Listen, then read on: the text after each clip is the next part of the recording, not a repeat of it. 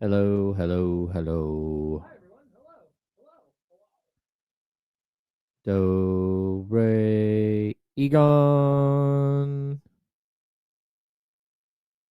I think Wheezy got the belt today. Congratulations, Wheezy. He been moving on up to the top. You weren't. You never got to watch the Jeffersons, right, Kyle? The Jeffersons. That's Oh too. yeah, yeah. That's too old for you, right? No, but I know what. That, The Wheezy. yeah. Yeah. Moving on up like George and Wheezy. Oh, that's why you know the reference. Got it. Hello, everyone. We like to bounce with the brothers at platinum. Tennessee Will with platinum. Trying to play ball with Shaq and platinum. Thank you for the compliment on my sweater. Good sweater. Sweater season. Hey, appreciate y'all. Thank you. What's up, Bryce? What's up, Lotus?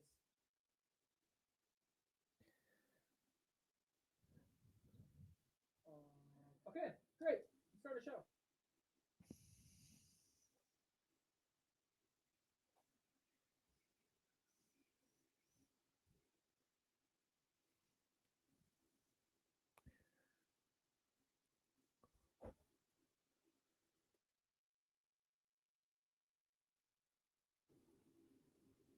Said you're muted.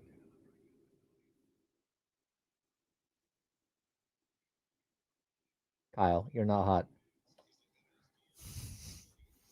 I got it. I'm good. It's James. I'm Kyle. It's a Friday. The vibes are up. There's usually nobody in the office on Fridays. Yeah. There's really nobody here today. Yeah, it does feel like it's a very empty office. So when the wake up call starts screaming at each other, You hear it. you hear it everywhere through the soundproof walls. Studio's supposed to be soundproof, not for the wake up call. Not for Kevin. But even right outside our windows here, there's typically Sylvia and Gio and Vanessa who do Yeah. a great job. They do different support stuff around the office. And it's just Gio today. We don't even have the people right outside our window who are usually here 5 days a week. Yeah, Gio like drew the short straw, and then there's the new guy. I can't remember his name. Over Jake. Jake over in Jake from State Farm over marketing. Jake from iHeart, I think. Oh, okay. Sweet. He's just over there by himself all the time. He is, man. I feel bad when I go. Well, because I now sit at Charlie's desk. It's not Charlie's desk. It's now Kyle's desk. It's lonely back there. Yeah, that's I now get it. Kyle's desk. Yeah. Well, yeah. For now. I think the Sacramento Kings play tonight, and we're going to talk a ton about the Kings. We also have week 11 of the NFL season to dive into. Faraz Siddiqi from Upper Hand Fantasy is going to join us at 11:20 as we help you win your fantasy leagues. That is what Faraz does. We answer your questions at youtube.com/ESPN1320. So get those in. We get to as many of those as we possibly can coming up at 11:20. Get your start sits in. Maybe you've got a trade deadline coming up and you want to get some trade work done.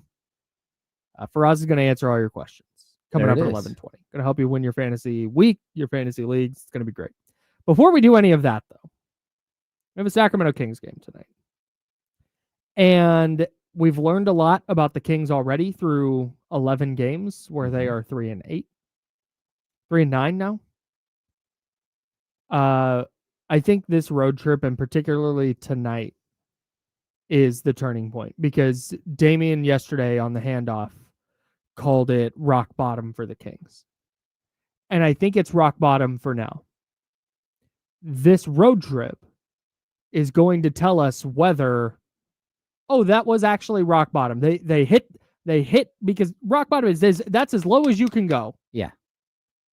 And there are things that feel like rock bottom and wait, they're not, right?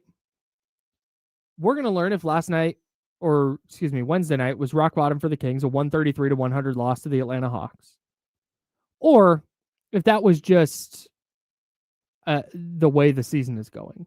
Yeah. And rock bottom is not near yet. Yeah, I think, like you felt like they let go of the rope. Mm-hmm. And that's never acceptable. For a week? Yeah, for a week. Like when you lose, to Oklahoma City 132 to 101. You lose 144 to 117. You gave up 144 points in regulation. You lose 122 to 108, which isn't horrible, but then the 133 to 100, that is like textbook. You let go of the rope. Yep. At home. Yep. Like and that's something that I know more than anything gets under the skin of Doug Christie. Like he has talked about this so many times that we protect home court. We talked to Jerry Reynolds, yesterday. We had him here in studio, and he brought up, like even at home, even during the bad times, we weren't bad at home. There's a time where the Sacramento Kings lost 42 consecutive road games over 2 seasons. That is an entire season plus 1 game of road games. Yeah, so in a row. They still won like 25 games. Right. So that means they were still above 500 at home, even though they lost all the road games. So to see a team come out and have some promising things early, where you're at least scrappy and fighting through the first 8 games of the season, and your record's sub 500, but it's not so bad that you can't get out of it. You're like 3-5, and then just get annihilated for 4 games in a row at home. Well, Kings fans really they did their best to fill up the building. I don't blame them for only having 15,000 fans at the last 2 games. Me neither. I'm kind of surprised that they actually had, closer to 18,000 the first 2. 8 p.m. games. Start on a work night. Hey, salute if you're getting out there. But if you decide I don't want to go watch this team in person right now, cool. Yeah. I don't begrudge you one bit. Yeah, it's very strange, the situation they're in. And it's strange because it's so early. This can happen in game 50. You're coming out of the trade deadline and you're like, okay, where are we going to go from here? Are we going to go young the rest of the way? Whatever. You got to figure out sort of your path for the final 25 games of the season. But we got 70 games left, man. Yeah. 70. That's where, and that's where, as down as things seem right now, you still have to take a look at this 5-game road trip and go, all right, how do they bounce back? Because again, that is a very pertinent point. This is not post-trade deadline. Okay, we're playing out the string. No, this isn't fighting for lottery position. Yeah, at least not. That might be maybe that might be your mindset as a fan going in, going, I don't care if they win. In fact, I want them to lose. But I promise you, that's not the conversation in the locker room. At least it shouldn't be. The conversation is, okay, we got 70 games left. Doug said it during his press conference the other day where he was very pointed in his assessment of how the team played against the Hawks. But he said there's 70 games left. There's a lot of basketball left. And that's why I think tonight in this road trip in particular are going to tell us so much about which direction. They're at a crossroads right now. They are at a Y in the road where you can go down this path of 1-4 on this road trip, 4-13 coming home. And yeah, the schedule's easier, but man, you're 9 games under. You're not playing well. Yikes. Yeah. Or you beat Minnesota tonight. You bounce back and you go, man, we've been playing like ass. We have some level of pride, some level of self-respect. We're going to go out there and we're going to play hard and we're going to punch this team in the mouth that thinks they're just going to roll over us. And we're going to go win this game. Or keep it close because maybe the talent gap is just so wide. At least play hard and keep it close. But I think, okay, maybe you go win tonight. Then you get a team like Memphis later on the schedule. Memphis is in as in much disarray as the Kings. Oh yeah. Yeah, I think there are like 3 teams that are in disarray right now. Right. Can you go get that game? And then can you sneak one out against a San Antonio or Denver or OKC? Can you find a way to win one of those games? Yeah. And all of a sudden you got a 3-2 road trip and you're coming home and you're feeling good. You had 3-2 on this really tough road trip. Like that is a thing that's on the table. Do I think that's going to happen? I don't. But that's why these games matter. And it's why I think tonight matters because tonight is going to set the entire tone. If they come out and they play with their hair on fire and they beat Minnesota in Minnesota to start this road trip, you feel so much different about the Kings moving forward. But if they come out tonight and lose by 30 in a scenario where, okay, Doug already laid into them. Yep. And you got embarrassed at home. The one game that wasn't quote unquote embarrassing, you lost by 14. This is the standard now. do you bounce back or do you go lose by 30 again? And now all of a sudden we're looking at this road trip and going, oh, I don't think they're going to win any of these. They're done. And that's what tonight is. Tonight, are you done? Are you punting the season with 70 games left? Yep. Or are you digging deep and going, okay, we're on the road now, got punched in the mouth a bunch of times, laid down and took it against the Hawks. But now we're going to show, okay, that's not the Sacramento Kings. We're going to show them. Yeah. And that's, again, you might be sitting here going, no chance. There's no way they're doing that. Okay. If they do go lose by 30, then great. We know exactly what this team is. Yeah, and I think we're getting so close to that, right? Like you're waiting, like do they have like the internal pull to be better, to just show that they can start playing as a team? And like, look, I'll keep saying this, like individually their stats don't look bad. You're actually confused by the stats. They don't mirror what you're seeing on the court and what the final score is. But that doesn't mean anything. Like that's why advanced statistics actually exist. It show you that there's a lot more than points, rebounds, assists. Yeah, right. And so now we're at this stage where it's like, if you can't figure out how to play together, and we always hear this, the road is a good place to go and sort of find yourself and spend a bunch of time together and bond and build chemistry, go out to dinner together, go out to the movies together, all that stuff. I'm hoping that that's the case. I'm hoping that this doesn't just feel like a bunch of individuals hanging out, because that's what I've seen so far. It's just like very specific, just a 2K team. It's just a roster that you built on a video game and thought that it would work. And again, I don't think Scott Perry thought that. That's just what it looks like. It looks like something that you threw together on a video game. Like, oh, I'm going to sign this guy because he can score. Oh, I'm going to go get this guy. It's like, well, if you don't have complementary players that mesh well together, you've got no chance. And that's where the Kings are right now, 12 games into the season. You brought up advanced numbers. Yeah. And I wanted to just go look at this because there's a bunch of stats people use, but just win shares per 48, which is an estimate of the number of wins contributed by a player per 48 minutes, where the league average is approximately 0.100. Yeah. Okay. So win shares per 48, kind of a catch-all stat. Again, is it perfect? No, but just to give you an idea, the top 3 players right now in win shares per 48 are Nikola Jokic, Shai Gilgeous-Alexander, and Giannis Antetokounmpo. Yep. So it's not a bad stat. Guess how far down I have to scroll before getting to the first Sacramento King? Oh my goodness. It's got to be low, because I don't think I've ever seen this where you have a whole bunch of negative. The Kings right now, 1, 2, 3, 4, 5, 6, 7, 8 players who have played this season. Yeah. Have negative win shares per 48. Good God. And some of them have not played that much. So, sure. But, Neat Clifford, Maxine Reynaud, Devin Carter, Dylan Cardwell, Dario Saric, Daquan Plowden, and Doug McDermott. Like, again, those are sort of, it's the back end of your rotation and your bench, right? But still, for all of those guys to have negative win shares per 48, and to see that Dennis Schroeder is a negative 0.034, that's stunning. Yikes. That's tough.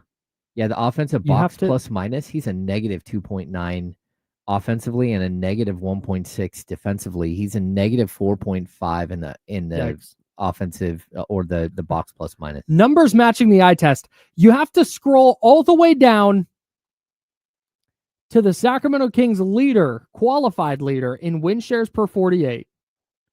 You have to scroll down in the NBA to number 120. Oh, Jesus. And that's Malik Monk. Malik Monk, Zach LaVine, Keon Ellis, DeMar DeRozan, Domantas Sabonis are all between 120 and 141. Yeah. In that order. Yikes. That is so bad. Yeah. Well, it's so bad, but I've not even bothered looking at numbers, just because typically one of the reasons I go dive into stats, particularly for this show, because I know reading numbers doesn't do a lot for people. Yep. But it adds context.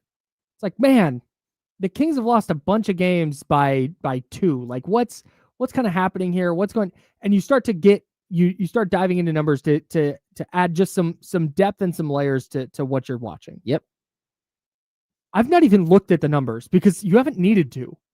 There's not a thing that I'm watching and going, man, it really feels like the Kings are generating a ton of open threes and maybe they're just missing them. Let me go see. Oh, yeah, look, they're shooting 21% on wide open threes. That number's going to tick up. That's a reason for optimism. I've not even done that. There's not a lot of, oh, this seems to be going well. What do the numbers say? Nope. So this is the first time I'm laying my eyes on this. And 120, 119 players. Here are some players who would lead the Kings in win shares per 48. Kevin Huerter. Stand by. I just lost my spot. Sion James, the rookie for Charlotte. Oh, I didn't know he existed. That's all right. Player I really wanted the Kings to draft. And he's shooting the heck out of it and playing awesome defense. Kyle Kuzma, Julian Champagny, Luke Kennard, Keontae George, DeAndre Hunter. All of these people would lead the Kings in win shares per 48. That's wild. That is so bad. Well, here, and why don't you look, win shares per 48. What's the top? Who's number one? What's the number? In the NBA? Yeah. Hang on. I have a lot of scrolling to do because I was down at the Kings section. Yeah. 0.468. League average is 0.1. Okay, 0.468. And where do you get to like 2? What number is that?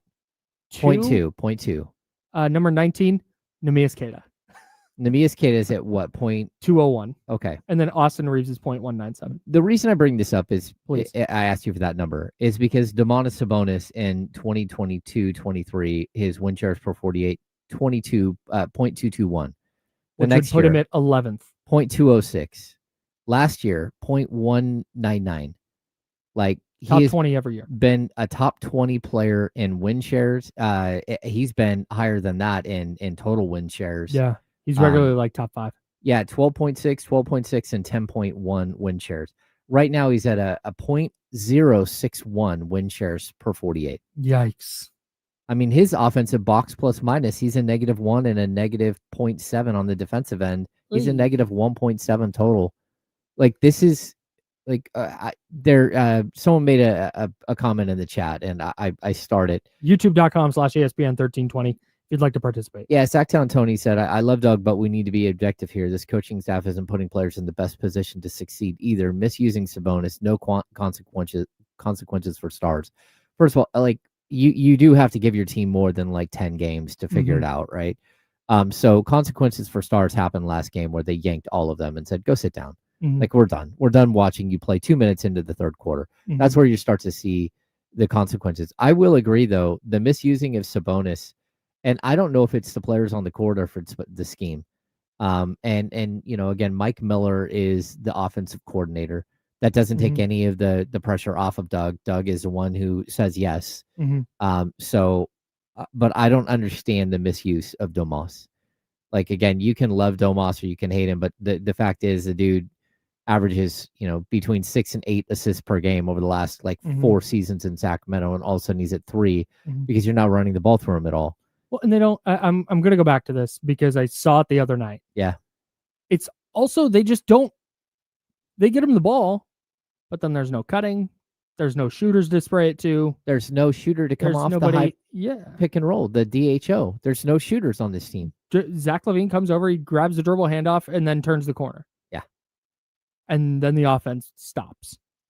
Yeah, you're seeing Keon Ellis figure it out a little bit. Like, he likes to not follow through and go around the screen. He likes to step back and get distance from the screen and shoot over the top of it. But you don't have, again, the Kevin Huerters, the Harrison Barnes, the Keegan Murray, De'Aaron Fox. You don't have those guys coming off the screen and drawing the defense one way to open the things up for the other side. Yep. And part of that is scheme. It is. But another part of it is you just don't have the horses. Like, you don't. And where's the 2-man game with Domas and Russell Westbrook? I keep seeing the 2-man game with Russell Westbrook and Drew Eubanks, or him and Reynaud, which ends up bad every time, almost every time, because those guys don't have the hands that Sabonis has cutting to the rim. But it's just like a weird situation, I think. We got to go. Yeah, we do. Speaking of Sabonis, the Kings might not be running the ball through him for much longer. Oh. We'll tell you why next on ESPN 1320, Sacramento Sports Leader.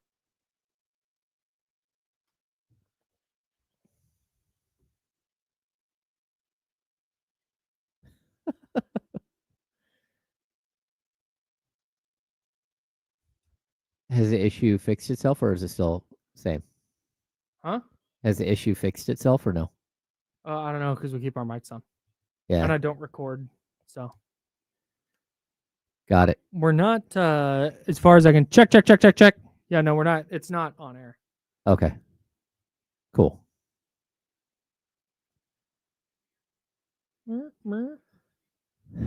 Yeah, Wayne, it's always a good question. Is everyone retired, work overnight, or on the clock here? It's a good question. Like, I don't know how all of you folks show up here every day, but we appreciate you.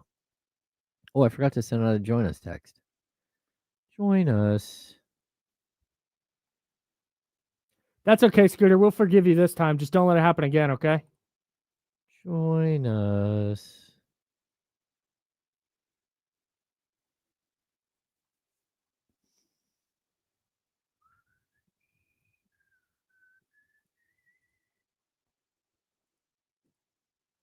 A little podcast last night. Little pod keezy.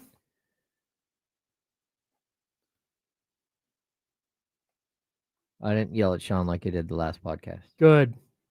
Hell yeah. Probably should have, but yeah, no, you definitely should have. Cook his ass.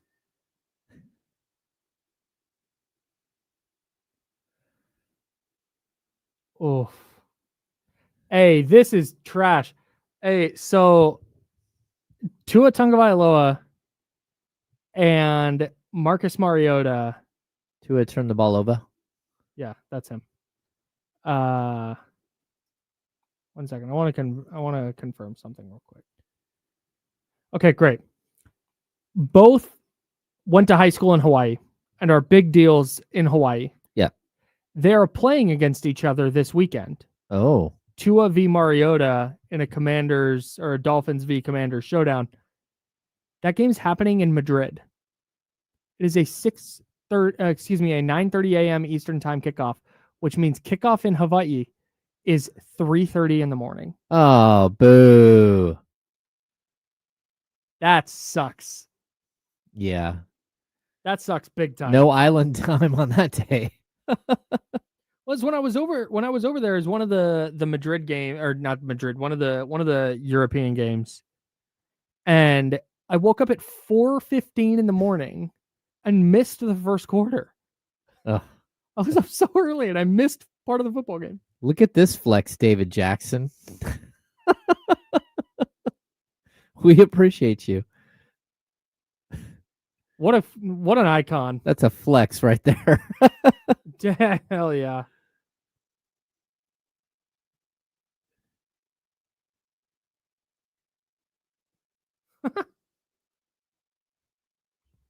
Yeah, it's going to be tough.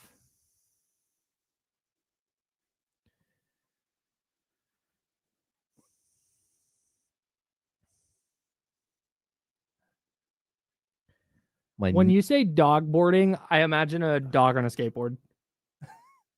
I know it means like I assumed you had a dog living. like strapped down to a board and you're waterboarding a dog. That's my God. No, Jesus. Good Lord. It's secure, and I promise it is not. Or maybe it'd be like a different type of torture. Like you put peanut butter all over someone's face. Maybe just don't. And a dog just sits there and licks that the whole time. No, stop. All right, here we go.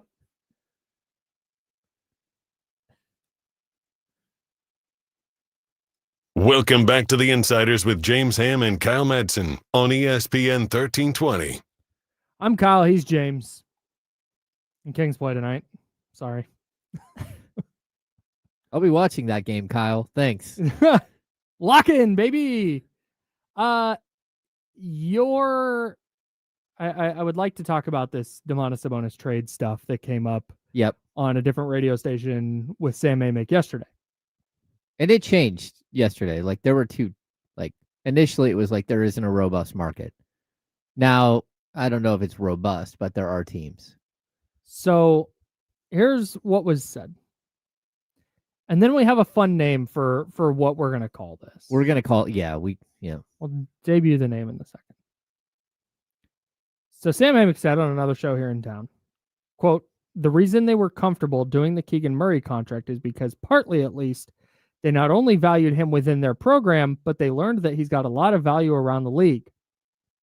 So, as it relates to Sabonis, my understanding is there are at least a few teams that have raised their hand to say, yeah, he's somebody we'd want to talk about.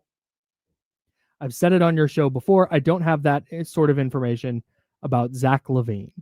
Yeah. So that leads us to a fun new segment that we're going to call, that was named by none other than Toby Ham. That's right. James, would you like to say what our new segment is going to be called? Yeah, so we're going to start tracking what's happening with the Sacramento Kings and whether they're able to trade people. And I think this is about flipping the roster, right? How quickly can they flip the roster? How quickly can they get a different group of players in here, whether it's to get draft picks or anything else? How do they execute their plan to dig out of whatever ditch they're currently in? That's right. And we're going to call it, again, shout out to my son, the Beam Scheme. We will have a whole drop. I'm just going to take this. Kuminga Watch. And just replace Kuminga Watch with Beam Scheme.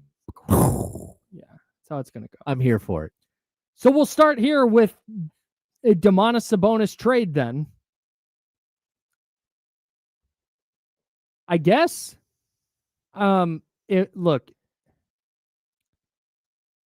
I know that Sabonis has become this this kind of polarizing figure in Sacramento because there are people who are just out on him, especially at 45 plus million, which I totally understand. But then there are people who are like, look, you had a 48 win team that was the most efficient offense of all time at the time with him as the offensive hub.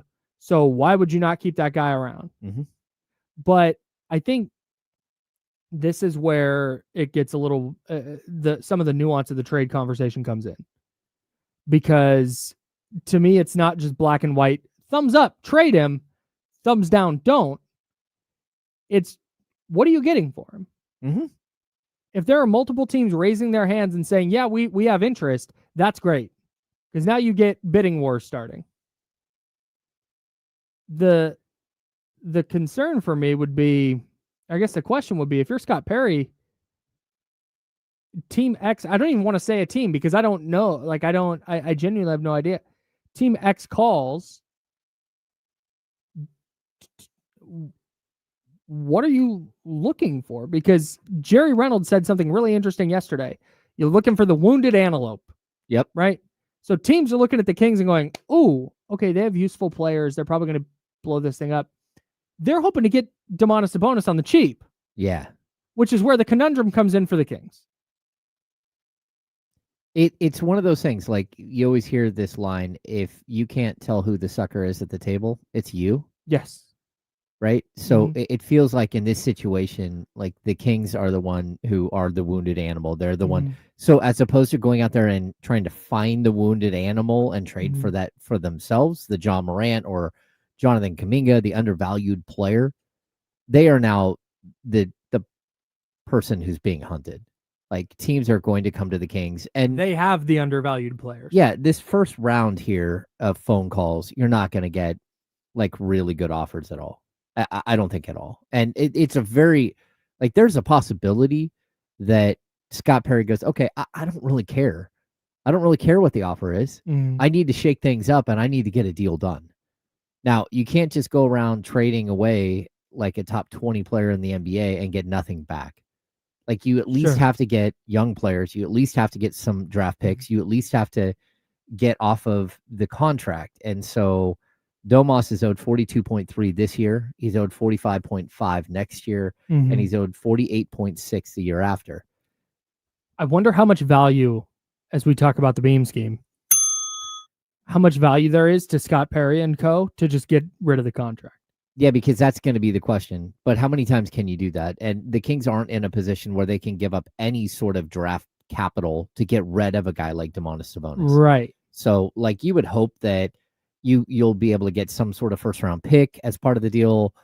If it's a weird, not good trade at all. You might be able to get 2 first-round picks. You might be able to get a first and a couple of seconds. Like the Kings need to replenish some of, especially like the second-round pick thing. They need to replenish all of their stores, right? They have their own draft picks all the way through 2032, and they also have 2 extra draft picks. One of them is now, like it's a pick swap, and there's some other stuff going on with it. The other one is just like you have the 2027 Spurs pick unprotected for next season. So like, look, I think that there's going to be value, at least some value in trading Domas. You're going to ask for a young center. You're going to ask for some expiring contracts. That's the key, the expiring contracts. But then there's also going to be some compensation. Like I don't think you're going to have to trade Domantas Sabonis for nothing. I do think like when you get to Zach LaVine's contract, that's almost unmovable. Like it was unmovable when the Kings got it. And it proves every single time that there is no such thing as an unmovable contract in the NBA. I remember Joe Johnson being the one that was like, that is the worst contract I've ever seen. And he got traded at least once and I think twice. Yeah. But you're hoping that as part of your rebuild, it's not just flushing the contracts out the door, because to be honest with you, you still have to spend the money. You have to be within 10% of the salary cap. So if the salary cap right now is like 155 or whatever it is, you have to be within 140 million. You have to be at 140 million. So when you trade away a 40-something million dollar player and knowing that next season you're going to have to you're going to have to bring some of that money back in, but you always have to be wise with how you're spending your money and everything else. This is a moment where like I do think that there is value in Domas. I think that a team like Portland, they've got some young players, but they're also, it feels like they're on a quicker trajectory than they thought. Right. And Domas, of course, grew up in Portland a good portion of his life because his dad played for the Blazers. He's a brand name in Portland. They love the Sabonises in Portland, but I also see a pathway where, they have a bunch of expiring contracts. They've got a couple of players that you're like, okay, I wouldn't mind having that player on my roster. So maybe you can get 1 or 2 young players. Maybe you can get, some players that relieve cap issues, or maybe you go for a player like Jeremy Grant and say, okay, well, at least we'll be slightly competitive with a player who plays a position of need, and maybe you could get something done there. But I think that there will be teams that raise their hand and say, yeah, I'm in on Sabonis. And like, look, I've said this a couple of times in the last couple of days. Like I've had conversations. The Kings are going to field phone calls all day long right now. That a lot of phone calls they've got are about Keegan Murray. It's about which he can't be traded. It's about Keon Ellis. It's about Nick Clifford. A lot of teams around the league saw Nick Clifford in preseason and summer league and like, oh boy, like you got something there. Right. But the Kings aren't looking to trade those guys. What they are looking to move off of is like try to progress quicker to that 2027 moment. Right. Like it doesn't have to be 2027. We say 2027 right now because this is the players and the contracts you have under contract. It is the current path. Yeah, you would like to fast forward that path as quickly as humanly possible. Yeah. So there is a way in which they are able to progress this thing and move forward. But again, you're going to want something, especially for Domas. Like the others, you would like to have a useful player for a DeMar DeRozan trade. With Zach LaVine, you would like to have an up and coming player, maybe a couple of second round picks or something that could balance out. But what you don't want is you're looking at 47 of Zach LaVine this year and 49 next year. You're not looking to take on somebody else's problem at 40 for the next 5 years. You're looking for expiring money, or like a rotation player. Yeah, or I guess there is always a possibility, like, say, the Ja Morant thing does materialize where they're looking to move off a Ja, and you're like, okay, this would make sense for both teams short term. I think Memphis would be a great fit for Domas. Yeah. Well, Domas, like Memphis is a team that I've heard specifically with Domas. I've heard the Nets might be interested in Domas, but there's also that's just the beginning, the tip of the iceberg. I hit our buddy Danny Meringue, who I trust more than just about anybody on Portland stuff. Yeah. He's been on the show before, a friend of the program. He is on 1051 The Fan up in Portland. It's our sister station. Shout out to Odyssey. Yeah. I said, send me a Sabonis trade for the Blazers. And then I got back, absolutely not. Really? But again, yeah. That is Danny personally. He said, love the guy, do not want. That was his take. Yep. That is not a reflection of the Blazers. The Blazers may very well be interested. I just thought that was funny. Well, yeah. And I was expecting to have a fake trade to talk about. Like, here we go. Like, Robert Williams makes $13.3 million, the Time Lord. Matisse Thybulle, $11.6 million. Right there, you're already at like $25 million. So, like, getting to Domas's number might not be that difficult. You know, again, they have Yang Hansen or Hansen Yang, but they also have Donovan Klingham. Would they trade Klingham right now as part of a trade to try to balance out their roster a little? They've got Chris Murray hiding there. Would they make one of these trades that would bring in a player that, again, like, if you're bringing along a young center, but he's a year or two away, having Domas for the next 3 years, that would be a playoff team. Sure.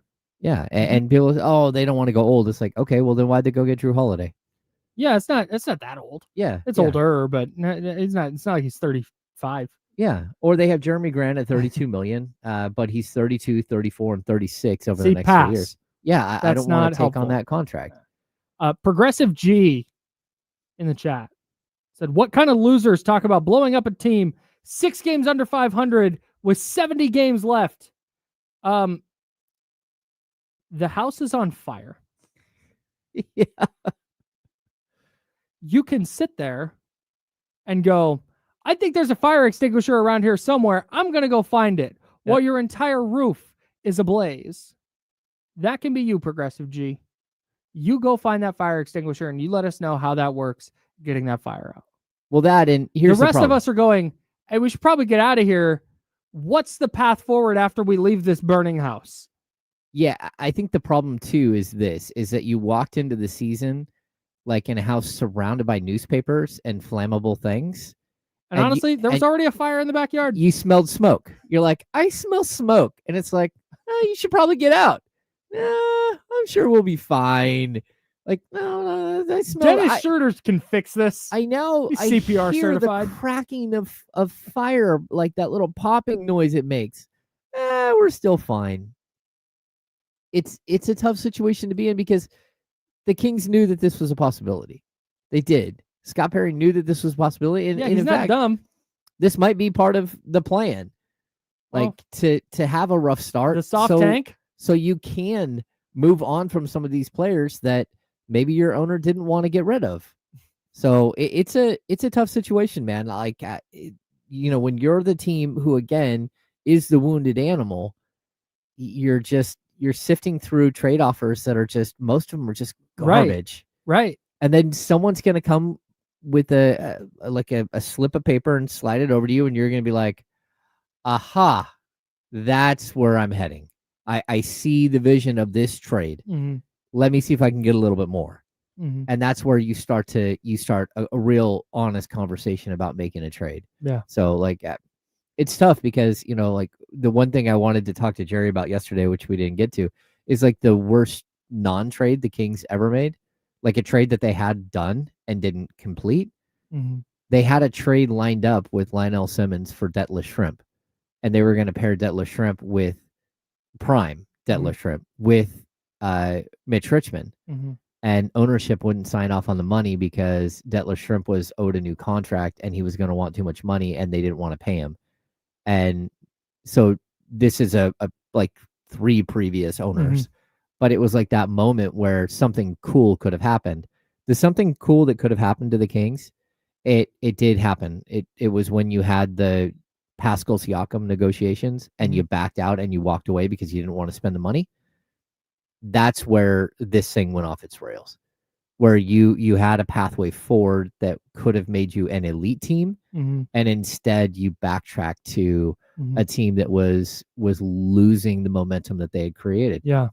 It's tough. That's where when we talk about trade stuff and you talk about getting value, I think one of the difficulties is teams know that the Kings don't want to move forward with this. Yeah. And so we can sit here and go, well, the trade offers weren't good enough. And now you're poisoning the rest of this season. You're running the risk of, man, maybe you keep running like this and Keegan Murray just never takes the leap they're hoping he takes. Maybe Nate Clifford just kind of gets buried in this, and the first 4 or 5 years of Nate Clifford's career are just a mess. Because you didn't want to take a trade that seemed like, man, you know what? I think we could get a little more. Like at some point, like the same way we say, if you're going to take a big swing in a trade to acquire a player, like that player is going to come with some warts. Yeah. I think at some point, if the Kings are really trying to get off these contracts, it's probably going to be for less than we would like to see. That's what we saw with De'Aaron Fox. Yeah. We're talking De'Aaron Fox. All right. You got to talk Stephon Castle. You got to talk multiple firsts. And it was Zach LaVine in a first. Like, didn't even get your own pick swap back. Didn't get your own pick swap back. Like, so that's kind of what I caution. And ideally, you'd get a couple of firsts and a young player back. Sure. But I think the reality is that may not be out there. No, I think it's very possible. Doug Christie had some harsh words for the Kings after their 33-point loss to Atlanta. Their third 30-point loss in 4 games. Will we see a lineup change tonight? Will we see a starting lineup change tonight? We'll talk about that next and what it might look like on ESPN 1320, Sacramento Sports Leader. And clear.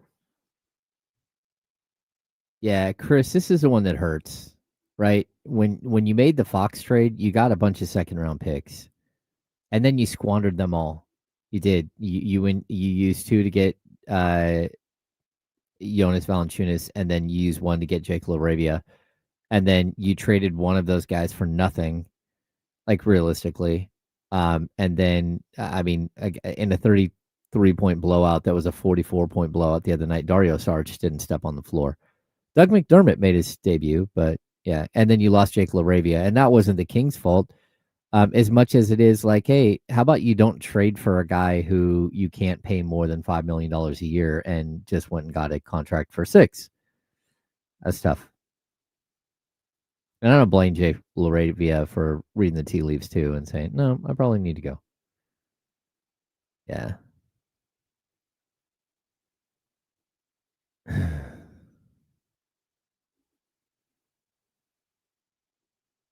I don't think Monty was horrendous. I just think that he got to a point where he had built something and then like got paralyzed once he built something that was a winner.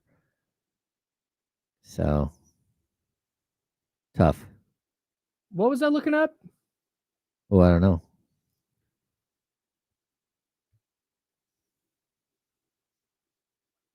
Oh, I remember now.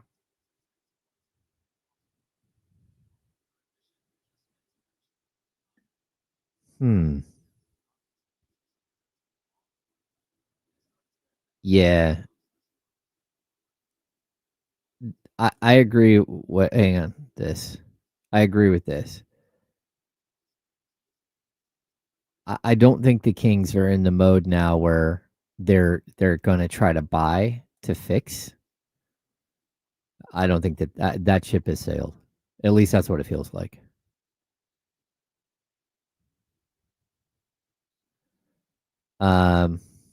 You could do this already. Like, this is I think year 13. He bought the team in 2013. Year 12, year 13. Like, that chant probably should already be happening. Yeah, man. The Clippers aren't giving up John Collins for DeMar DeRozan. No. Yeah.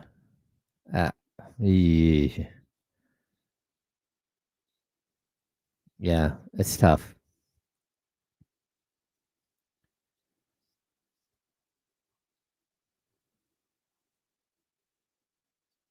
Why would Orlando trade Franz Wagner? They're not going to.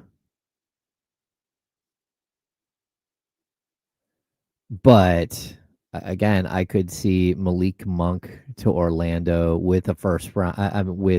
For Jonathan Isaac and a first round pick, like a late first, protected first. Maybe Orlando says no, but maybe they don't. And I'm taking on Jonathan Isaac just as an expiring contract. I'd probably do that deal for 2 seconds. Oh, no. Okay, I'm wrong. Jonathan Isaac's owed 15, 14.5, 14.5, and 15. But I believe most of his money is not guaranteed.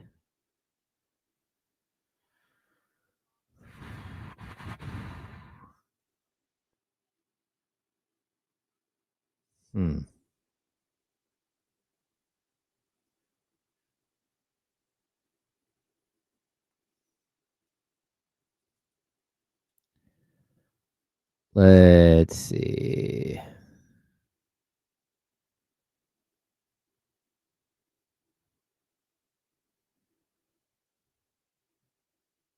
Oh, Leezy's asking if we can call in.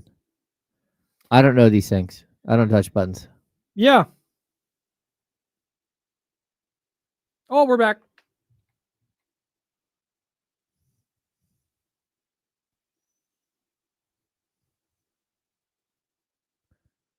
Welcome back to the Insiders with James Ham and Kyle Madsen on ESPN 1320. James is over there. I'm Kyle. We're hanging out with you till noon, then we'll hand it off to D-Lo and KC. All right. So Doug Christie said a lot of stuff the other night after the Kings were blown out by the Atlanta Hawks.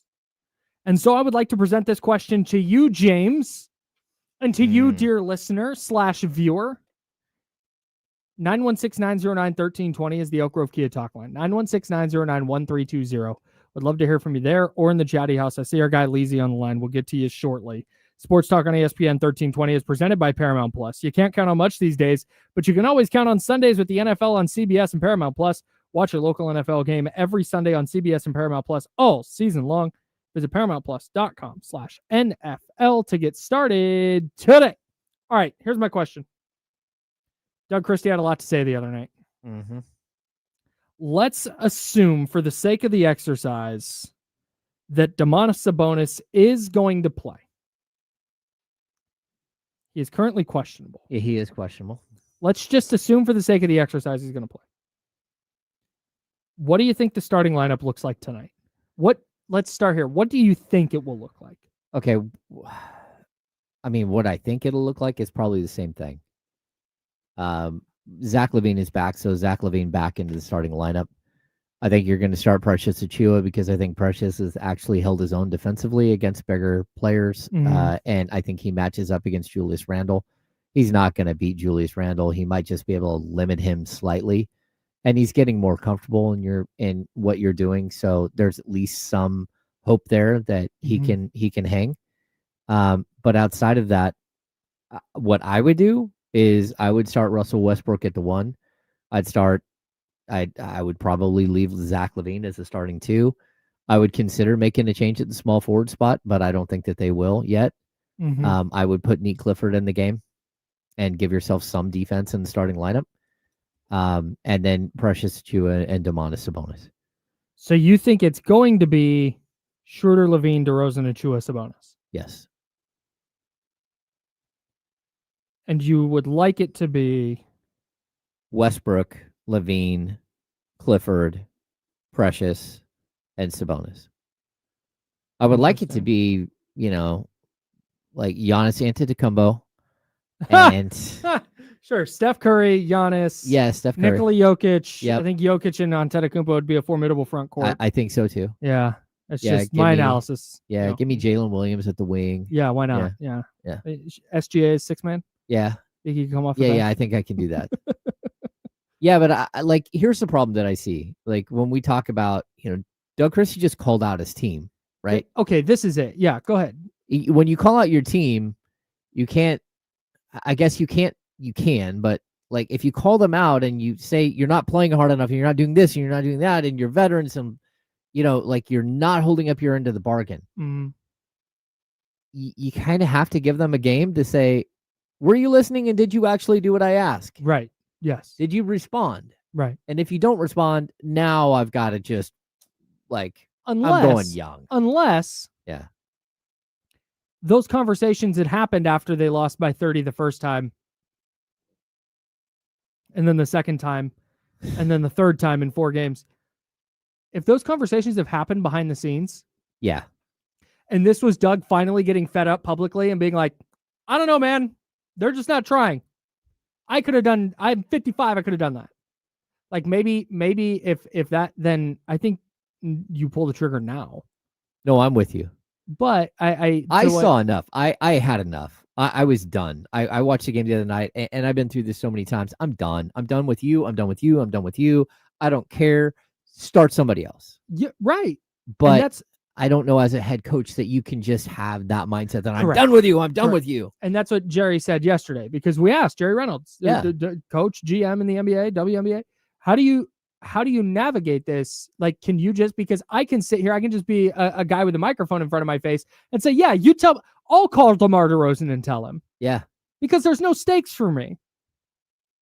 Doug Christie is coaching for this season for his job. Mm-hmm. Like, he's trying to keep this plane, to use the plane metaphor, fixing it in the air. Well, they've wrapped some duct tape around the wing, and they're hoping that it works. This thing crashed in the mountains, and you're trying to figure out who's now everybody's running around with their arms out. Who's going to get eaten first? That's where this thing is at this point. So Kings just got to Minnesota, and boy, are their arms tired. No, I get you have to give those guys some leash, but man, if your entire thing is it starts defensively, we're building a culture, I don't know how much leash you get. Yeah. We're 12 games in, and now the coach has publicly said what I'm guessing he's already said privately. Again, if this is going to set the table for the next 4 games or this entire 5-game road trip, can you afford to faceplant again? And do you trust, if you're Doug Christie, do you trust Domantas Sabonis? Do you trust DeMar DeRozan? Do you trust Zach LaVine to go out and give 100%? They're going to leave it all out on the court for a 3-9 team against the Timberwolves on the road. I would at least have the conversation on the plane. I would go sit with each of them individually and test the temperature. It's just like, what am I going to get from you tomorrow night? I need to know. Mm-hmm. And I don't need to know what I'm going to get. Points, rebounds, assists. I need to know, what am I going to get from you? Are you going to start playing up to your skill level and who you are as a player? Yep. And if you don't think you got that in your bag, if you can't commit to me right now on this plane ride to Minnesota that you're going to give me 100%, it's okay. Just tell me now. Because what I don't want to do is I don't want to embarrass me and the rest of the team by putting you out there and having you half-ass it. Mm-hmm. Like, if that's who you're going to be today, then I'm good. Just tell me where we're at, because if we're on the same page and this is who you are today and this is who you're going to be, and if you're not 100% committed, it's okay. I don't care what you make. It's okay. Yeah. But you're not stepping on the floor. I'm not having you represent me. I'm not going to have you represent the city of Sacramento. I'm not going to have you represent this franchise and for that matter, the NBA as a whole. I'm going to walk away from you right now and let you contemplate what it's going to take for you to be bought in and get back on the court. Until then, you might play 10 minutes a night because I ain't got nobody else. Yeah, I don't think that's unreasonable either. Yeah, like, hey, if Nick Clifford gets 5 fouls trying to guard Jalen McDaniels, okay.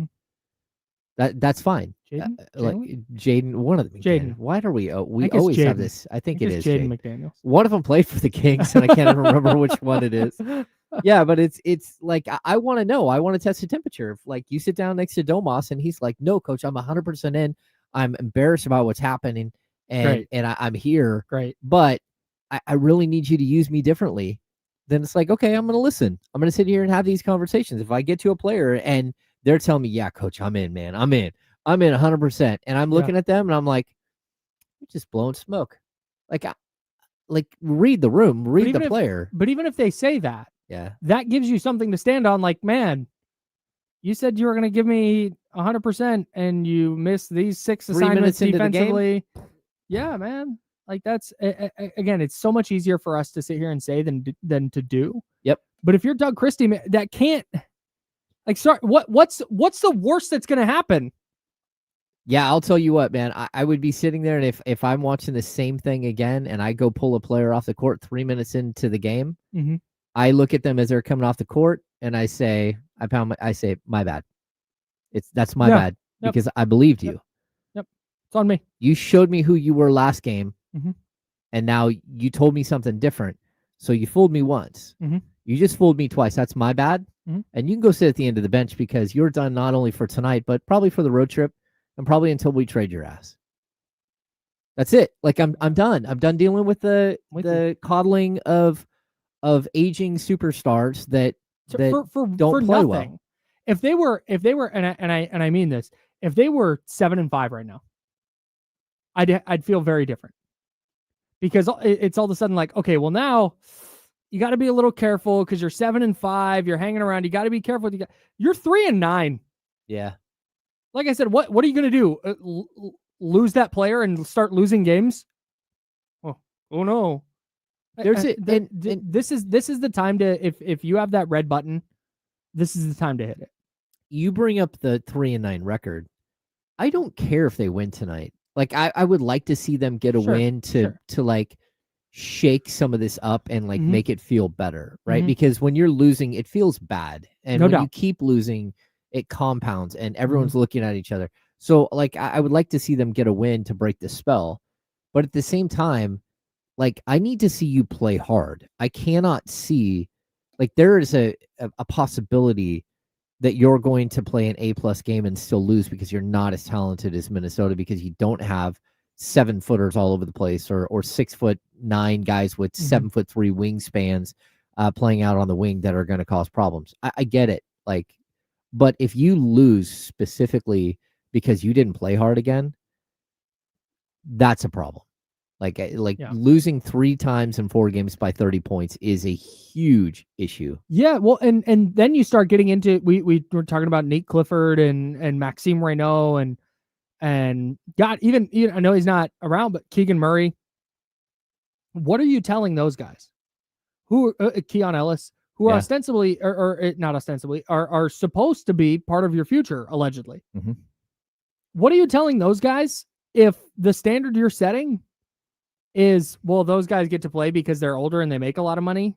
Yeah. And they're not playing to the standard that we want. You guys have to. It's a requirement. For those guys, though, they get to just kind of be over there. They're going to play. Sorry. What is that? What kind of message does that send for a first-year head coach trying to establish himself? Yeah, I'm going to put you in bubble wrap and put you at the end of the bench, and you're going to play. You're not going to play until you're traded.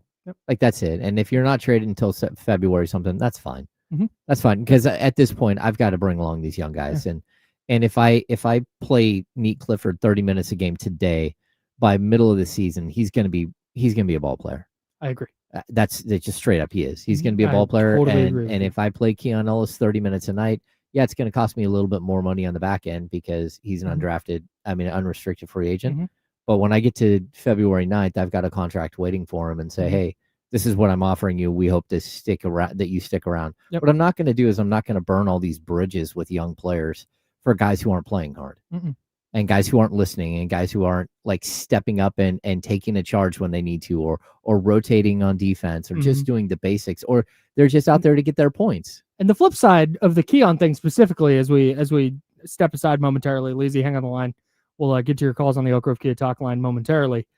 The flip side with the Keon thing specifically is maybe you're playing him 28, 30 minutes a night, and maybe you realize, hey, he's not the player we thought he was. We thought we were good at the mid-level, but we're really good at like 9 or 10 a year. Yep. Like you gotta figure these things out though. You're not going to if you're wasting minutes on guys who may or may not give a damn. Well, that, and I'll tell you the thing you heard about them saying that Keon Ellis, that Keegan Murray, they've taken call that they've heard that teams around the league want, right? The aim it quote. Yeah, like there are teams around the league that want Keegan Murray. Sure. The same exact thing for Keon Ellis. There are teams that are clamoring for Keon Ellis to be an unrestricted free agent this summer, where they will give him the full mid-level exception, or really close to it. That's it.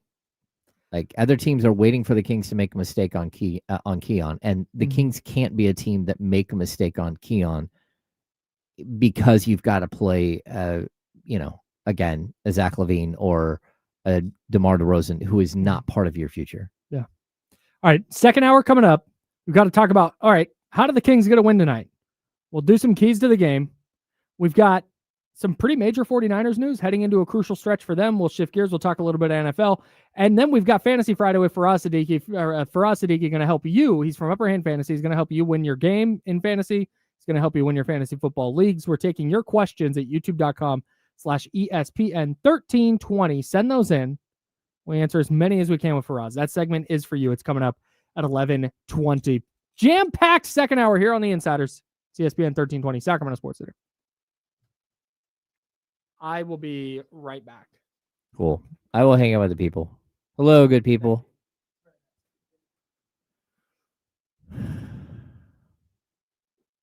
Wheezy. That's not the list. Hey, I'm not saying that Keon and Keegan are in the same ballpark, but teams around the league want Keon Ellis. And they also don't understand why the Kings are handling the situation the way they are. I mean, I think some teams understand like the issue this summer. Like they get it that they're like, hey, like you had a dude on a $2.3 million deal and you needed your cap space to go do other things. But yeah, I don't know.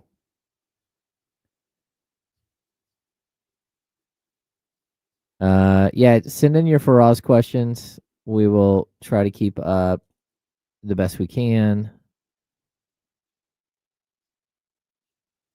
I agree with this 100%. Just go full George Costanza.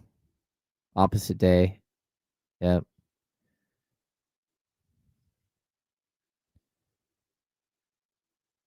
I don't, Mark, I don't know what the nets are under the cap at this point. Let me look.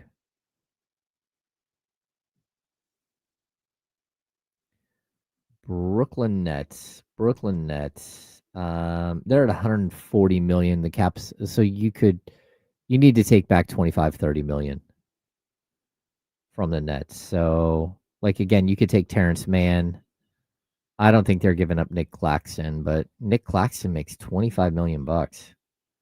He's on a declining scale contract, so 25, 23, and 20. But if you traded Claxton Domas for Claxton and Terrence Mann, that would actually be a dollar amount that would make sense. I'm not sure that, again, the Nets are fully on board with that, but. Hey, Lizzie, call back.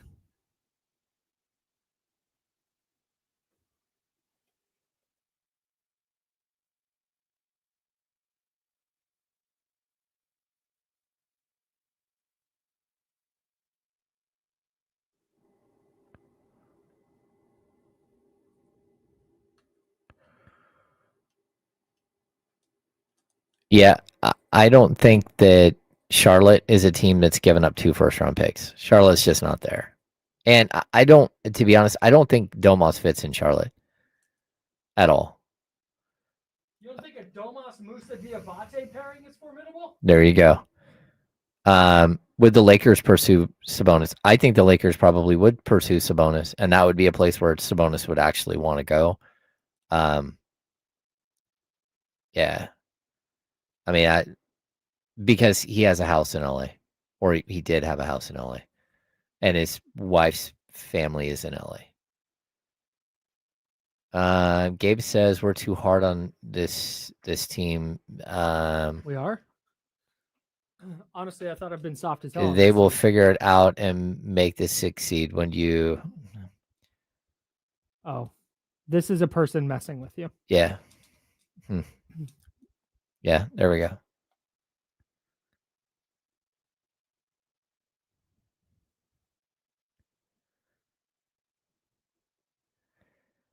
Let's see. Oh, that's a good question. I'm gonna ask that one for sure. John, with your Genty. Is Genty a must start?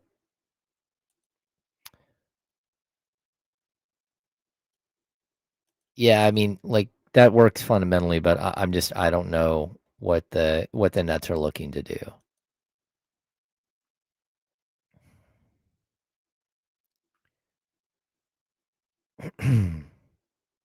Yeah, this is where I'm at too. I would not be surprised if Keon plays somewhere else next season.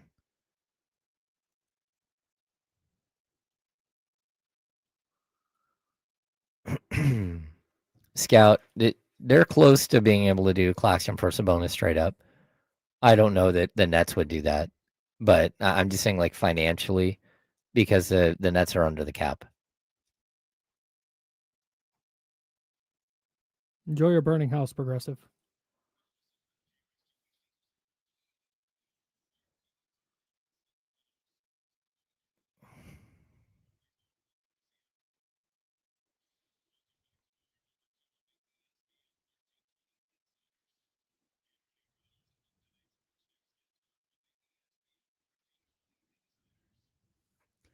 Hour number 2. That's James Ham, Kyle Madsen, Jesse Tapia helping us out on the 1s and 2s. Heard there's 70 games left in the Kings season. Everything's going to be fine, everyone. There are. Yeah.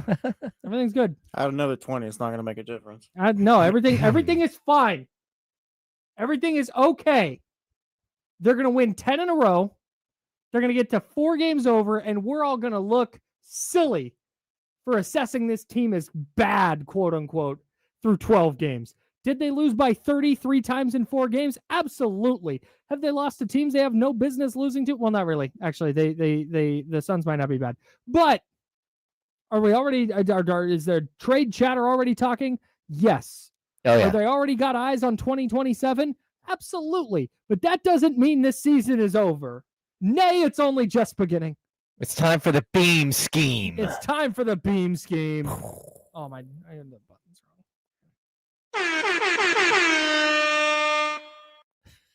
It's ridiculous. Hey, shifting gears. Really, you know what? No, we're not going to shift gears. We'll talk NFL with Faraz Siddiqi coming up at 11:20.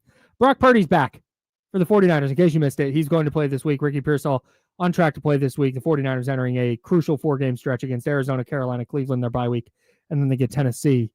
They have a chance to really cement their spot in the postseason if they can take care of business there. We can talk about that with D'Lo and KC coming up on the handoff. But first, as much as we joke about how good or bad this, how poorly this season has gone for the Kings, tonight does feel like okay, was that really rock bottom on Wednesday, or do they bounce back here? Do they have it in them to dig deep and play well against Minnesota, win a couple of these games on the road, and set themselves up to not be a total calamity when their schedule lightens up a little bit? So we'll do some keys to victory. How do the Kings beat the Minnesota Timberwolves tonight? We each have 3 keys. James Ham, what's your first? Man up. Like, this team needs to respond to Doug Christie. And if they don't, like, I in all honesty, I think it's on the players as much as it is anything else. Like, go out there and play hard. Show us something. Like, don't just get blown out by 30. I mean, if win or lose, you lose by 6, you lose by 8, you lose by 12. That's fine. Like, this is a talented team at home that, like, really takes care of home court. Mm-hmm. Like, they've been one of the better home court teams over the last couple of years, which is why they keep going to the Western Conference Finals. Yep. But, like, I need to see that this team is playing with fire, that this team is going out there and trying. Mm-hmm. And if not, just start benching guys left and right and make sure it's obvious. And that's it. That's where when you said earlier it's on the players, but this is where the coaching staff becomes important. Yeah.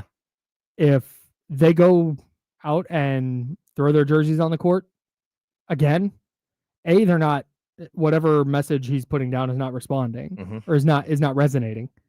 But B, like, man, you've already said it. You said it publicly. If you go out and roll out the same starting lineup expecting a different result and you don't get one, like, fool me once, shame on you. Fool me twice, okay, shame on you again. Fool me 3 times, shame on you again. They won't do it again. Yeah, they will. That's where, to me, the arrow gets pointed towards the coaching staff if it happens again. Number one for me is a little bit similar. You got to understand the crossroads that you're at as a team right now. You have to understand that, yes, you know what? There are 70 games to go. It is dire right now. Mm-hmm.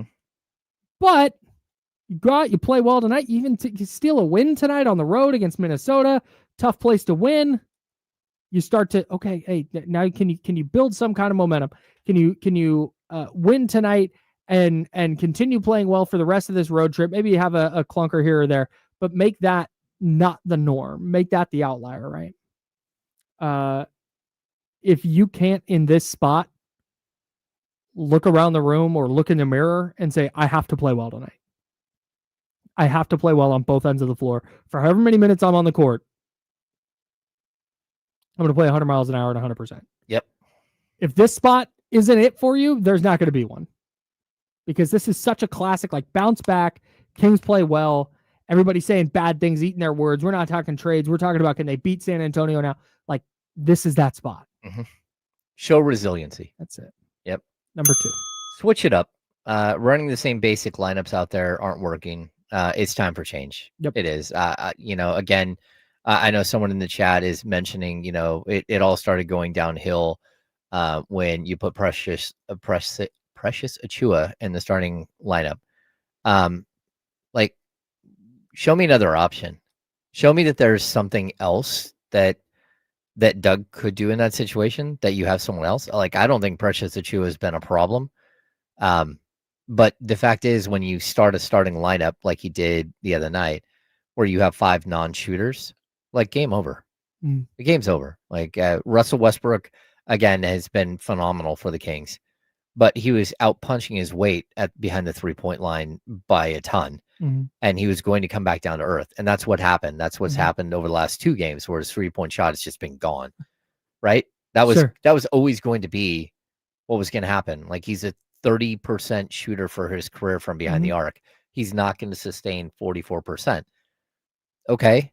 Like, which is fine. You didn't bring Russell Westbrook in to shoot threes. No. But when that's your starting lineup, where your best 3-point shooter is Russell Westbrook, and, Domas can't hit the broadside of a barn from 3 at this point. DeMar DeRozan is shooting way above his weight from 3 as well. Goes 1 of 6 from the field. Okay. Like, whatever happened in the last game, most of it made sense for, like, the laws of averages. Sure. So now it's time. It's like, how are you going to, you have to make some changes, because, like, it's fundamental. Like, being able to shoot the 3-point shot is fundamental. Yeah. It spaces the floor. I mean, if you cannot shoot the 3, especially against a big team like this, what exactly are you going to do against them? Don't know. You try to run downhill on them. You try to get them the key. Rudy Gobert's waiting for you. Yep. And you can say a bunch of things about Rudy Gobert, but the way to beat Rudy Gobert is to drag his ass away from the basket and shoot 3s on him. Yep. Or when he closes out, drive by him. He gets played off the court in every single playoff series because every team in the league has a bunch of 3-point shooters, and he can't hang. Yep. And the Kings can't do that in a regular season game. Nope. They sure can't. Number 2 for me, attack mismatches and do so with urgency. If Mike Conley gets switched on to Zach LaVine, go. DeMar DeRozan Mike Conley gets switched on to DeMar DeRozan, go. Rudy Gobert gets switched on to Zach LaVine on the perimeter, cook him. Don't just, hey, here's Rudy Gobert. Okay, gotta back it out, gotta wait. Like, no, go, man. Show some urgency. Okay, and when you get a mismatch, exploit it. The reverse. I don't want to see the reverse anymore. I'm so sick and tired of watching one of the Kings players get man-to-man against a great defender. This team tonight, they've got McDaniels. Do not go one-on-one against McDaniels when you're 6'6" and he's 6'9", and he's got a 7'3" wingspan, and that dude moves like a guard. And he is a dynamite defender. He's a dynamite. Do not go up in the post and try to dunk over the top of Rudy Gobert. Like, use your head. And, like, if you talk about mismatches, you get Domas matched up on Julius Randle, back him down. Yeah. Like, just go at him. Yep. He's not a great defender. He's not.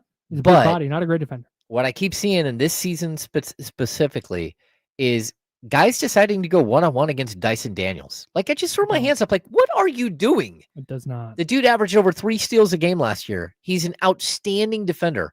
I watched the Kings the other night. There was a pick and roll. They tried to do a side pick and roll.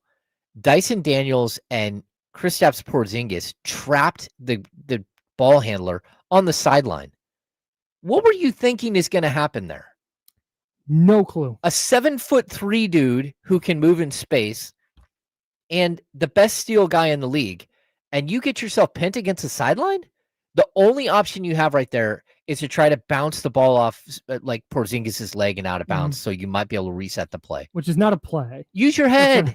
and these are veteran players doing it. Mm-hmm. Like, again, don't go one-on-one against Dyson Daniels. Don't go one-on-one against McDaniel. Yeah. Don't go one-on-one against Wembanyama. Honestly, Anthony Edwards, good defender. Yeah. Like, I just... Quality defender. You can go at him, but yeah. Same deal. Same with this. Sabonis specifically. I understand, got the ball in his hands. Nobody's cutting. Nobody's moving. Don't go at Rudy Gobert one-on-one and throw up a wild shot. Yeah. That's just find get something blocked. different to do. Find something different to do. Number 3. They have to defend the 3-point line. This is the second best 3-point shooting team in the league per percentages. They shoot over 40% from 3. Mm-hmm. The Kings don't defend anybody. The only reason why they were in the game early against Minnesota is because Minnesota missed their threes early on. Yeah, the second they started hitting, it's like, oh, come on. Yep. Every 3 was wide open. Mm-hmm. Like, this is only a matter of time before you get killed. Yep. Tough. Right there with you.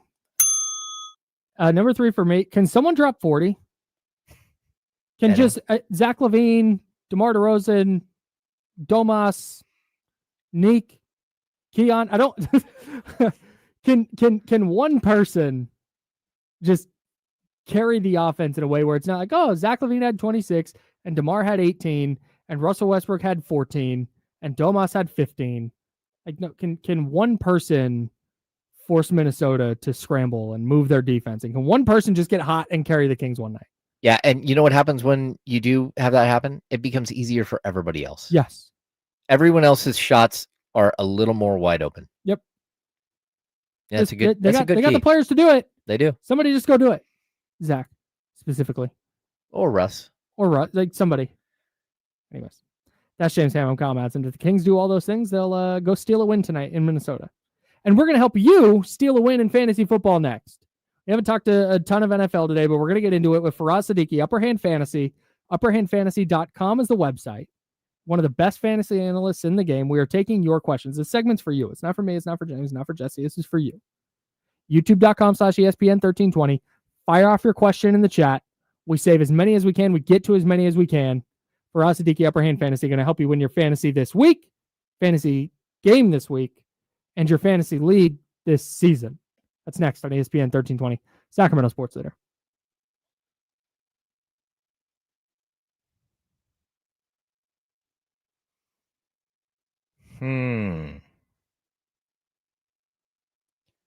Yeah, here's the problem with this. If Domas isn't shooting the 3, you're cooked. Cardwell, Eubanks, they're just going to clog the lane. And there's nothing you can do. That's why you have to have a guy at the 4 that can shoot the 3. Or you have to have a 3-point shooting 5.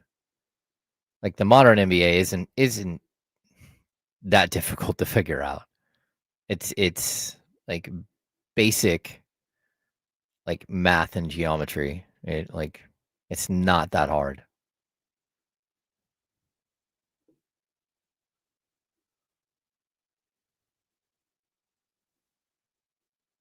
Shouldn't be anyway. What do you guys got? I agree with this one. When Doug talked about the fouls, like the other team is playing with physicality and they set the norm for what a foul is, and then the Kings don't, and the Kings play soft, and then all of a sudden they don't get the foul calls, and the refs are like, well, you have to play harder. Like, I get it. I'm going to guess it's not Drew Eubanks going for 40 tonight. Yeah, Monk is questionable tonight. Domas is questionable. Zach LaVine is not on the injury report. Man, Indiana is super ass. They're so bad. They are not good. Russ Dog, I don't know if I saw your fantasy football question. I did start something from you earlier. Local guys here? Hell yeah. This. If Keegan Murray did not get injured, would the Kings have a better start to the season? Yes. I believe. I don't think that they would be. Are one win better. Yeah, one, maybe two. I don't know, but I just, you don't know what, like, how the impact of one player can really help you or hurt you. But the fact that they have no one else and they're starting a guy they signed, like 10 days ago, and he's already started 3 or 4 games, that's a problem. But yeah, I do think it would have been better. And I think the vibe would be better right now, like, because it just feels like the sky is falling. And I just think that you wouldn't have had so many stinker type games. What do we got?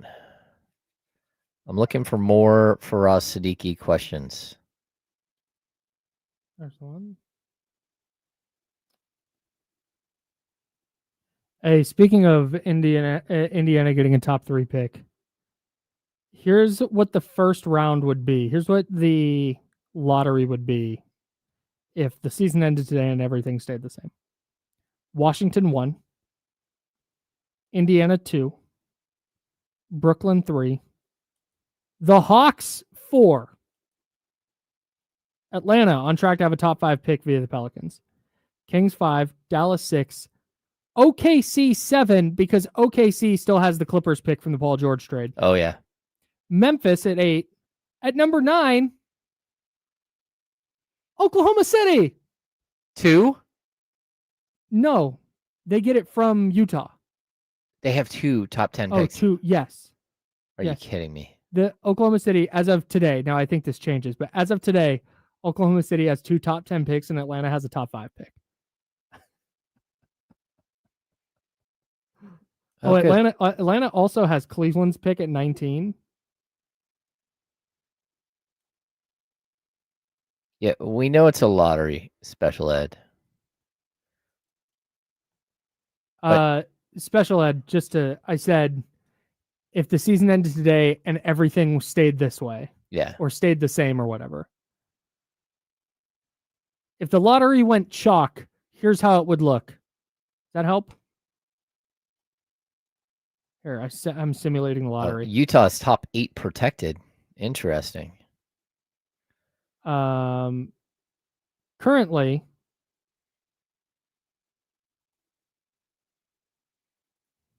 welcome back to the Insiders with James Ham and Kyle Madsen on ESPN 1320. James is over there. I'm Kyle. Big Kings game tonight in Minnesota. And we're going to learn a lot about whether it was actually rock bottom on Wednesday or whether they're still falling. Faraz Siddiqi, Upper Hand Fantasy, is going to join us to help you win your fantasy football week, your fantasy football league. Get fired up for that. Faraz Siddiqi, Upper Hand Fantasy, going to join us in just a couple of minutes. So Brock Purdy and Kyle Shanahan confirmed yesterday that Purdy is, in fact, playing against the Arizona Cardinals this weekend, barring a setback with his toe on Friday or Saturday. But all signs point to Brock Purdy playing against Arizona. I don't think this moves the needle for me much. In terms of the next 4 games, they're at Arizona, they've got Carolina, they're at Cleveland, then they get the bye week, then they get Tennessee. I think the 49ers' chances to go 3-1 or 4-0 in those 4 games are roughly similar, if not a tick higher with Brock Purdy under center. Okay, so I agree with you that the next 4 games, like, they're 4 winnable games, and I don't expect a variance in win and loss totals whether Brock is playing or not. But I do think that the only way for the 49ers to become, like, jump tiers and to become a contender is for Brock Purdy to be back and to be himself and to start hitting Pearsall and Jennings and Kittle and Ayuk gets healthy. Like, the only pathway forward for this team is that they're a dynamic as hell offensive team. That's it. because they've got to figure out a way to keep their defense fresh and off the field, because it's a bunch of young guys who don't know what they're doing, and you're missing too many stars. Yeah, man, I'm with you. That's where the Purdy thing comes in, is the ceiling is so much higher. And if he's going to play at the level that he did in 2022 and in 2023, I think they have a much better chance to get to that level of offense that they're going to need to get to.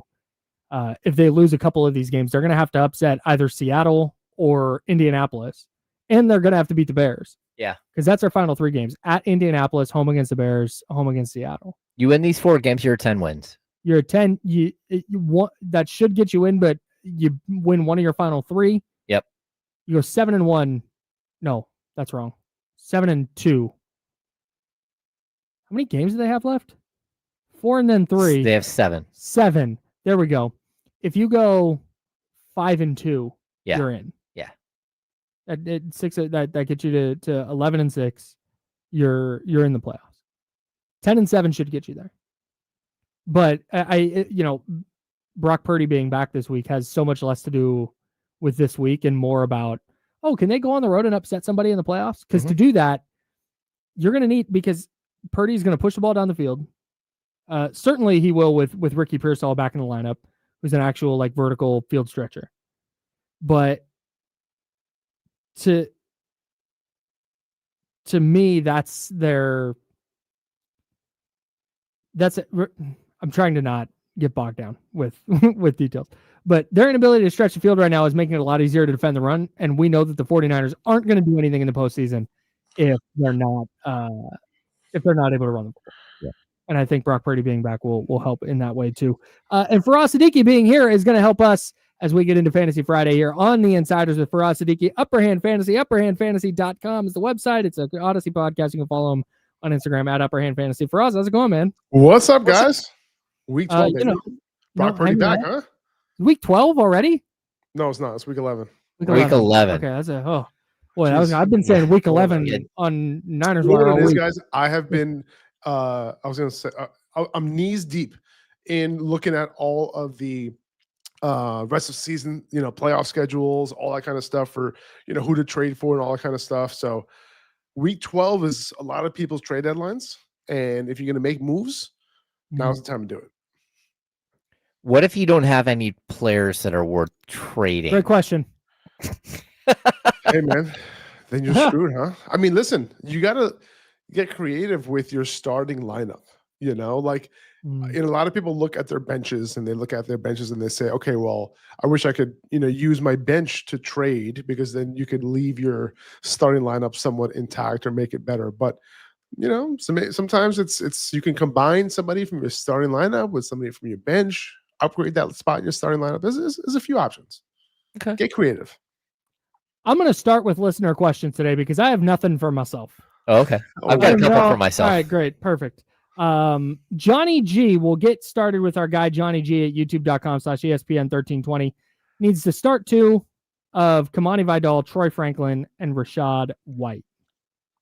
I think you gotta have Vidal in there. You gotta have Troy Franklin in there as well.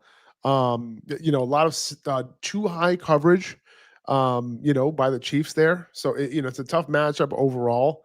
But I think Troy Franklin should be in your lineup. He has been targeted way more on a per route run basis than Cortland Sutton this year against too high safety coverage. So he should be there. Vidal going over 100 yards last week. You got to kind of ride it. You just never know. It could be a boom week, bust week, but you got to live with the volatility. With Rashad White, it's him and Sean Tucker now in that backfield. They're sharing that work a little bit, especially on early downs. So it's a good matchup for against the Bills, but I would prefer to go with those other 2 guys. I'm going to ask you one from my team, and I think it'll probably be a question from other people as well. But what do you do with this wide receiver situation in Jacksonville with Parker Washington and Brian Thomas Jr.? Are either going to play? Is there one that you would play over the other? It's tough when Brian Thomas Jr. is active. It's tough to bench him. Overall, it's a relatively tough matchup. The Chargers have been playing really, really well against wide receivers this year. They don't allow a ton of fantasy points.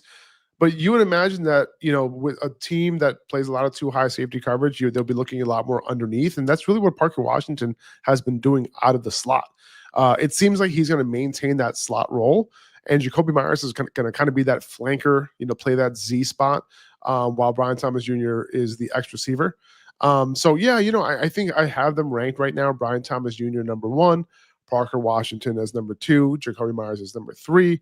Jacoby Myers can easily work his way up to the 2 spot, once he gets a little bit more familiar with the offense.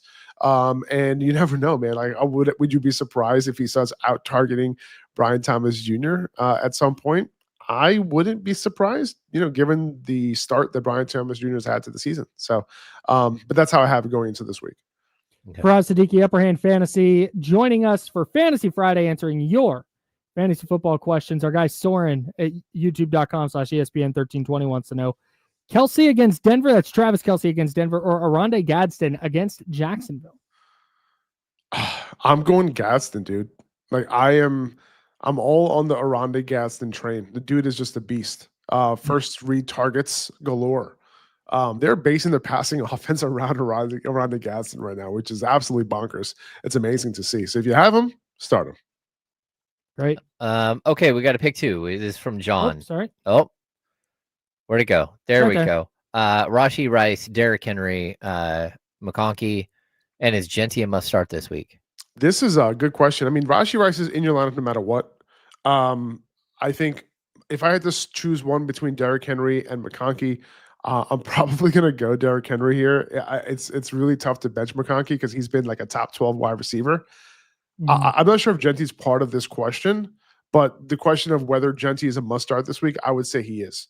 Listen, the matchup is too sweet.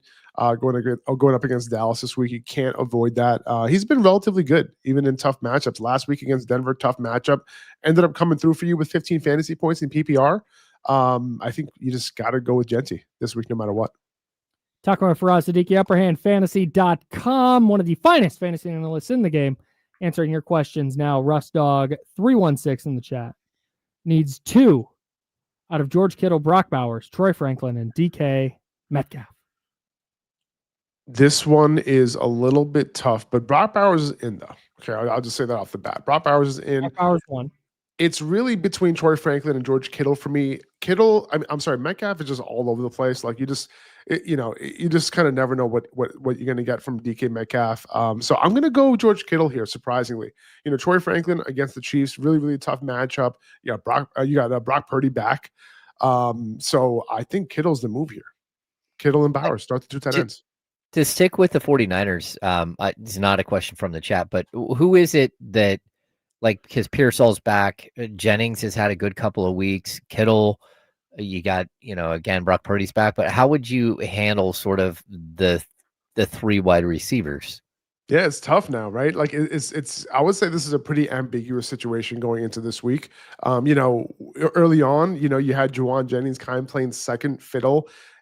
Kyle Shanahan is going to decide who is going to get the football. Like, he is the master at scheming up wide receivers. Like, we've seen him multiple times this year from multiple wide receivers. And then once Juwan Jennings got healthy, it's pretty much over, right? And like, Juwan Jennings is the guy. Now, Ricky Pearsall might end up being the guy this week. Now, the team they're going up against, they play the same amount of 2 high, single high. So like, we're going to see a little bit of both because Pearsall is absolutely wrecking single high safety coverage this year. Puka Nacua is number 1 in yards per route run against single high coverage. Ricky Pearsall is number 2. Wow, which is absolutely crazy. So he's busting that ass right now in single high coverage. I'm sorry. Hey, listen, find me. Okay. There's a flag somewhere. Go the flag. I'm sorry, guys. I'm just my flag right now. But anyway, so yeah, it's hard to tell. I'm starting Juwan Jennings no matter what. I think Ricky Pearsall, you put him in if you need him, because it is his first week back from the injury. Maybe he's on limited snap count. Who knows? That's how I would rank them right now. I want to stick at that game down at State Farm Stadium in Glendale. Casey Tucker wants to know: is in a 20-man league? Feels like too many. That's a lot. PPR league. Is he rocking with Cardinals wide receiver Greg Dortch with Marvin Harrison Jr. out, or is he playing Trey Tucker for the Raiders? Oh man, I will say Dortch does have a really good matchup out of the slot. His opponent is giving up one of the maybe the second most fantasy points to slot receivers this year. So like, option scout, not great. Not great. I don't know, man. Like it's tough for me to say like to start Greg Dortch. Oh yeah, that's the 49ers. That's what his opponent is. In case nobody got that. But yeah, I it's hard for me to recommend Dortch, man. It really is. Like, he had that end zone target last week. I can't do it. I can't do it. I'll play Trey Tucker. Good matchup against Dallas. Let's see. We've got from Zabo, Chase Brown or Judkins. You got to go Chase Brown. No Samaje Perine. Chase Brown is absolutely going to. He played on 95% of snaps last week. That's what's going to happen this week. He had 14 targets last week with Samaje Perine out. Remember last year when he was the RB3 in fantasy points per game after he took over? He was only behind 2 running backs, right? And like the top 2 running backs, like Saquon Barkley, Jahmyr Gibbs, like he was number 3 in fantasy points per game. Okay, when he had that role, this is the role he's going to have this week, potentially next week, or however long Samaje Perine is going to be out for. He is a must start. Talking with Faraz Siddiqi, upperhandfantasy.com is the website. Also follow him on Instagram at upperhandfantasy. Tons of good videos, tons of good content there. If your question's not getting answered on today's program. Tyler asks, Woody Marks or Rashad White? I'm actually going Woody Marks here. Woody Marks last week, for the first time, he was actually the early down back. He's been a passing down back. He was like a, negative game script guy. When they get down, he was the guy on the field when Nick Chubb would be off the field. But last week, it was a different story. He was the early down guy. He started the game. And even when it was a neutral game script, he was the guy on the field, which is the first time this season. It seems like they've made the switch. And Woody Marks is now officially, I think, an RB2. 1 game sample size, but I think this could continue moving forward. All right. Let's see. How about this from Paris? Do I start Jordan Love or Purdy this week? He's 7-3, just flexing. Nice. I love it, man. I am going Brock Purdy. I'm going Brock Purdy. Listen, I think people forget, man. Brock Purdy is like every single week wide receiver. Top 10 quarterback in fantasy, right? He just gets it done. Doesn't put up a ton of rushing numbers. He doesn't need it. He does at times. Is he going to do that with the toe injury? I don't know. But he has his weapons back. He's starting. They took their time with him. I think he's ready to rock. So I'm going Brock Purdy personally.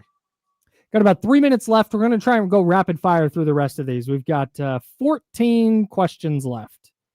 Marcus wants to know Tony Pollard or Kareem Hunt. Oh, just quit. Perfect. Next. Lamar or Darnold. Serious question. By the way, I'm going Kareem Hunt there. Lamar or Darnold. I'm going Lamar, dude. Go Lamar. Okay. Kings fan 333. It's 2 options. Tyler Warren. Oh, he got Tyler Warren on a bye. So he's looking for Colston Loveland, Pat Fryermuth, Kate Otten, or Dalton Schultz. My goodness. Why do you have so many tight ends? A lot of tight ends. You got to go Kate Otten here. Oh, okay. Let's see. What do we got next? We've got Tez Johnson or Chase Brown. Go Chase Brown. It's not even close. Cool. Oh, not even close. My goodness. Kamara asking, pick 2, Adams, Dowdle, or Henry, or Henry. I'm going Devontae Adams and Rico Dowdle. Not worried about the oblique with Devontae?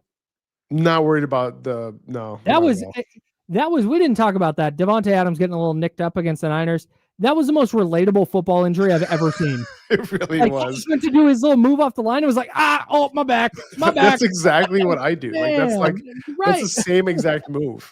You know how many times I've sneezed and thrown my back out? So relatable. You just so many times. One wrong step, like there it went. Yeah, that's the most old man injury I've ever seen on a field. So good. Yeah. All right, let's fire away. Marks, Chubb, Sutton, McMillan, flex 1. Woody Marks, baby. Nice, love it. We're starting Woody Marks in our work league. James and I are. So that's love right. The Woody Marks love. Oh, we'll do this again. Woody Marks, Chase Judkins, or Chase Brown. Ooh, I'm gonna bench. On Judkins. Yeah, bench 1. I'm gonna start Chase Brown and Woody Marks here, benching Judkins. Very good. Whew. Let's see, Jamison Williams or Romeo Doubs. Ooh, man. I think Romeo Doubs is a safer play, but I'm actually going to go with Jamison Williams, man. He's been doing his thing last couple of games. New play caller. I'm going to trust it. It feels like Dan Campbell took over the play calling specifically so Jamison Williams would get the ball more. 100%. John Morton, the OC a couple weeks ago, said, and I quote, I failed Jamison Williams. So there you go. Making sure it doesn't happen. Our buddy David Lopez asking Rome Odunze or Aronde Gadsden. Ooh, this one's really, really tough. You know what, man? I'm going Rome Odunze here. It's so close, though. I'm going to go Odunze by a hair. Ooh, how about Teo Teo Johnson or Gadsden? I'm going Gadsden here pretty easily. Okay. Very good. Is it time to give up on Bucky Irving, who was allegedly back in practice this week? He was back in practice this week, but he's not going to play this week. But at least he was back in practice. Yeah. They need to get him. They need to know that he can take contact. That'll probably be next week. Hopefully, he'll be going in your lineup next week, week 12. So don't give up. Word. Last one. TCG. Yeah, what is this? We got Tucker from Tampa Bay, Monangai, Robinson. So a bunch of desperate running back options here. My favorite desperate running back. By the way, these are good desperate running back options. I'm going to go with Sean Tucker here, going up against the Bills. Good matchup. He led the Bucks in rushing the last 2 weeks. I think he can get it done again. Right on time. Faraz, you are the very best. Upperhandfantasy.com. Follow him on Instagram at upperhandfantasy. Tons of good content there as well. And of course, with us every Friday at 11:20 a.m. Faraz, good luck this week. We appreciate you, man. I appreciate you, man. By the way, really nice sweater. I love that sweater. It's a great. Thank sweater. you. Thank you. Yeah, it's a Christmas. He was talking to me. What are you talking about? No, I think he's talking. All right, guys. I'll see you later. Bye. I love that bit. Just two guys wearing a sweater. Hey, nice sweater. Let them duke it out. Yours is definitely going to be higher quality than mine, I think. At least it looks like it.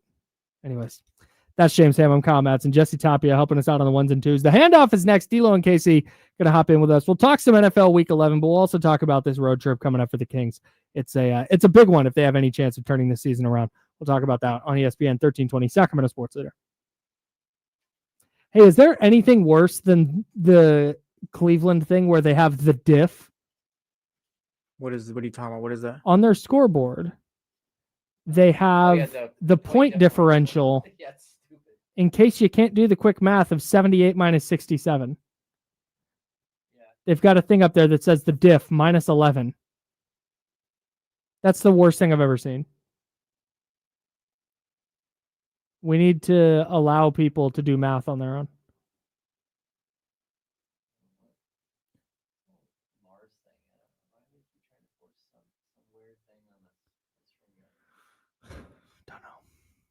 Hey, we got a bunch of people in the chat today. If you guys don't mind, can you hit the thumbs up?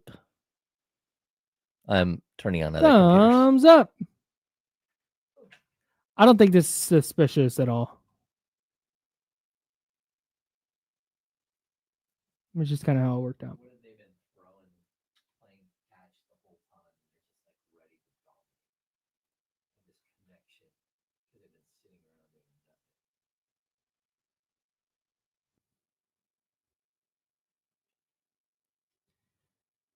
Here's how lazy I've gotten.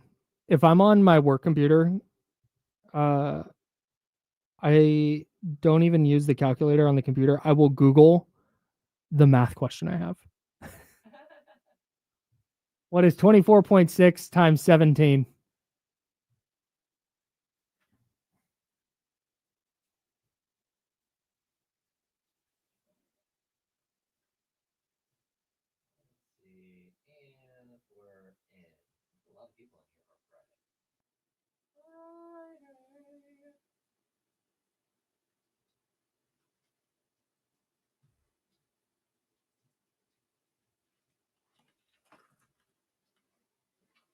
Man, what's happening? How are you? Good. You got a wake-up call sweat look. Yeah, I do. Yeah. Hell? Experimented on the website a little bit. See what I could get from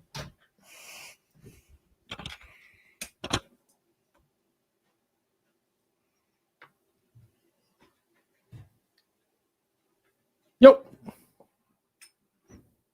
Oh, Kenny's running late.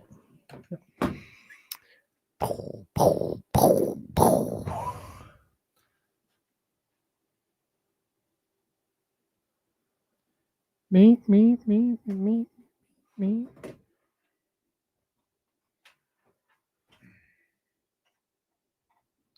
Hey, do you know what one of the worst things is? Amazon doing Black Friday week. Oh. That's stupid. Ruins the whole deal of Black Friday when you do it for a week. Well, I'm hoping that they put some of the things on sale that I need to buy. Also, don't send me a Black Friday email if it's 20% off $100 or more. Like, don't do that. I don't. Real. That is not. That's just a sale. Oh, I can get that email in June. They started Black Friday emails on November 1st. Now, if you got a 75-inch TV for $25, cool. Let me know. That's a deal. Spend $100 and get $25 off. Ugh. But I'm the type of dipshit that will go, you know what? I only needed $60 worth of stuff, but I'll go ahead and spend $100 so I can get the 20% and get $20 worth of stuff I really don't need. So Hat Club came out with this Shohei Ohtani A-frame hat that I really want. And so I put it in my cart and it goes $27 more for free shipping. Mm-hmm. Oh, Jesus Christ. All right, man. Like, you want me to buy another hat, I guess. Then it's like, then you start, well, shipping is $14. Yes. It's only $13. Might as well. Might as well do it. Yeah. Get another hat for half price. I'm losing money if I don't buy another hat. Facts. Facts.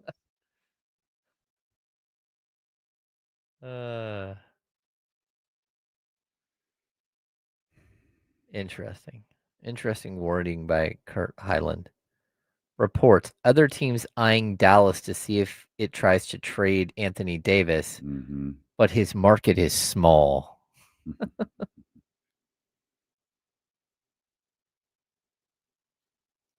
Welcome back to the Insiders with James Ham and Kyle Madsen on ESPN 1320. As a handoff, Damian Barling's here. Kenny Caraway's battling traffic. Jesse Toppy on the ones and twos. James Ham, Kyle Madsen, you know the drill. I want you to say what you just said, James. Read the thing you just said.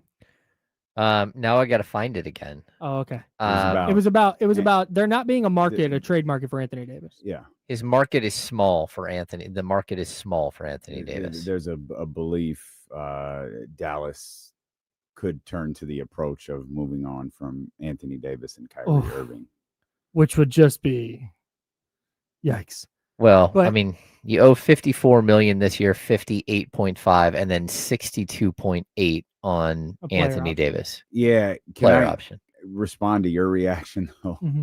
I get it. Like nothing will compare to this deal. Nothing will compare to Luka and Anthony Davis. Yeah, but I couldn't help but think yesterday Tyrese trade is looking worse and worse. The Tyrese for Sabonis trade. It's looking worse and worse because now no one wants Domas here. Yeah. And you talk about a small market. I don't know what the market is for Domantas Sabonis. So maybe it's not small, but it might be very, very specific. That's it. Is you run into, and I think this is not even a Domantas Sabonis conversation. This could be Zach LaVine. This could be. I didn't mean to take you off of Anthony Davis. Just like thinking about these trades, I was just like, God, I was thinking yesterday, this Tyrese trade is just getting worse and worse by the day. But that's the path I was going down. Okay. Not necessarily Tyrese Halliburton, but trades in general. Sure. We can put a pin in the Tyrese Halliburton thing. But we talked about this even with a guy like Giannis Antetokounmpo. Mm-hmm. We talked about it with Kevin Durant. Like this is not exclusive to Domantas Sabonis or Zach LaVine or whoever. But in the NBA, with where teams are at financially, it is really, really difficult to pull off a trade like that because a team might go, yeah, we love Sabonis, but we love Sabonis to pair with these three players, and we would have to give up two of those to make the money work. So we're not going to swap him out because then we're just in the same place the Kings are at. Well, and if you're pairing him with, if you're matching him up with, two or three players, he's probably third or fourth. Right. Like in that pecking order. You know what I mean? Like if you have guys there like, man, Domas would be perfect. It's the Golden State thing. The Golden State rumor. Like if they decide to pull the trigger on this, if there's a deal to be made there for, however you do that, he's third. Because you have Steph and you have Jimmy. Like he's at very best, he's third. Mm-hmm. And it's like, all right, that works for them. They recognize, I think they have a very, very small window. And if they feel like, maybe we need something's got to push us. If this is the move to do it, like they can afford to do it and then pay for it later. Mm-hmm. Like if you have the Domas paired with are A and B will get us to an NBA final, will make us give us a legitimate opportunity to compete for an NBA championship. You can deal with the dollars that are at the end. The problem with Anthony Davis is because one thing, like Domas is going to be available. Like he's going to play for you. Sure. You might be frustrated with the way he plays sometimes, but if you have a 1 and 2, that frustration is going to be much more diminished. 1,000%. Anthony Davis, you just don't know if he's going to play. And even if you replaced, if you kept Golden State as the team and replaced the name with Domas with Anthony Davis, you can't confidently do that. Nope. If you're the Golden State Warriors, because you don't know if he's going to be available, and you can't die on that $60 million at the end of the contract. Nope. You can die at the end of Domas's contract if Steph retires or whatever. You did it. You can live with that. You can't live with rolling the dice on Anthony Davis and you get here to the first round of the playoffs and he's out for some mysterious reason, and all of a sudden Jimmy's fading a little bit and Steph is out there trying to be Superman against the Oklahoma City Thunder for 7 games. 7. That's going 4. Well, I was going to say right, like it wouldn't make it that far. Right. No, I get the other thing with Anthony Davis specifically that worries me is that it's a calf thing. Yeah. And the reason he's not back is because their medical staff is like, hey, that Achilles is something we're worried about. Yeah. And I good just don't. For them. Yes. Good, yes. Good for because a medical. Because apparently Nico Harrison didn't care. Yeah, good for a medical staff going, nope. Yes. Yeah, well, I think not what we're doing. AD is always going to be a ticking time bomb. Because whether it's a Achilles or it's something else. I mean, like I had a coach tell me one time that it wasn't like AD had missed a bunch of games in the season for the team he was on. And he's like, and it wasn't just like the 27 games or whatever he missed. It's like there were 13 games where he went to the locker room before halftime and never came back. Yeah. He's like, how do you even like build out a game plan when the game plan has to have a contingency for a 7-foot tall, defensive minded, great rebounding offensive player that doesn't show up in the second half, and you don't have someone else so you can just swap in for him. It just like makes it horrible. And that's where, again, like availability is a huge ability of Domantas Sabonis. Yeah. And he plays through pain. He plays through all kinds of injuries. But sometimes just being out there is really important. Yeah. Especially with a team that's good. It's not the best when your team's not good, as evidence by recent events in Sacramento. But when you have Steph, when you have a Jimmy, when you have guys who can go for 46 and lead you to a win against the top team in the conference, like you can have those frustrating nights because at some point it's going to pay off for you. It'll pay off for you in the playoffs. Sometimes the availability that Hammer's talking about that goes a long way it goes a really, really long way in a series, but it goes a long way during the regular season. I'd ask this question too. Like if you were to rank let's say Levine, DeRozan, Sabonis, Monk, you're to rank them, like who would you trade first? Who would you go, I might be able to build around, like I might be able to, like the next iteration of the Kings could still have this player on it.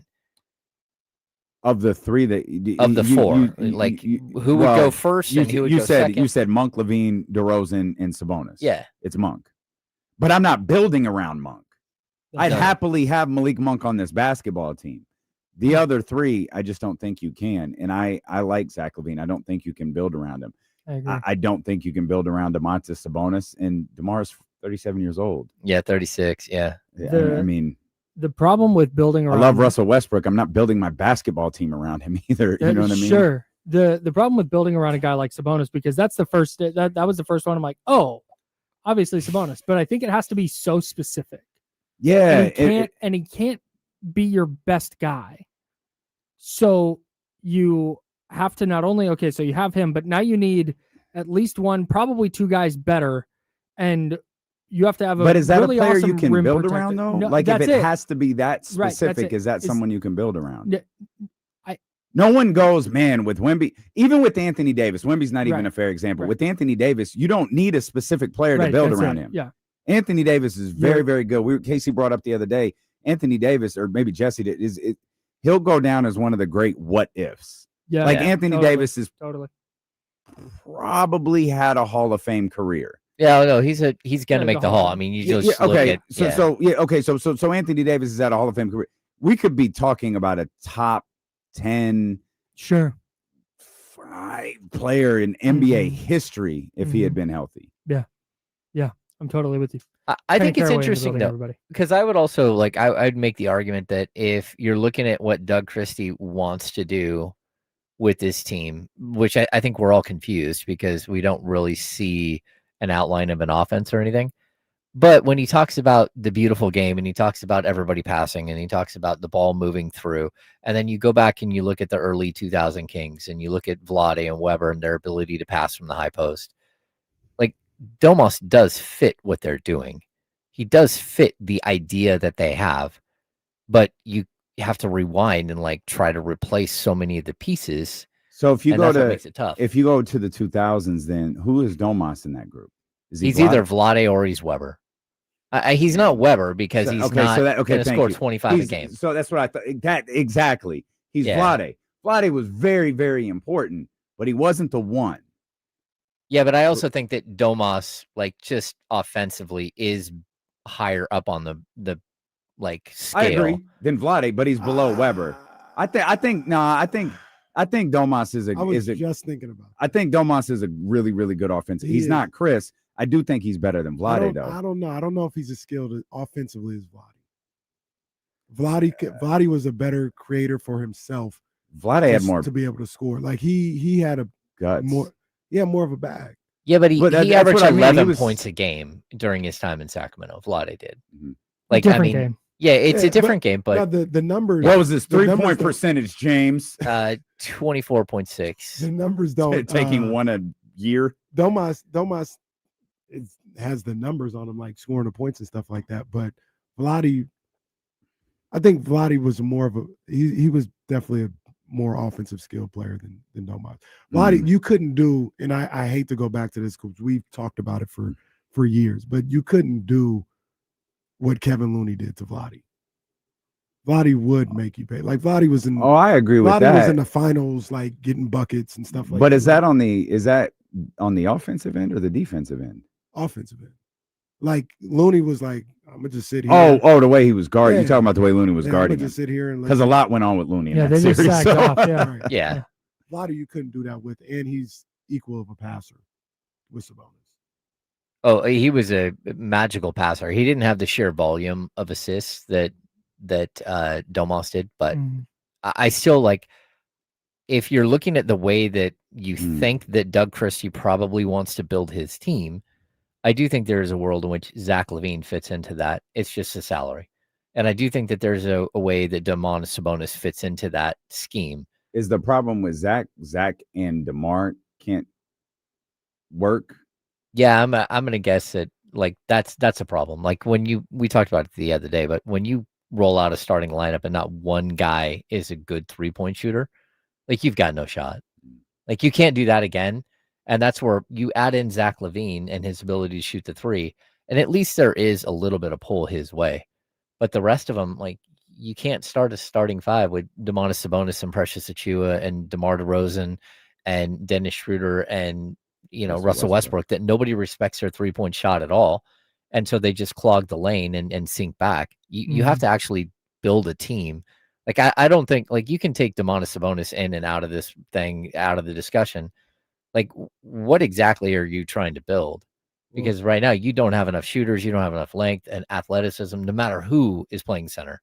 So here's the deal. We're talking about Doug, and rightfully so. I don't think Scott Perry wants to build a team that way. I don't think Scott Perry wants to build a team like the 2000 Kings.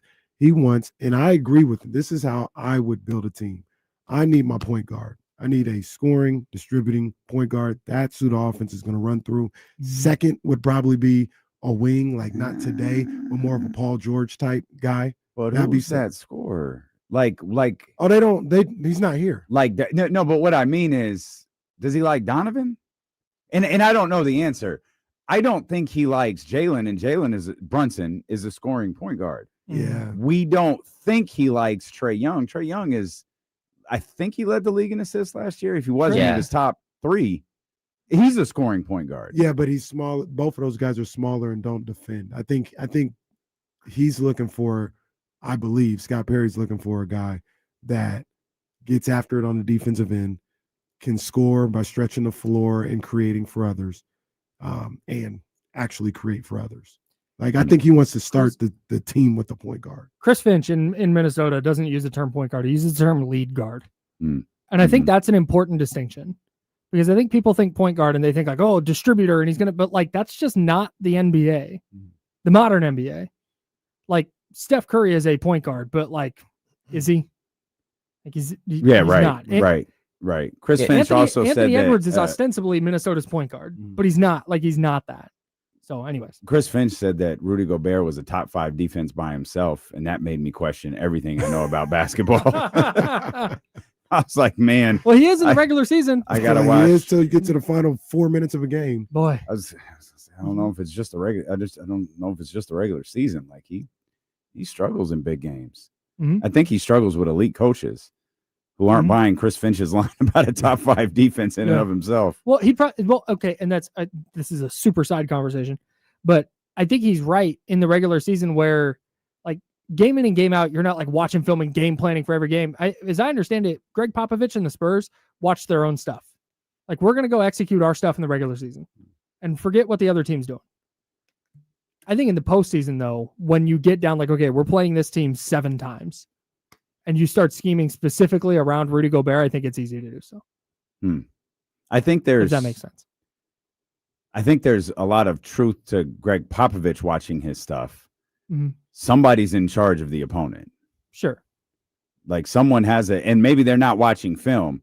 Maybe it's just, hey guys, here's what I saw. Here's what we're doing. Yeah. It was just that when they're working on stuff, they're not game planning day in and day out for the opponent the way you do in the postseason. Mm-hmm.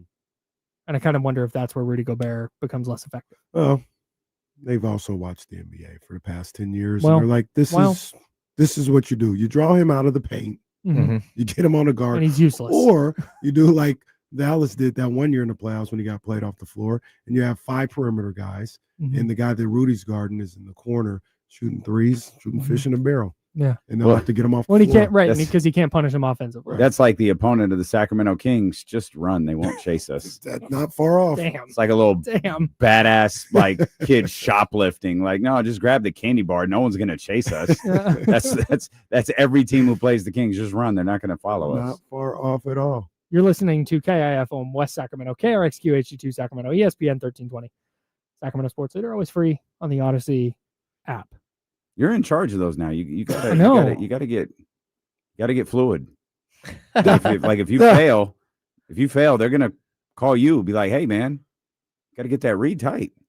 Oh, no, I think it's just getting the words out. I don't think it's just as long as I identify the station, as far as I know. Like, yeah, can you imagine I get a call? Yeah, hey, got the legal ID. We checked that off. That's great. Could you? It just needs to just read it. Could you just need a little more zing and pep, more pace? Yeah, little more zing, a little more pep. Hey, how you doing? This is Philadelphia. I want to bring up something from the chat. Hey, Kyle, it's Philly again.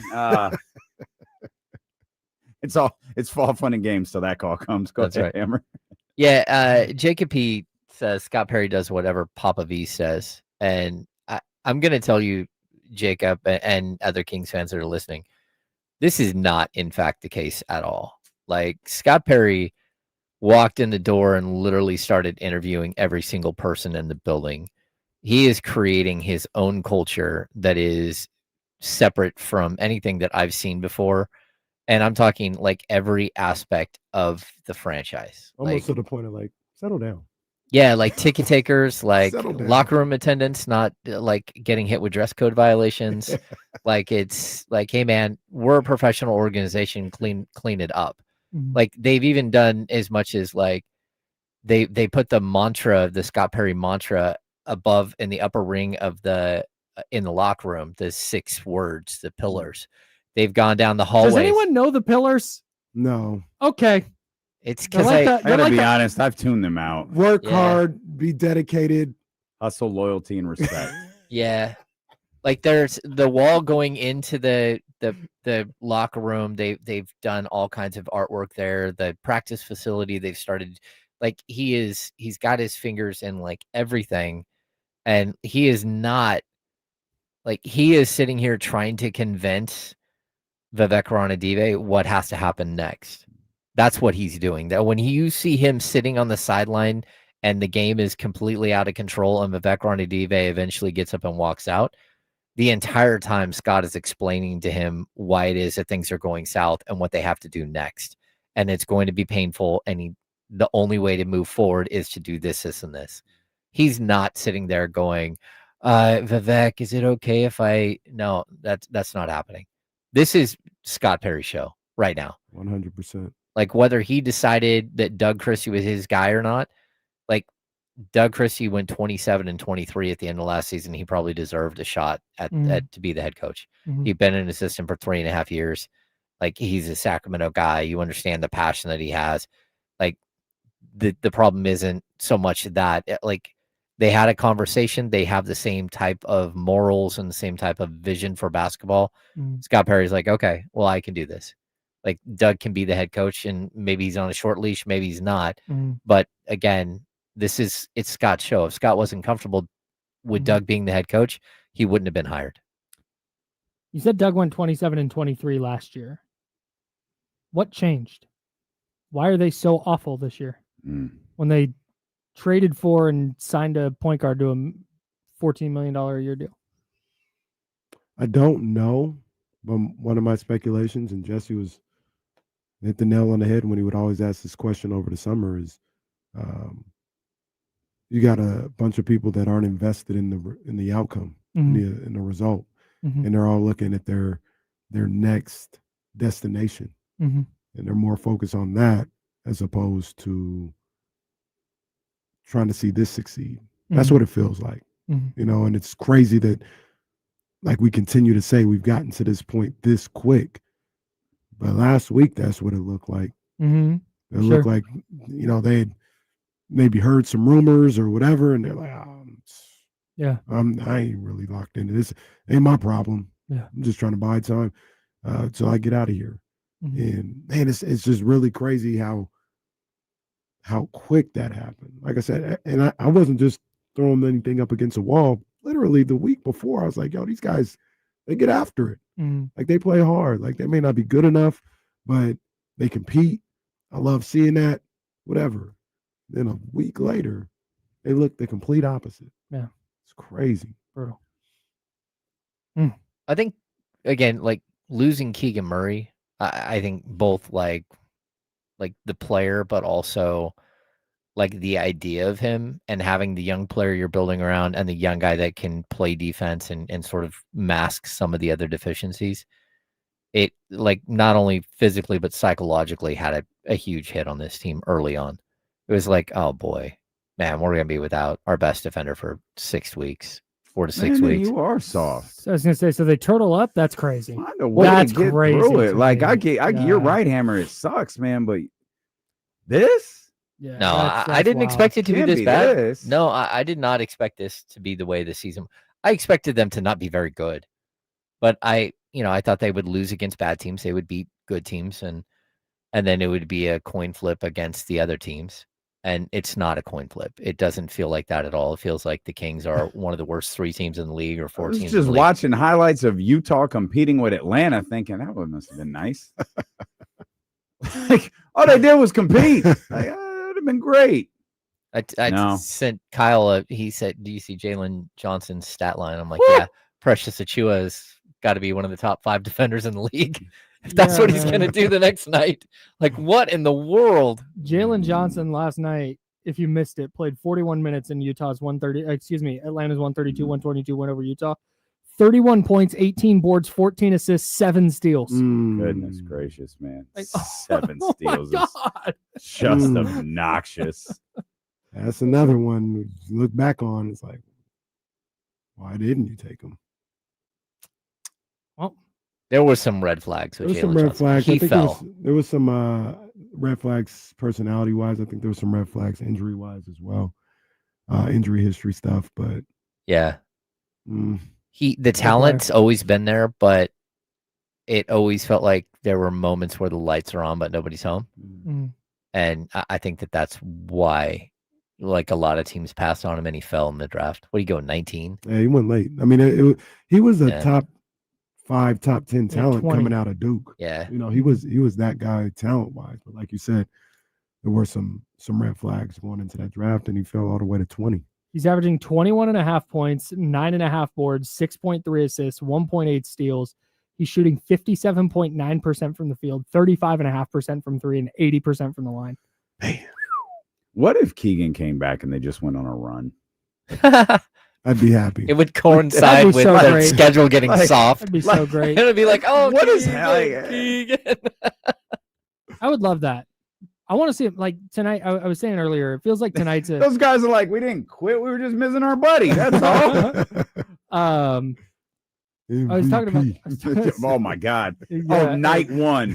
I MVP guarantee you, votes. night one. Kings winning at the Golden One Center. Keegan gets MVP chance. Oh, 1,000%. Hits a big three to give him a lead yeah, late. yeah. I'm just glad to be back, guys. It's just one of those things where That's you gonna go played up there. hard. What is that? No one Hang asked on. that. No Let's one shot asked James, that. I Played want to hard. wait on James's Keegan. Was that Buffalo Bill? They had a place behind Cal State Hayward, a pizza place called Puts Buffalo lotion Bills. on her skin. Yeah, right. Yeah, that's one with that. Do you know who Buffalo Bill is? There's another No. great line there. I just know It's those- inappropriate. I just know but the pizza Kenny. place. No, I don't think Kenny knows who Buffalo Bill is. No. And he's like, oh, you know Buffalo Bill, the pizza guy. Have you ever? That's all I know. It's Silence of the Lambs. Yeah. No. Kenny's like, no, he's awesome. Silence of the Lambs. Silence of the Lamb is the one where the guy was. I've eaten with he him a was bunch of Hannibal times. or something. Yeah, right? yeah, Hannibal yeah. Lecter. I didn't watch it, but I know that's what was going on. Yeah. I have a radio show, guys. Thank you. Hannibal Lecter. Yeah. Somebody in Sacramento media called me at 9:58 today. I know who that person was because Yeah. they called me right after. What? He wanted to know what a brand manager was. He was like, hey, what's a brand manager? I want to know how happy to be for Kyle. I was like, well, when I told him it was a program director, he was floored. He's like, really? Wow, that's great. So that individual is very excited for you. Yeah, no, I got his tweet That's after he called you and found out what it was. Hey man, congrats! I'm so happy for you. What the hell? yeah. He legitimately didn't know. I was like, that's just what the company calls program. It's a lot of paperwork. It is. Yes. Yeah. A lot of busy work. Learned a lot in that conversation too. Oh, yeah? Yeah. He's had quite the week. Oh, Well, hit the group chat. what are you going to do? Yeah. Oh, it's You guys talk amongst yourselves. Just mound visit Mitch. How did you do that last night? Here we go.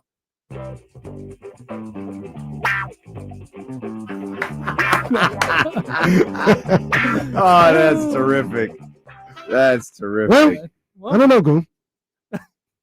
What about Klay Thompson Yeah. coming back to the Warriors? Hey, Goo. What do you think about Klay Thompson? I think Klay Thompson is That's looking good. purple and That's black. one of my favorite bits. It's hilarious. Yeah. Yeah. Brock Purdy, Goo. What do you think? I don't know. If he's ready to go, Stanley, he's got to play. Jerry Jones. Goodness gracious. We've gone off the rails. It's fine. My It's boy fine. It's is fine. back, though. I am hyped. My boy is back. I know we talking Kings, but my boy's back. Who? Brock? That's my boy. You know that's my boy. I don't That's know. been my Wait, boy. man, it is. You been my- I don't know. been my No, boy. he has. Assaulted a He chair has. over Mac Jones, sir. Now look, I said yesterday Mac is my boy. You ain't never assaulted a chair over Brock Purdy. I Good said, point. I said yesterday Mac is my boy. He is my boy. No, that's, yeah. But Brock, since Thursday night in Seattle, bro, come on, bro. That's my dog right there. 13 is back. Let's go. I think their chances to go 3-1 or 4-0 in the stretch are the exact same.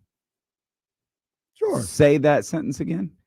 I think they need to go 3-1 minimum Okay. in this 4-game stretch to make the playoffs. Okay. I took it a game further. I said 4-1. I put Yeah. the Indy game in there. I said 4-1 in that stretch. Yeah, you get okay, sure. Yeah.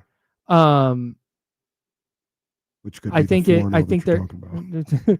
I think that their chances to win 4 of their next 5 are this. I'm not going to say that. I want to backtrack. I think their chances to win 3 or 4 of their next 4 games are the same with Mac Jones under center versus with Brock Purdy under center. Now, Got it. Mm-hmm. Indianapolis, I don't think they can beat Indianapolis and Mac Jones. Because I think beating a team like that is going to require the secondary playmaking, the scrambling element that Brock Purdy brings. But Arizona, like, you got to beat Arizona. I don't care who's under center. Watch out for Cleveland too. Cleveland, just because of the defense. Like you might be able to beat them like 13-10. Yeah, the defense is going to be a problem. But yeah, the reason why I set the 5 games is before those last 2 games of the season, I need you at 10 wins already. Sure, I need you at 10 wins already. Yeah, I think you can probably get away with losing to Indy because you got the Bears coming up, and I think that's probably that's a 6-3 Bears team, by the way. Yeah, a tier 3 Bears team. Thank you. Quarterback, so scrapping pretty well. Yeah. They'll be Well, we didn't do playoffs. Tuesday tiers this week. I was just we weren't here on Tuesday. I know, but usually last time we didn't do them on Tuesday, we punted them. Which reminds me, I want to look. I'm saying this right now on November 14th. I said it on after the second week of the season. And it's lining up right now. Oh.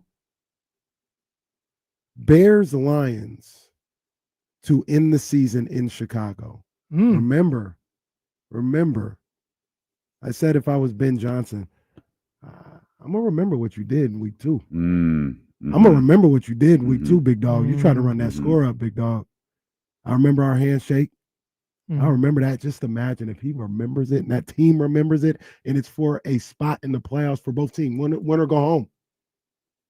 I'd be rooting for the Bears in that situation. Lions by 30. not Jared, my Alan, the Bears fan, says not Jared Goff outside the dome. He said no, not Jared Goff outside the dome. There's 2 different players.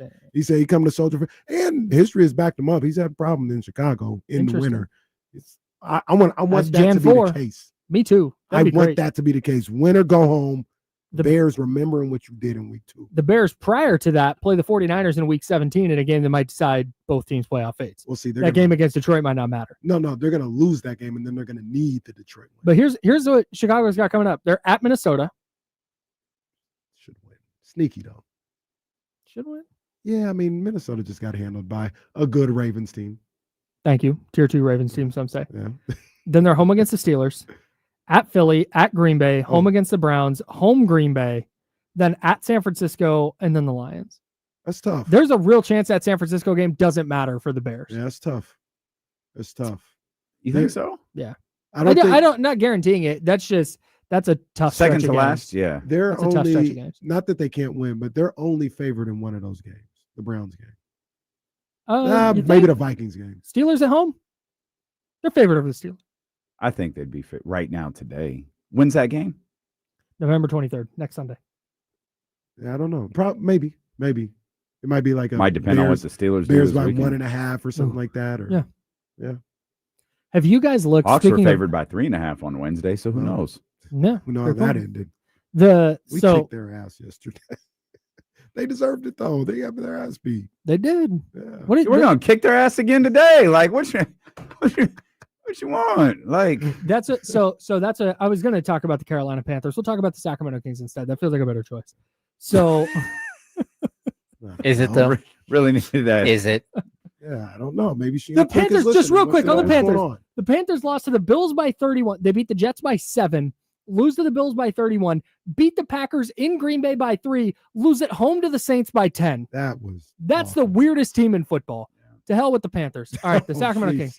I feel like this game tonight, Damien, you called yesterday rock bottom, or Wednesday. Wednesday night into Thursday rock bottom. Yeah.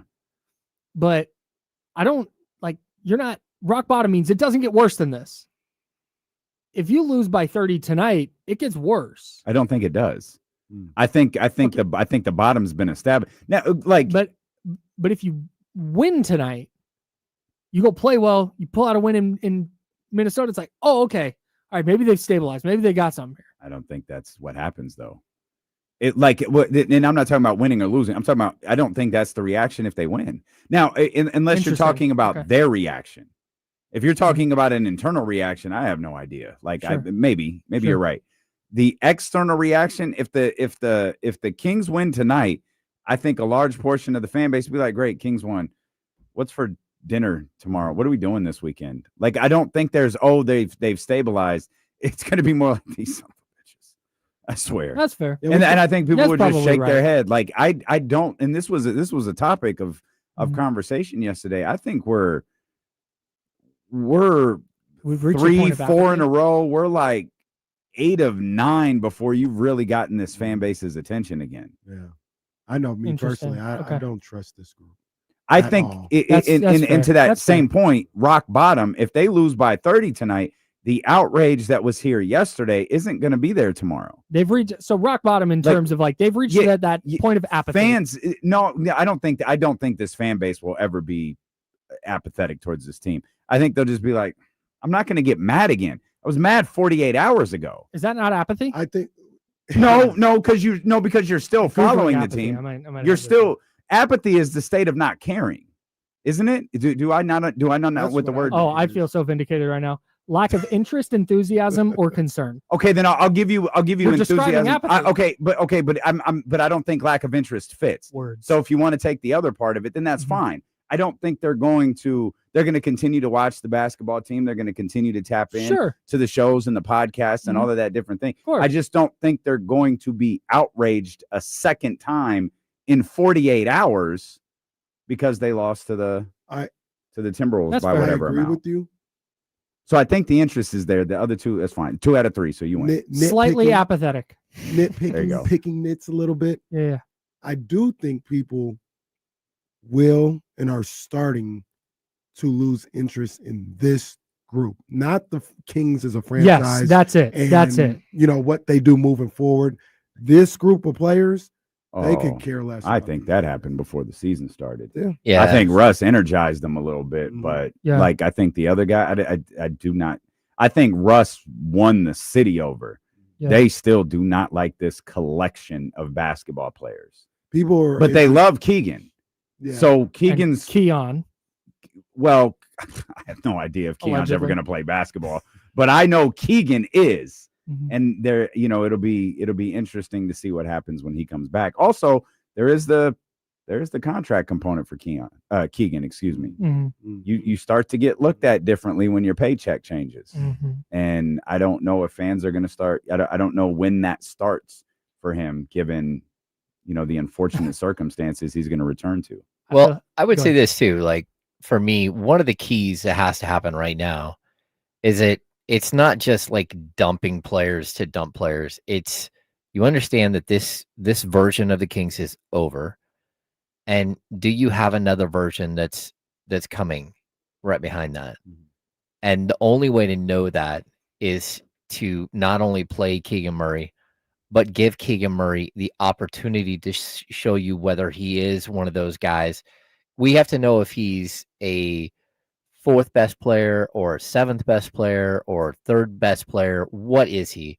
And I think realistically, the way to do that is to find some way to put him and Neat Clifford on the front line together and see if they can complement each other. And whether that's a 2-3 combo going forward or a 3-4 combo going forward, you at least have to know, and you have to see if they elevate each other by playing the right way. Because as of right now, I don't think we can get a true read on what Keegan is. And I don't think that you're going to have the freedom to show what Neek is until you clear out some of this other stuff that you have that is just clearly not part of what you're doing moving forward. Right. So like, I'm never someone who's like, make a trade to make a trade. You make a trade because you're flat out not good enough. And number 2, you make a trade because the pieces you have do not fit together at all and they're broken. And the only way to allow some of the pieces that you do have that might fit together is to clear some of that out and just open the door for what's next. Yeah. We know what's behind you, and half the team is behind you. It's gone. It doesn't matter anymore. Yeah. We need to see what's next. Yeah. I could be wrong, No. but I doubt it. No chance. Could be wrong, but I doubt it. I got my answer on Keegan. Keegan ain't his ceiling is 3rd best player on a really good team. That doesn't mean you don't put him in situation, try to find, but I got that. I know if I'm Scott Perry, I need to find, whether that's in the draft or through trade, I need to find a 1 and a 2. I think about best players on the team, not positions. I need to find that, because the people that are here right now, none of them are that.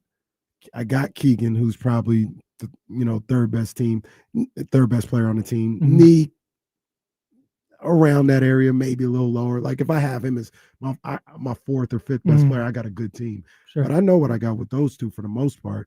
I just need to find the franchise and the Robin. Two things. One, I feel so bad for Keegan, who's going to come back to like a 5-14 team. And hey, we need you to save us. Guys, I'm ready. We're in the standings. The other thing, Kenny, I hear what you're saying. I think what you see with Keegan. I don't think the Kings are where you are. I think Scott Perry very much is. They wouldn't have paid him what they paid him if they thought he was at best the third best guy on a title team. I don't think. They think there's more there. They think there's like, it's fine if there's not. You're not dramatically overpaying him if he is just kind of what he is. But I think there's a hope that like, hey, you know what? Given an expanded opportunity, he could be a tier better than he is now. And that's where if that's the thought process, you have to do what James is talking about. And you have to clear some guys out and figure it out this season.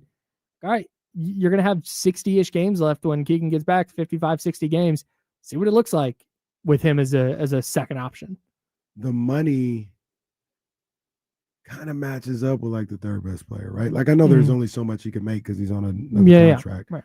But like Jabari Smith at $23 million. Yeah, it'd probably be like your third or fourth best player. Like those number ones, and once again, there's a slotted amount he can make. But those number ones are like $40-50 million players. And if there was you're a 2 and a 3 on the best team in basketball. Yeah, sure. Yeah, right. Yeah. Right. But like if it was an open market with how he could pay, they wouldn't pay Keegan $40-50 million. Sure. You know what I'm saying? So like they paid him about what a third type player is and what he can make at that moment. But like a little more. A little bit more. Like a little more than Jabari Smith got, because maybe he can give us a little more than Jabari Smith gives the Rockets. And I think you have to figure that out. Well, I think you might be right. The point that I think you're kind of making is like the Kings are basically an entire team of third best players. There isn't a 1, there isn't a 2. There's a whole bunch of third best players on a former number ones. Yeah. Well, at this point, they're former number ones. But like DeMar DeRozan, like for the last 5 years, can be the third best player on your team. Zach LaVine can be the third best player on your team. I think Domas can be easily the third best player on your team. You just keep getting to this moment, though. It's like Keegan might be able to be the third best player on your team. If you don't have a first best player and a second best player, then it makes those guys it makes life really difficult. I think for they them. are. Well, yeah. I mean, like, again, I talked about it early in the show, but, I'm sick and tired of watching, Kings players go one-on-one against the opposition's best player who are like almost like all league defenders. Like, why am I watching, guys going one-on-one against Alex Caruso or Dyson Daniels? Like, show some like basketball IQ in that moment, move the ball. And I get it. You've done it before. You're a great player, all this stuff, but you're the guy drawing the attention, which means somebody else is either open or has a lesser defender on them. So make the right basic basketball play, but that's not what we're seeing. We're seeing a lot of like weird, selfish play and just play that like is going to lead to losing every step of the way. Doesn't matter what team you're on. If you're doing that stuff, that's how you lose. Yep. And it's tough. Which I get what you're saying, but what? Pass it to Dennis Schroeder, who hasn't made a shot in a week? No, I get you. Like they don't have guys that are outside of the guys that would do that, like Zach and DeMar. They don't have give it to Domantas Sabonis, who can't score on anybody one-on-one. Like at some point, I do believe you got to trust your teammates and you got to give them the opportunity. But they don't have a lot of guys that can do much of anything right now. As much as trusting your teammates, you have to be realistic about who you are as a player and who the defender is facing you. Like, I do not want to see this same thing tonight when McDaniels goes and locks up a guy. Move the ball. Yeah. Move the ball. Like, you're not going to score on a guy who's 3 inches taller than you and has a 7'3" wingspan and moves like a guard, and all he does is play defense. And the frustrating thing is they often do. Like, you even go back to the first quarter, not the Atlanta game, but whatever. Like there's games where they move the ball well. There's halves where they move the ball well. Yeah. Denver, 3 quarters where they move the ball really well. And then everything falls apart and they start focusing on other things. Yep. I think that's the biggest thing with Doug. Like, you showed me you can do it. Don't act like you guys can't do it. Don't act like you can't move the ball. Don't act like you can't play defense for stretches. Because I saw you do it. I saw you do it against OKC. You lost, but you still played a great game. Yeah. Show me you can do it again. And when you lose by 30-something, it's just like an admission that you're not playing hard and that you're not in it. You're not here for it. We got to get out of here, but I just want to say I agree with TC. I'm not keeping Zach leaving, or Jamar. And I agree. I'm not keeping Jamar either. Jamar can go. Jamar. Get Jamar out of here. I think Levine is French. Is Zach Levine? Is that Zach Levine? Is that the guy who played Chuck? Yeah, I think so. Get Jamar. Jamar. They already did. TC's not there. All right. D'Lo and Casey coming up next for James Ham and comments. And shout out to Jesse Tapia helping us out in the second hour. We are the Insiders, back on Monday at 10. Drink water, be nice, people. Bye, friends. Get Chatty House. Appreciate you guys. Have a good weekend.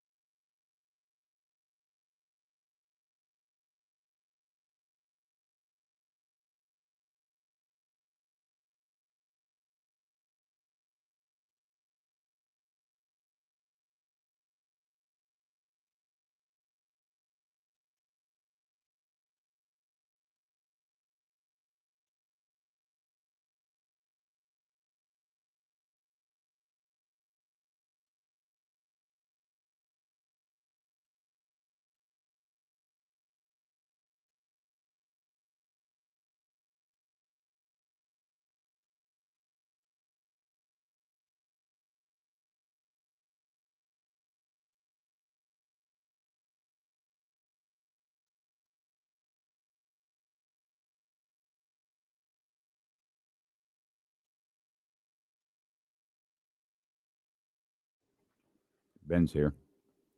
A little late. Shut up, Ben. I mean, and the answer is emphatically yes. I mean, when did this happen, though? I mean, he might be kind of on time-ish. Was it when you guys 45 minutes ago? Okay. Well, I mean, better. We're grading on a curve.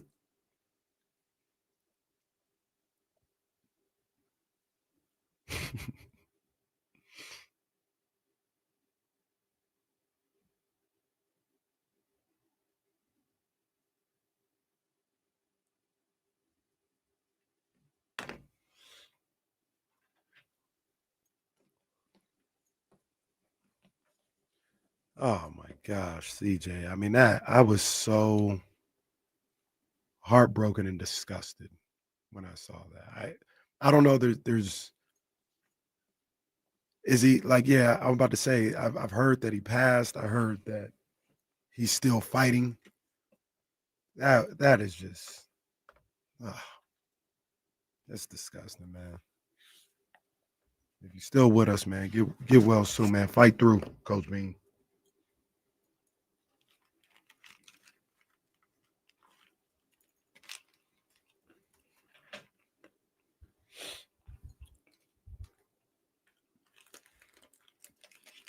I had that protein bar the other day that I said was so good, and immediately didn't feel well because I realized that it wasn't plant-based and there was just stuff in it I can't have. Mm-hmm. This is plant-based and it tastes like hell. Oh. Yeah. Well. You got to do what you got to do to live. I guess.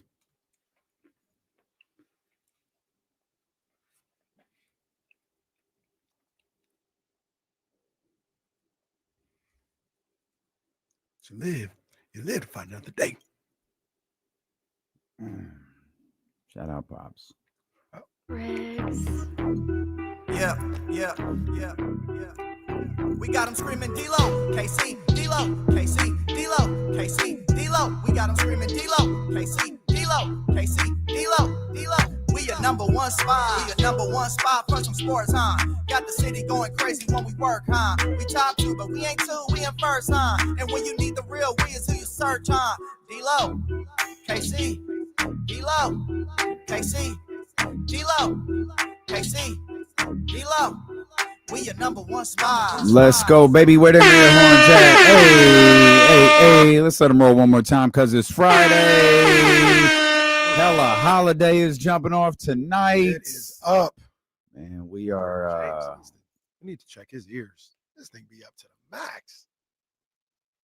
Yeah, Kyle's different. Kyle listens to the show very low. I'm always confused when I plug my headphones in. Like he's just. It took a while to get used to having roommates. I'm used to it now. I got to remember the quirks of the, like Kyle listens to the show very low. Of course, he's got the over the ear headphones, so it probably sounds different for him. Shout out Studio One, still my studio, I guess. I've been lucky. That is, we're gonna put a plaque out there that says Jesse Studio. A statue. Yeah, well, it'd be fitting that the first ESPN 1320 statue goes to Jesse. Can't turn the knob anymore on this one. Like, damn, James. Knob don't go no further. James, you need to see a doctor? We welcome you in here to the Friday, November 14th edition of D-Lo and KC. I'm Damian Barling. The ultimate needle mover in God mode himself. He's Kenny Caraway. Yes, sir. Acknowledge me. And we are live alongside the statue himself. What are you doing with him? Man. Shout out to everybody who pulled up to Harlow's last night, man. Yeah, man. What time did you get home? We had a good time. It was like 11:15. Oh, that's not too bad. I wasn't bad at all. Like it was cool. I stepped out and watched because Casey and I had some hosting duties for KRS-One. We had to do a 2-man show too there for a little bit. Yeah, I almost got booed off stage. Oh my God! Hey, Wait, what happened? What happened? Nah, that's the shoot. Friday, tell the story. So now we're at Harlow's. It's KRS-One. So think in your head, what does a KRS-One crowd look like? It's a bunch of 50 to 65-year-olds. Man. And it, you know, so I mean, maybe 45 and up, Yeah, right? all right, 45 and up. A lot of guys, Yeah. Hip hop heads. Do not like radio songs. No. So we're getting ready to introduce Planet Asian. Shout out to Planet Asian, Oh, man. my One, goodness. he killed it. Yeah. Two, hip hop is a beautiful thing, Yeah. man. Hip hop Yeah. is such a beautiful thing. And last night was a terrific reminder of that. But we go up to introduce him and we see that there's a problem. Like something's wrong. We don't know what, but we can see there's a problem. And one of the promoters just kind of grabs me and says, "Hey, can you stop?" No, he grabbed you. Yeah. It was like, "Hey, just stall for time for a minute. Don't And bring we were him about up to yet." introduce. We were about to He's like, introduce him. No, not yet.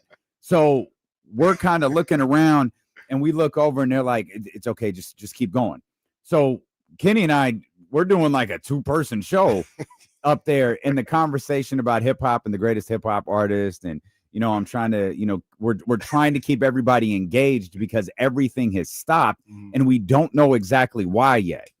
And so we're trying to keep everybody engaged and having fun. So we're talking hip hop, and we're talking about the greatest hip hop artist of all time, and KRS-One and Rakim and blah, blah, blah, blah, blah. And then your boy That to keep it a stack in this crowd. Well, because I asked the question. I said, who do you guys think is the greatest of all time? Who's the number one rapper of all time? Hold on. Did you say Drake?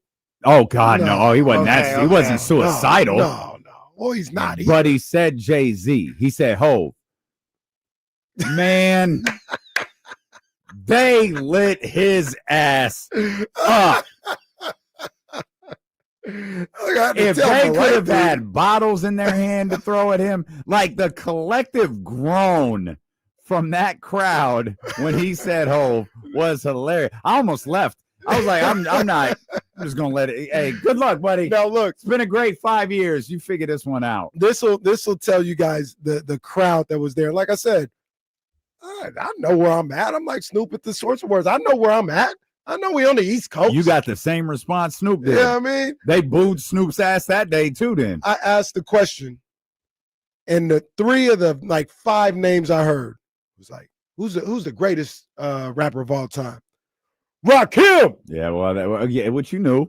Black Thought. Yeah.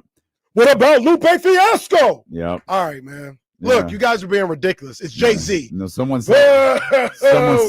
First of all, to be clear, he did not say you guys are being ridiculous. He knew better than that. He said, well, what about Hov? Or he said it might be Hov, and you would have thought the Kings were down 44 again. The amount of people who threw their hands in the air when he said that. I mean, I'm like, hey man, we got some music. The amount of records that DJ Epic played last night that I had never heard before, like straight out of the basement of Rap City, was spectacular. I was thinking about this. This goes beyond Rap City. I don't know where you would. He was playing videos. He was playing B-sides from street artists. It was crazy. It was crazy. I ain't gonna lie, man. I love hip hop, but I'm not that deep into it, right? I knew 4 songs. Yeah, I mean, the Jay-Z song, the Mos Def song, the Tupac song. You played the Outkast song. Outkast, yeah, and the Tupac, the old school, that was a remix. Yeah, that was an East Coast. Yeah, because that's a Me Against the World track, but that's like an East Coast remix to that record. Yeah. That is grimier than the record version. It was a hip hop show. And with that said, when we brought up KRS-One, we were on stage because they did a hard open. Mm-hmm. And so we're on stage where we don't, it's like, yo, everybody give it up for KRS. That's not what happened. And we're up and we're kind of, yo, y'all ready to see the legend? And KRS-One pops up talking about 1-1. To be on stage when he hits the stage and that crowd reacts, it's like, okay, that was kind of dope. That was dope. And then Casey and I, we watched for a little bit, visited for a little bit, and then I left and watched for about 10-15 minutes in the crowd, and it was kind of fire. It did a great job. There was that moment where I was like, man, hip hop is just a beautiful, beautiful thing. He did a fantastic job. And like, I'm not gonna, I respect the legend and I respect who he is in the game, but I'm not gonna sit up here. Oh yeah, I know all this. I know the bridges. Yeah. That's the sound of the police. He played that joint. He played the other joint where the girl is singing on the intro. Yeah, he played that. They went crazy on that. Those are like the 3 KRS-One songs I know. And but just to watch him perform, watch a GOAT with his son behind him. Yeah. And I think he is 60 or he's close to 60, and he was active. Yeah, like he was making it was. We talked about it kind of on stage. Like, this is one of the dope parts, if not the dopest part of having this job, being able to see some of these icons right there in the flesh. As we were, there was a moment where we were waiting as they were fixing stuff. They got the music back going, but we didn't really know what we were supposed to do. So Kenny and I were just waiting, and there was a legit moment where it was like, and we get to do it again tonight. where it's like, man, this is pretty dope. Yeah. Like, we're about to introduce KRS-One, like a hip hop icon, right? And for another crowd, for an entirely different crowd, we're bringing up Jacquees tonight and Ty Dolla $ign, and it goes back to that hip hop, and I'm sure this is the case across musical genres. Like, music is a really beautiful thing, but there's something about hip hop, man. It's so special, and to see all of those people come out for their love of hip hop was pretty dope. That was really cool, man. Shout out to our guy D. You know what I'm saying? He's a listener on the show, and he'll put that on. So took great care of us. He was like, "Man, you want a drink?" I was like, "Ah, man, I'm not drinking right now." It's a great. He was like, "I got you," and he brought me like a ginger Shirley Temple or something. It was like ginger beer green. It was fantastic. But he took great care of us. Took great care of. Well, man. Well, hey, shout out to Crystal Nugs. Hey, shout out to Maisha in the building. Shout out to Maisha. Crystal Nugs. The storefront is like right down the street, which I didn't think about until they come in, and his dude's like, "D'Lo," and he hands me a bag, and I'm like, "Okay." And my man's like, "Crystal Nugs," and I look over and I realize the woman with him, his wife, is the owner of Crystal Nugs. We had never met before in person. We've just been connected on social media probably for like 4 years now. Yeah. But we've never met in person. So she brought a little goodie bag, so to speak. Yeah. Shout out. SDA did too. He's like, "Hey, take this with you." I was like, "All right, man. It's gonna be a good night tonight at Hella Holiday. I'm gonna tell you that." Oh, we up. I'm gonna tell you that. So salute, man. We had a good time. Yes, great time last night. Very, very thankful for what we get to do, man. That was a lot of fun. Nice cleanse from the Kings last night. It was. Yeah, there was a point where we're on stage killing time, and the conversation went to the Kings. It was like, hell no. Y'all ain't gonna y'all ain't gonna ruin this night. They're talking about, we need to trade DeMar. I was like, hey, no, we are not doing this. We are not doing this now. We are not doing this here. Hey, he likes Jay-Z. Boo him. We're not talking about Zach LaVine out here. What about the dealer? All right, man. No, man, stop it. Stop it. But those are people with real mixtapes.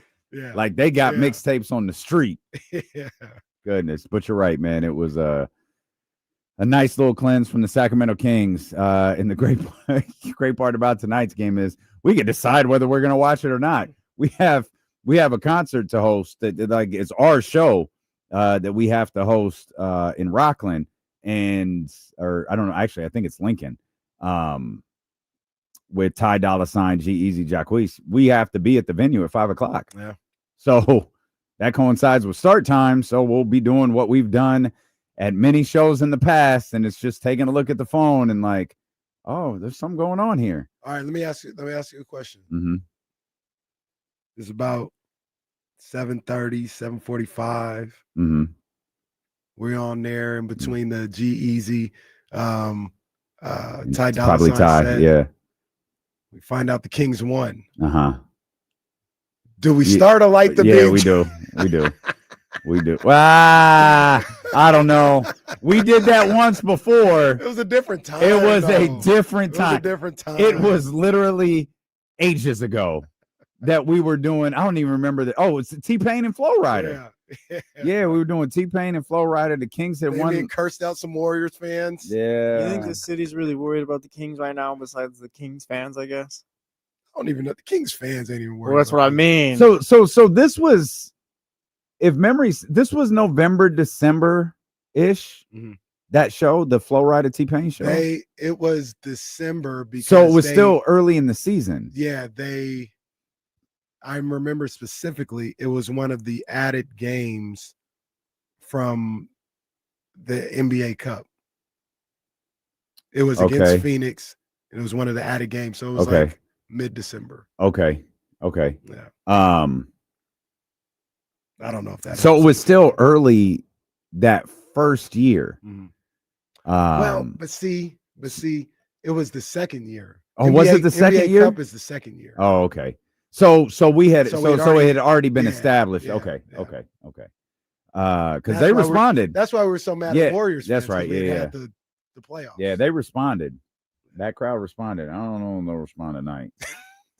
Maybe we do. Maybe we don't. Maybe we don't do that one. We're gonna be like Ja Rule at the Bucks game. Anybody? Yeah. Are you ready? Guess not. What'd you say? This will be the second night in a row KC gets booed. Yeah. KC, we're gonna walk out there. Hey, I got any Kings fans here? Boo! I'm just gonna walk off stage like. Tired of this man getting us booed every time we step out here. Oh no, yeah, no. It's. I mean, we could play it by ear, but they just ain't got the cachet right now. On November 14th, they don't have the cachet right now to be like, oh yeah, let's start a light the beam chant. Like, nah, ain't nobody feeling these guys like that. And that hurts my heart because those are my boys. So you 4-9. You can't start a light the beam chant. I mean, you be 4-9 if you get a win. You can't start a light the beam chant at 4-9. Not even playing the Young Zell song. Yeah, like poor Young Zell don't get no radio play no more. Young Zell gonna come back from his vacation like, hey, what happened? They ain't playing. Young Zell all of a sudden is them rappers that they was playing at the show last night. He can't get no radio run no more. We cut the radio records off. And Zach LaVine is off the injury report. So I guess he's off the injury report. I assume he's back tonight. Which I actually think that makes the starting lineup watch that a lot of Kings fans are on more interesting because Zach is healthy and he wasn't a part of. Oh man, Soren said Young Zell is an oldies artist now. Oh man, that's tough. I'm sorry, that caught my attention. That was funny. Zach wasn't a part of what happened on Wednesday. Yeah, but I don't think he's absolved of the narrative of the season. So I'm not sure. I don't know. I think there's a lot of fans who want to see a change tonight. And I think there are a lot of fans who don't believe they're going to. Is that change just simply getting Schroeder out of there and throwing in Westbrook, or are we talking about potentially benching DeMar, Sabonis, or LaVine? Not all of them, but just one or the other. I think the Dennis switch is the easiest. Mm-hmm. The DeMar switch is the most intriguing because DeMar was one of the biggest offenders on Wednesday. Mm-hmm. DeMar was one of those people who, when Doug talked, you didn't really have to use your imagination to figure out. Like Doug did a 2-minute press conference where we're wondering what he's talking about and who he's talking to. When he did that post game on Wednesday, the first person I thought of was DeMar DeRozan. And I hate that because I do like DeMar DeRozan. I have a great deal of respect for DeMar DeRozan, but I do know what I saw. And I think even more than Dennis, that's the one I'm watching because that's not I guess it can be an easy switch if you're willing to do it because you have play like benching Precious is stupid. Like there's what are you gonna do? Right. Especially if you bench Dennis because your starting 4 is now your starting 1 in that scenario.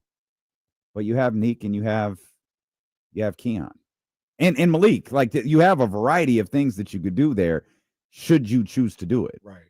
And now this may be a contradiction to what I talked about yesterday and all this other stuff. You don't do that to DeMar right now. You could say it's been a week, because I'm not really like tapped into how his week went specifically. But the other night it was just bad. And if we're looking at it like the other night was bad, you don't bench him off the one night. You put him on notice, and maybe that's what he did at the end of that game. Like, hey, we're not doing that. But I'm of the belief that, and I did this with Schroeder, and he's kind of like that time is already come and gone, it feels like. But you give the vets the respect. You put them on notice and say, look, we're not doing that. And then if they respond to that, cool. If they don't, then you make a decision. But I wonder if we're past that. Like It depends on. To me, it really depends on. Because and I can go back and look, over the weekend. It depends on how I have it. DeMar has. Yeah, I have it. Week. 7 of 13, 18 points versus the Thunder. That was a 31-point loss. 7 of 11, 22 points against the Timberwolves. That was a 27-point loss. 7 of 15 versus the Nuggets for 18 points. That was a 14-point loss. And then the 1 of 6 for 4 points against the Hawks. That was a 33-point loss. Yeah, I mean, excuse me. I'm not pinning the losses. I didn't do that to pin the losses on DeMar DeRozan. That was not the point of that. Yeah, it's one of those things that if you feel like the effort and the way he went about that game was a bit of a one-off, you don't bench him yet. If Doug looks at that and says, hey, this is something that has been going on for a week and a half, then you make a move. Even then, like I said, it could be the wrong decision. I'm not saying it as if it's the right. There's decision, an alternative. You give him that grace. If you do, and you can, there is an alternative that is equally as petty. Maybe you'd argue it's more petty. You start him, and you pull him 3 minutes in or 4 minutes in. Yeah. And you go, and your idea is, I'm not playing him starter minutes. Mm-hmm. And you could do the same thing. And whether you work, I'm not saying you don't play DeMar DeRozan, right? But you use your rotations differently to establish Neek, Keon, Malik, whoever you choose it to be your primary player in that position for the game. Right. And while DeMar starts, he plays the rest of the game as a rotational player. And you also like base that a little bit on how he's playing the game, right? Like if he's playing the game the way that you want him to, expect him to, yeah, you keep playing. Mm-hmm. But if I see more of what I see on Wednesday, yeah, I'm gonna get you out of there quick. I ain't got time for this. Yeah. You know what I mean? And yeah, I and wonder, what you just said makes me feel like that's what Doug would do. Yeah. He would talk to DeMar. Or any other player he had an issue with. Yeah. Doug talks about it all the time in the post-game pressers or whenever he's talking to the media, is like, as a former player, I know, as a former player. And I think as a former player, and I'm not saying by any means that I'm on the level of these guys or whatever, but I feel like Doug will always lean at least towards the side of, I want to show these guys respect. I'm going to lean towards that side. I'm not going to roll with an iron fist before I give them an opportunity to work themselves out of it. Do you think he has? Because he's talked about the level of compete before. He's done it in a different way than he did the other night. Mm-hmm. But he's talked about the level of compete before, which is sad because the season is very young. Very. Did that warning already happen? Of course, you don't have any way of knowing that. I don't either. Mm-hmm. I'm posing it more of as I wonder if that warning, so to speak, has already happened. The other day felt different. He's talked about competing and doing the little things and all this other stuff. He has talked about, but the other day felt like, man, because those were so drastic. Let's see. I'm trying to think. So those were so drastic, or excuse me, the other day was so drastic. Mm-hmm. I don't really remember what it sounded like after the Thunder game, what it sounded like after the Timberwolves game.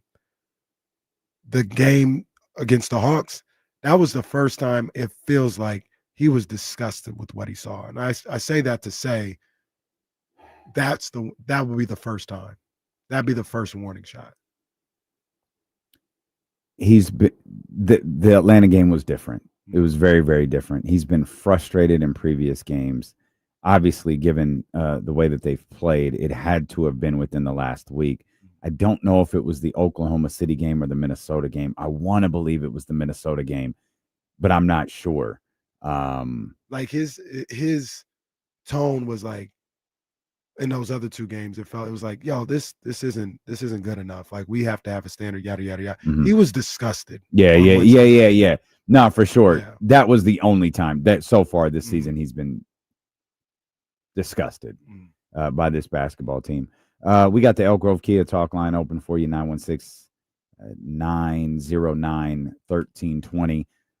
If you want to get in and be a part of the conversation, we're hanging out with you all day. Our man Eddie Gonzalez is going to be with us in the 2:00 hour. We got football to get ready for us. Steeler and KC, brought to you by Sky River Casino, where we'll be Monday for Monday Night Football. First time I'll be able to see it in 3 weeks. It's the Raiders and the Cowboys. Stanley said he's coming. Drew Down, are you pulling up with your Tony Romo jersey and your cowboy boots? Oh, my gosh. Come hang out, Raider Nation, Cowboy fans, 32 Brew Street, Sky River Casino, this Monday. More with D'Lo and KC next on Sacramento Sports Leader, ESPN 1320.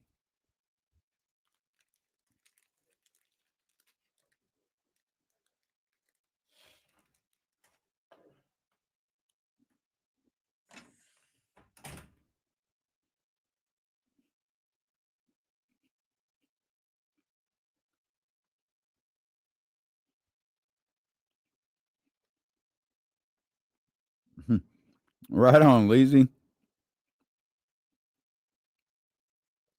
I was looking at this video you posted, Leezy. I thought this was last night.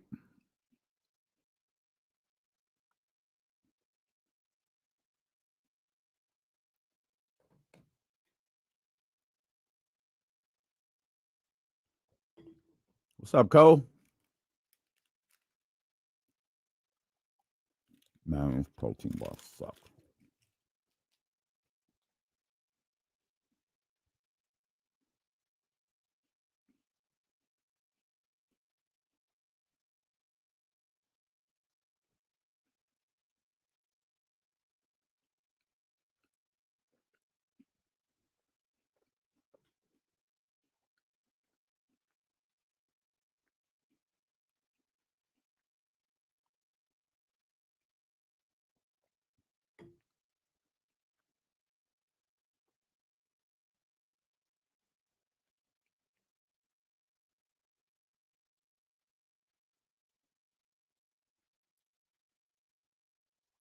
Poor young Zell just out there trying to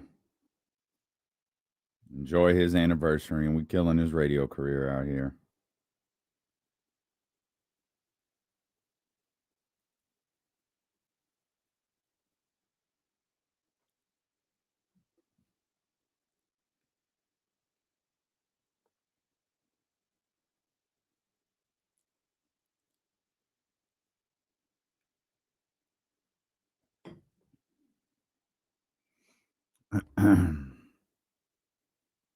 Oh, right on, Lazy.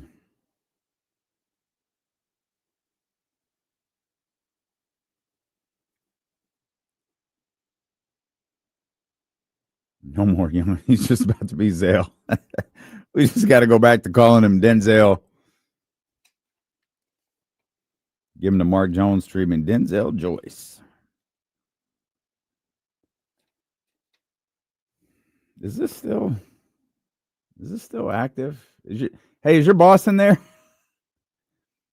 Is he? Okay. I guess we'll just keep reading them.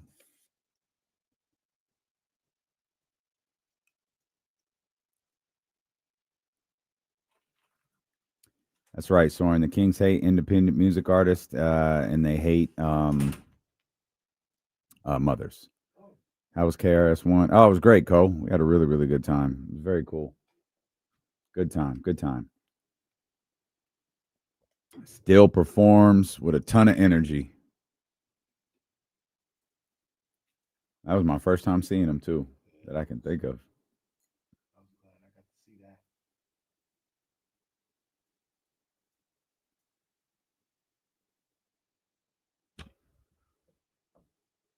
What's up, fellas? What's up, Weezy?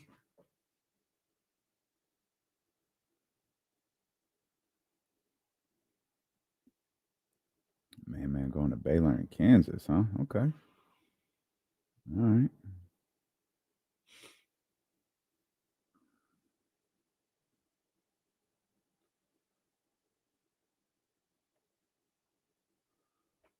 Dr. David Youngzell dropping a diss track would be the greatest heel turn ever.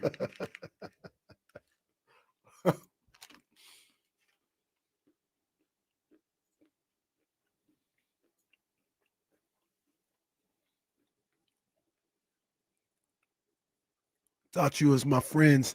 Thought you was the Brody. Now I'm sending this new track to 1140.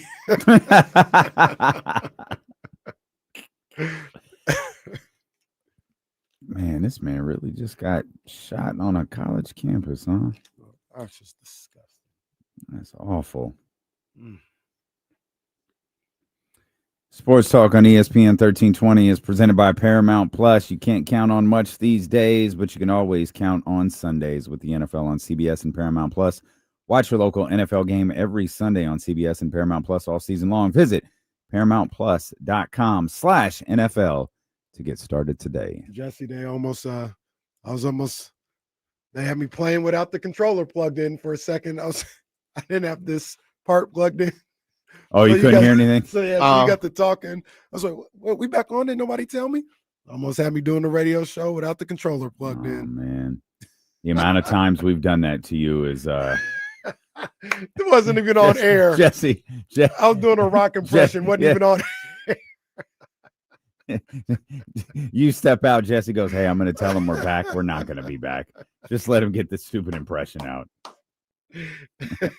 Let's get Lazy in here, man. 916-909-1320. What's up, Lazy?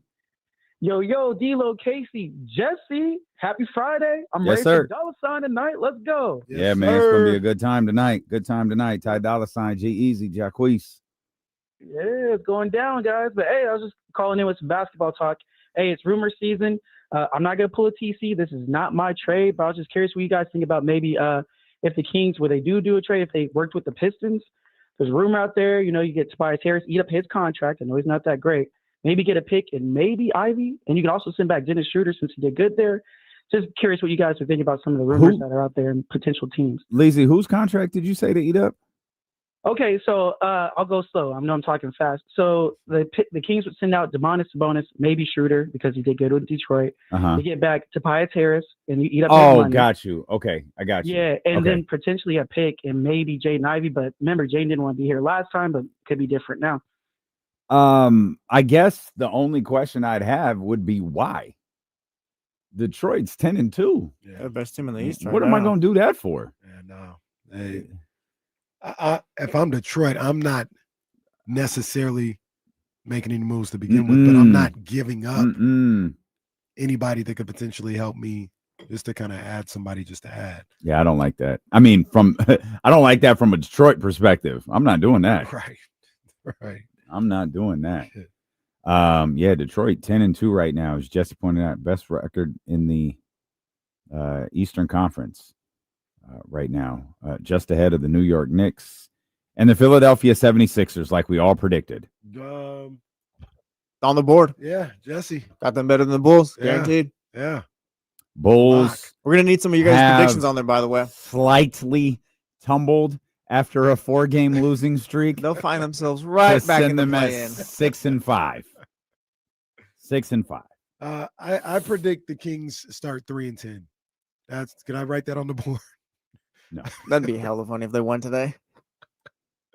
No, that'd be great. It hurts me that I'm so out on my team. I like the Kings, man. I like the players and everything, but they elicit no confidence right now. Yeah, like why would you be confident in this? No confidence. Why would you be whatsoever. confident in this team doing anything? Jeez. This was just a badass week. We didn't lose confidence in them. They lost the ability to have our confidence. Like you don't get that privilege. You don't get the privilege of our confidence anymore. Yeah. You've lost that. I can't depend on these guys. I can't trust these guys to do what they're supposed to do to win basketball games. And I don't know when that will ever come back with this particular group.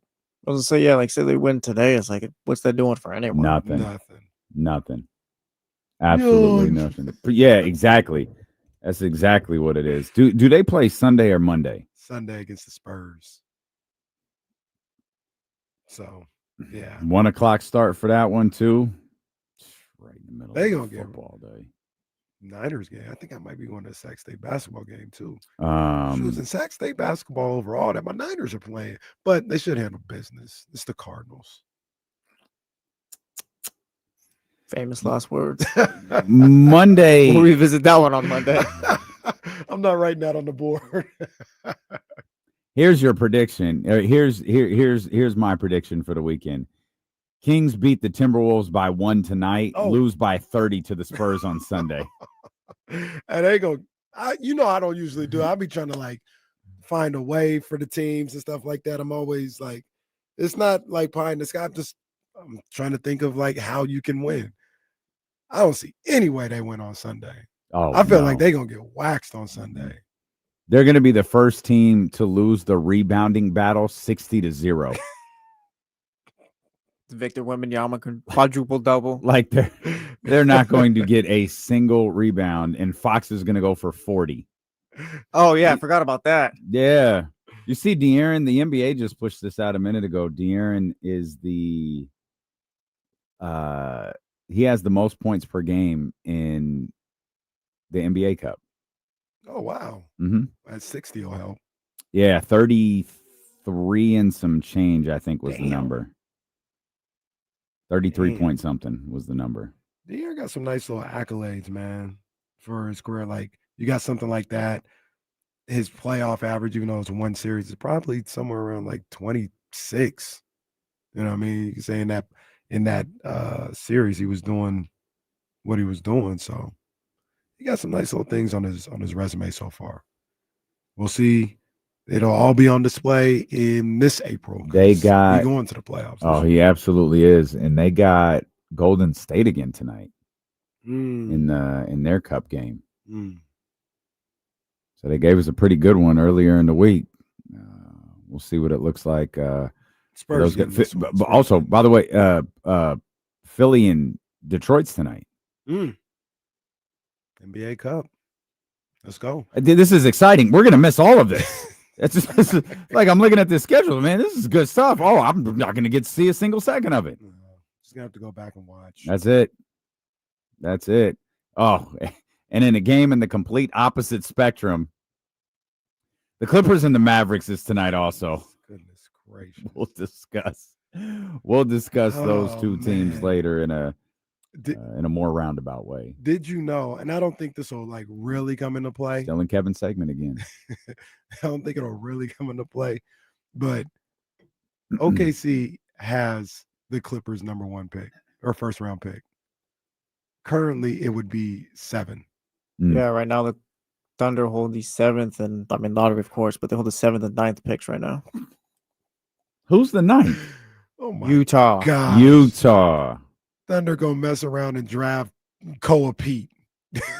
Oh my gosh. This is never gonna end. This is never gonna end. That or just use the picks for Giannis. The 60s Celtics are back. Chet Holmgren in the role of Bill Russell.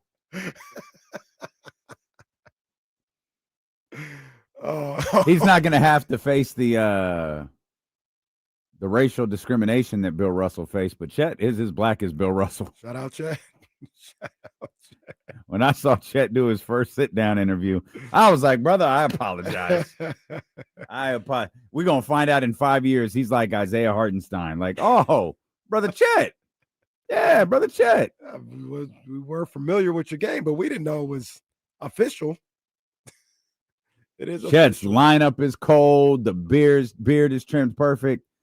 Yeah, Chet's enjoying NBA life right now. I like my boy Chet too. I like Chet. But yeah, it's just what are they? 10-1 now? 10 is it 10-1? 12-1. That ain't fair. Yeah. One day we'll get there. Though. Denver's. One day we'll get Who's we? Sacramento. One day we'll have. We'll get where? To the point where we got like a championship level team. One day it'll happen. It already happened once in this godforsaken city. It'll happen again. Can I tell you something? That was so stupid. We're just going to go to commercial break.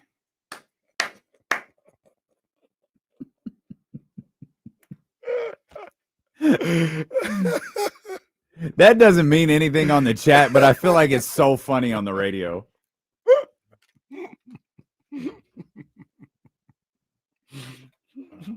We are a radio show, by the way. We are a radio show. First and foremost.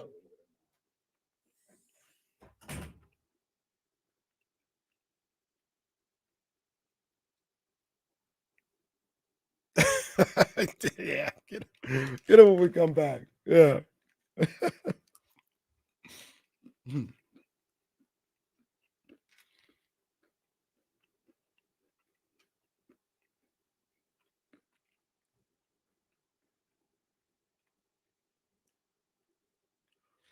There is some this isn't the 13th round. Because officially, I don't have one this week. They're starting to make some moves, so it's gonna come back next week. But there's boxing this week. There's boxing tomorrow, I believe, and it's a good one. It's Conor Ben, Eubanks, 2. First fight was really good. They had the whole.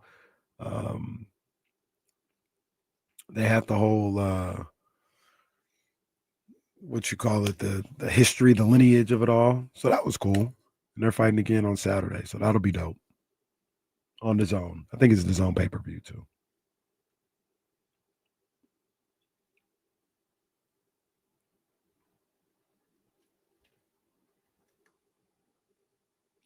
Drew Down was talking something about a big UFC fight. I don't know nothing about that, bro. I don't know. Russ Dog, that may be the move they need to make to change everything. I don't know. It's cool. It would be dope. Definitely would love that, but I mean, we're the spot. So whether we're the flagship or not, like we the spot everybody come to. So that's what matters most. Make sure you get some food. I'm trying to figure out how I'm gonna eat. Yeah, I was going to DoorDash some. I was going to DoorDash some Chipotle.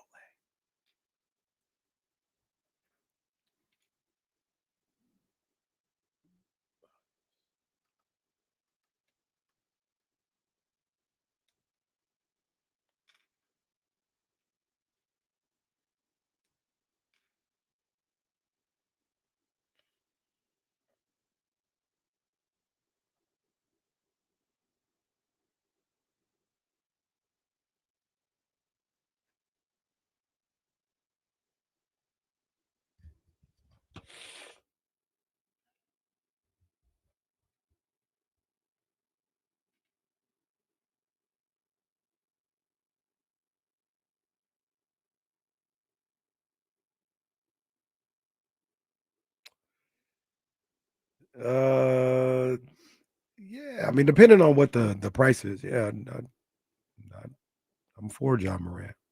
I'd take that chance. Appreciate you, AD. I don't know if I'm over this team for good or nothing like that. I don't like what they've done this past week. That was pathetic. I think you and others are upset with this team for different reasons. You didn't like the roster construction, all this other stuff. That doesn't and didn't bother me. What bothered me is when they tapped out the way they did this past week. It's not cool.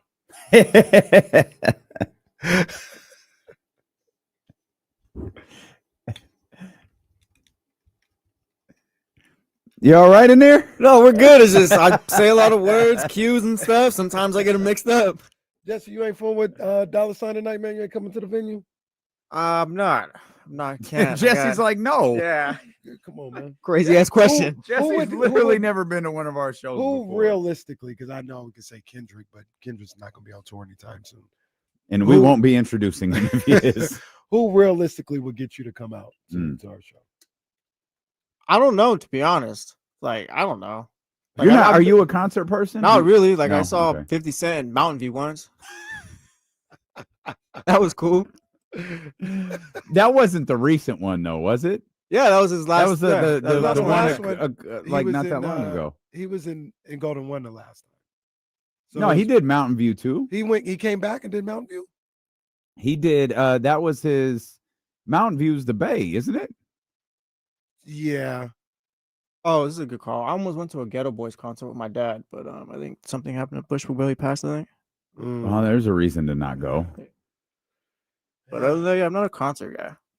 You almost went to a Ghetto Boys concert with your dad. Yeah, my uncles and stuff. That's the title. There's the show Yeah, right there. yeah, Almost I'll went talk to about a today's Ghetto podcast, Boys yeah. concert with my dad. All right. So give Jesse some gin and he'll rap Ghetto Boys off. So you're a big Scarface guy. Sure. I guess. I mean, like I don't know. Like I don't love music only as much as you rapper- guys do. Okay. Like I like music, but like I'm like I don't like listen to albums and stuff. I just listen to songs that sound cool. Okay. Understand. All right. Like I was outside on Friday for the Kings game and stuff. Yeah, you mentioned that. Yeah. I saw Jesse. I didn't see him in person though. People sent me a text message like, "Is that who I think it is?" Was he on the scooter? No. This was in the arena. Oh. Yeah, shout out Ryan. He came up to me, said, "What's up?" Okay. Jesse famous, bro. Oh, no doubt. Jesse famous. No doubt. Jesse would be like one of those athletes that like push the camera though. Get that camera out of my face. I'm like Ja, bro. I got to cover him. Ja. That's one of my favorite. No, that video is going to get played out by me. I'm telling you, because I laugh every time. The Ja video? No, the Ja video is funny. He blocks the camera and they just switch to a different camera. Leave Ja alone. Like, man, you do know there's like 50 of them in the arena, right? Come on, dog. Oh, man, that one gets me every time. That's your boy. Y'all really want Ja here, huh? Yeah. If the price is right. At this point, fine.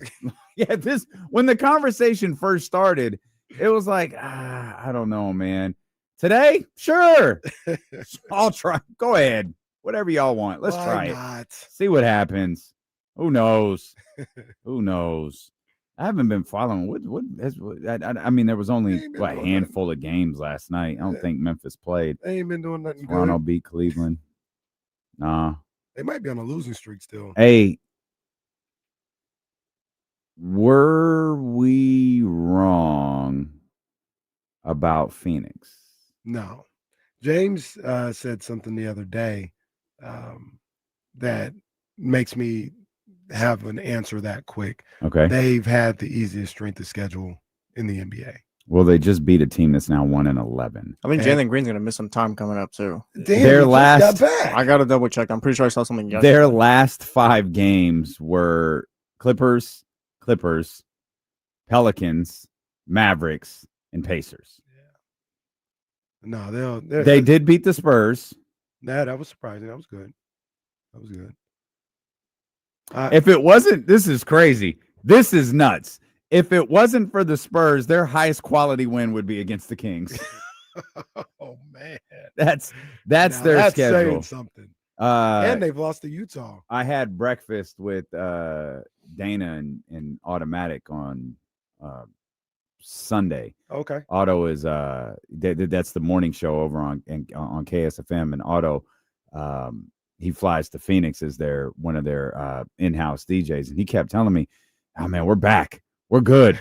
like come on, man, stop. Like I've watched you guys play unfortunately 3 times. You're not good. He's like, "No, I'm telling you, man, they're better. They're good." I'm like, all right, Otto, cool. Now I'm looking at them 8-5. Like Jalen Green's gonna be doing 4 to 6 weeks. What the hell? Yeah, that one dropped yesterday. Yeah, I missed that. He 4 just to came 6 back and he was weeks, actually yeah. playing pretty good. Yeah. Fine. That's a good start for them. It's a good start. I'm just gonna have to be late to the Better party. than 3. Oh, that's fine.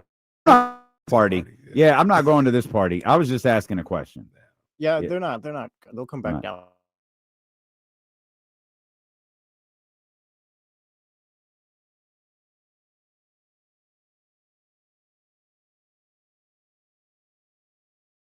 Oh, Jesus Christ. White Orbit says the radio server is not available. What? No, it'll come back. I think we're That's good now. fine. Sometimes the internet goes out periodically, you know. We're here. You know, it's fine, guys.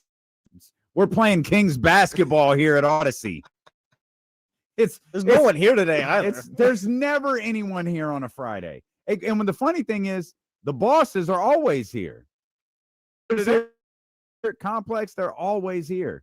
Everybody else, no. But in fairness, and Mark is always here. It's nice for a change.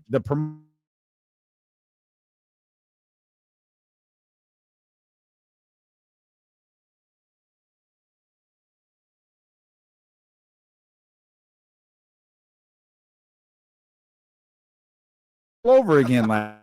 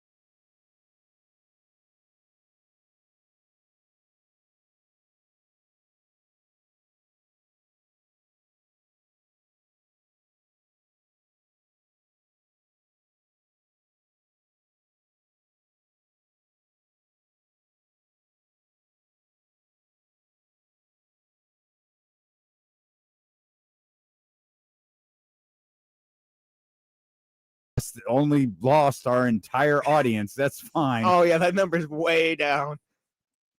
Literally, everybody just said, "F this, I'm out of here." This is a true Sacramento Kings performance. We're gonna end up on awful announcing. You think the team is bad? Look at the radio station.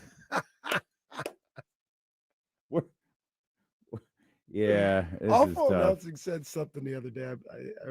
What did they have? Oh, I bookmarked it too because it was awful announcing. I can't remember it. I'm looking for it, but it's not coming up. Is it just me too, or is it just when the stream goes out? It's like, oh, what are we supposed to do? It's like, no, pick up the rundown, genius. What is it we're supposed to do? Yeah, the show's our fine. job. Yeah, the show's fine. No, that's what it was. Awful announcing. This isn't their story, but MLS, Apple to scrap the MLS season pass. And now the games will be on all Apple platforms, just like we told them to do 2 years ago. When I haven't watched the MLS game or seen a highlight in 2 years. Yeah, it doesn't make sense to do that. The MLS is not a league where it's like people are clamoring to watch. Well, and I think Apple only costs like $5 or $6. Like, don't ask people to pay more for that. You don't have enough content. Right. That's the thing with Apple. Apple actually produces great content. The morning show is really, really good. They've had movies, shows, like they've done a really, really good job, but it's very, very limited. If you're going to add something like you didn't make people pay for baseball. Right.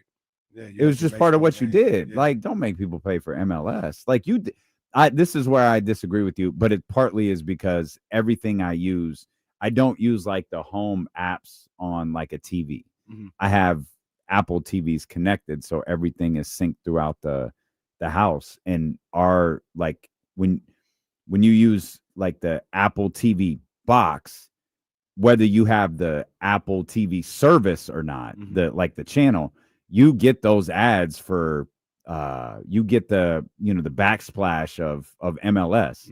So while you're saying I never see it, I see it every time I turn the TV on. I just never do anything with it because I know it costs me like $50 or something. Right. Like, I'm not doing that. I don't even know. You know who won the MLS Cup? No.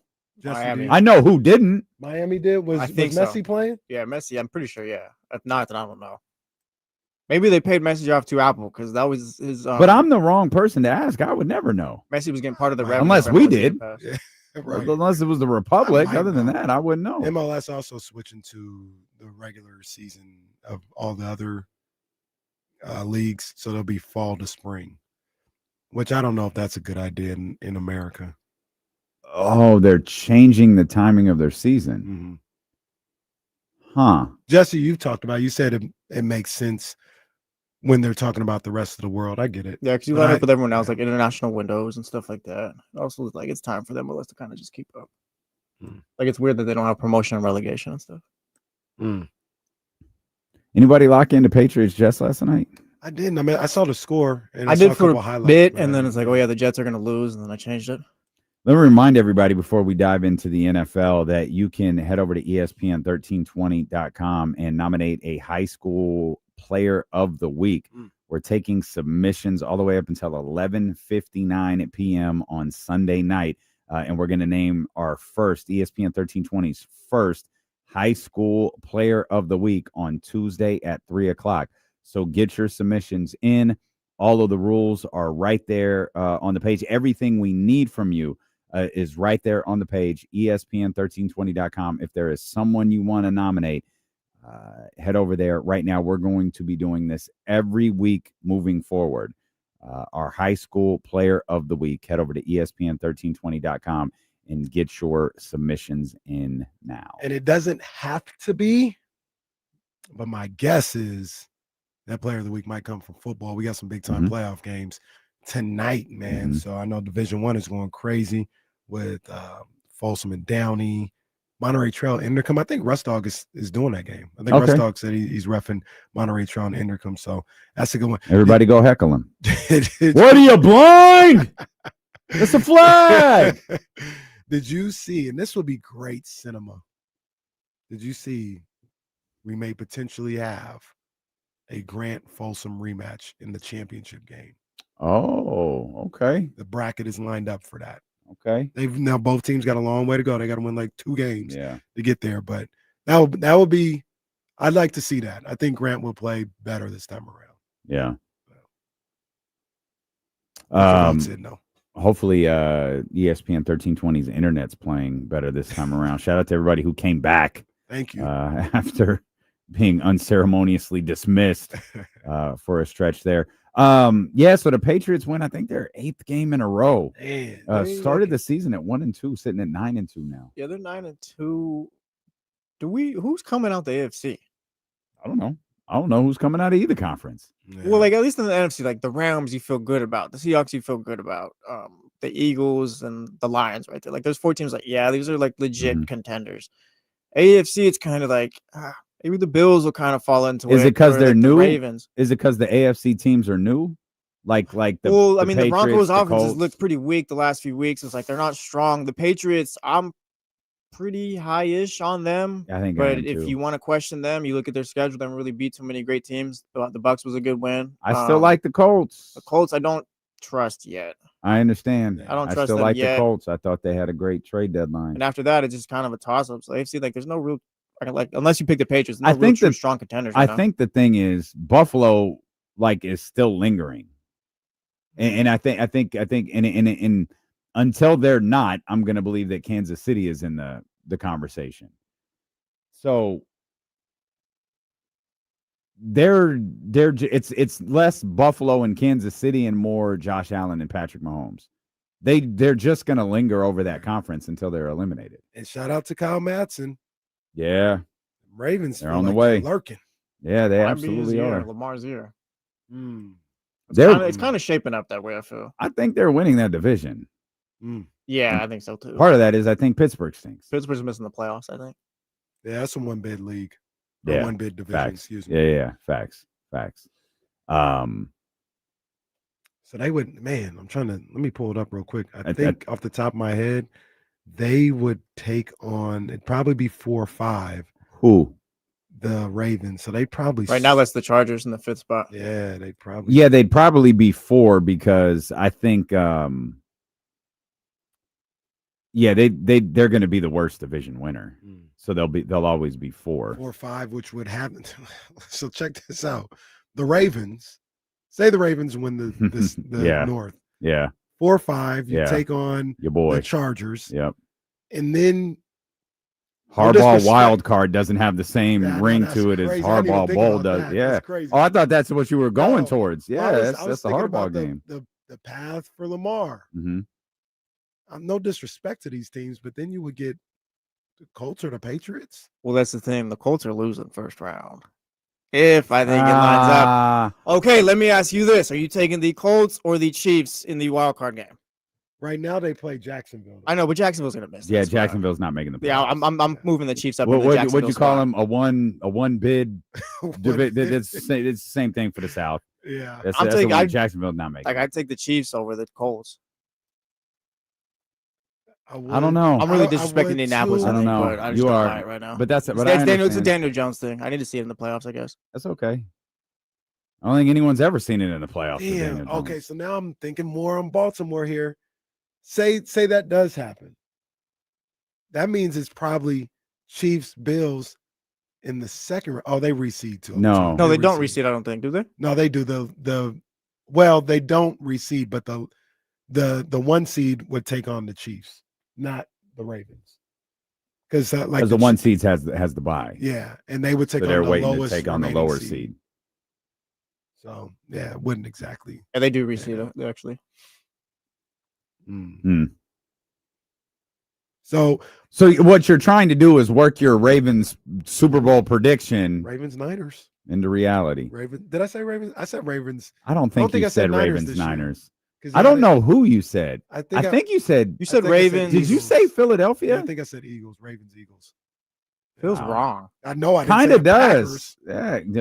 I know. Well, wait a minute. And then I didn't have. Who said Packers? Oh, did I? You might have. Well, everybody but me. I took the D'Lo route. I don't think I ever made a prediction, so I'll go Rams. Did I say Rams Packers? Chiefs right now? No, we're not. No, we're not doing Rams that. Chiefs right now. We're not doing that. We're gonna go reseeding. Jesse's reseeding. Hold on. What's going on the board? Well, yeah, put his on Packers the board. prediction on. Hold on. Super Bowl predictions. Kenny's writing on the board here. Wait, you're writing mine. What's mine? Wait, we don't know that I said Packers. How you gonna? This dummy wrote Super Bowl predictions and then wrote D'Lo Packers versus question mark. We didn't know you had the Packers in there. Casey's writing Ravens Eagles. Oh, wait, yeah, he's just making mine up. Raiders. Well, we get a Super Bowl preview Sky River this Monday. Sky River Casino. Goodness gracious!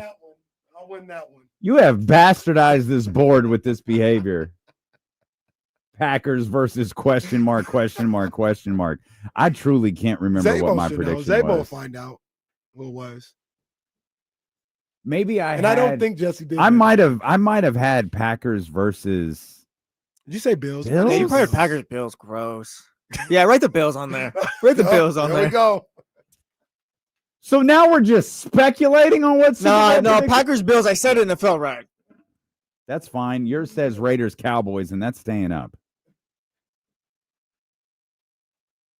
Did you have the Lions? I never made a prediction. I don't think.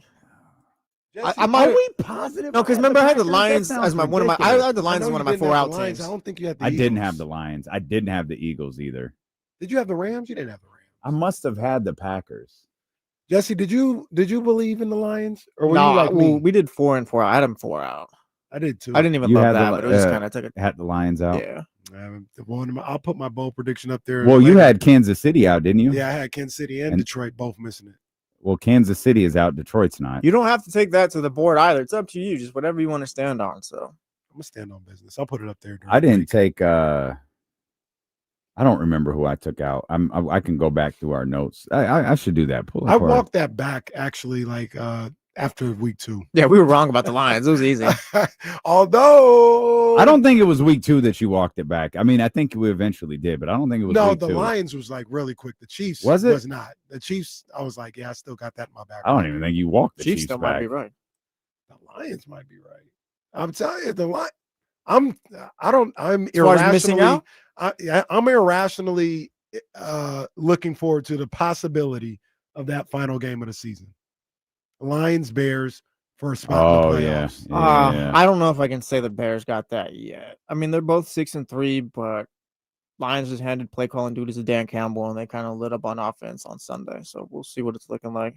I think the lines are kind of trending up right now. Not that the Bears aren't, but the lines might be hitting their stride. The Lions to close. They got that's a good game. Sunday Night Football at Detroit. Hello. Or excuse me, at Philadelphia. I do think the Bears are making the playoffs too, though. Hmm. I think it'll come down to that last spot again, the 7th spot in the wild card. So the South and the East are one big divisions, and you'll get 3 out of the West or 3 out of the North.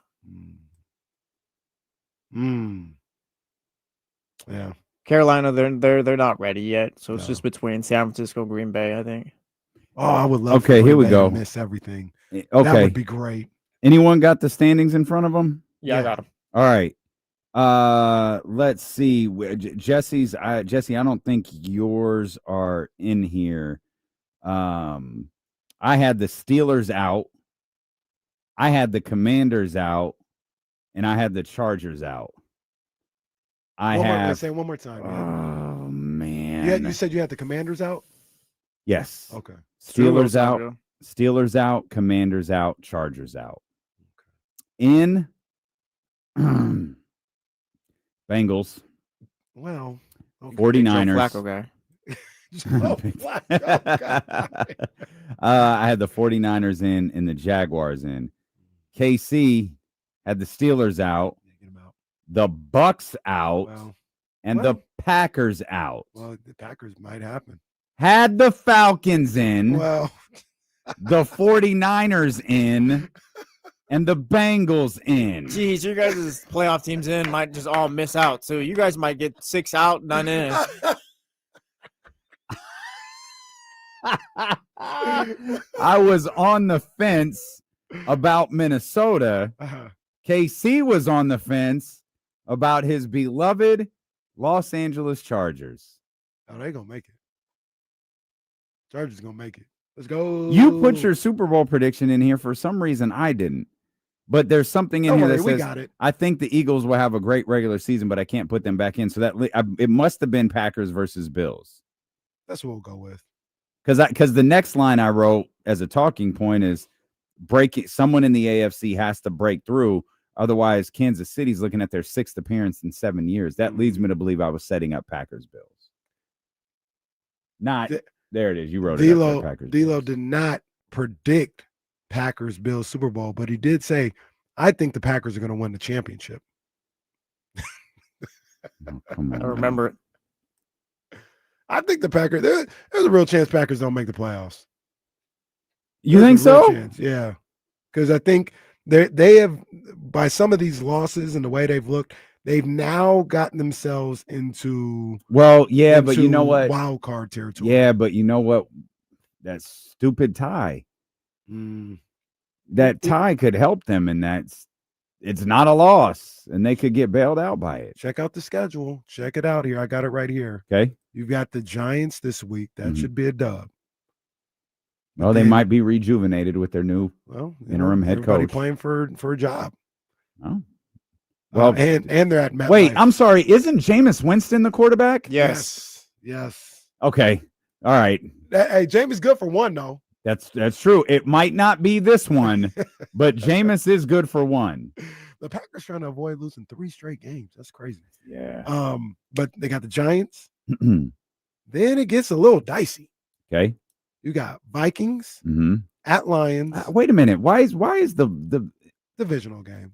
Okay. Divisional. All right. Vikings. Yep. At Lions. Okay. Home Bears. At Broncos. At Bears. Home Ravens. So finish off at Vikings. So here's what I'll say about the Lions and Bears. They're all those 3 teams are equal. I agree. The Bears are probably playing the best right now out of the 3. The Lions are probably the best of the 3 teams, and the Packers are just obnoxious. Also, these guys literally haven't played their division. They got 2 with the Bears, 2 with the Vikings, 1 with the Lions. Goodness gracious. I've been seeing some things here to the streets. Shout out Katie Caraway. Matt LaFleur could be coaching for his job. Well, now see that would be ridiculous. I've seen that. I've seen it. I hear you. That'd be ridiculous. All right. If they miss out on the guys, playoffs, keep your ear out of the streets. I'm just saying. You locked on Packers over there? You stumble across these things, and it's like I'm not saying like, oh, he is or anything like that, but it's like, they're talking about that on the radio, this That'd be article there, insane. like things pop up enough.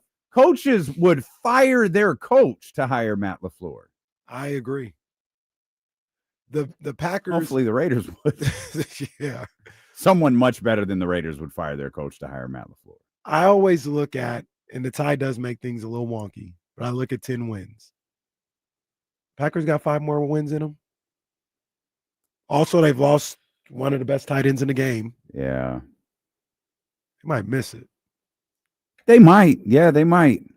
They might. You got the Athletic writing about Matt LaFleur's job too. Just saying. The Athletic, half of what the Athletic does is write about people's jobs. Hey, they're talking about it at press conferences. No, we're not going to fire him, but I'm just saying. Damn. I'm not saying that he is, like I said, but it's just people are talking on the streets. They're going to drop Chris. I'm not saying they should have fired him, but I understand. We'll come back.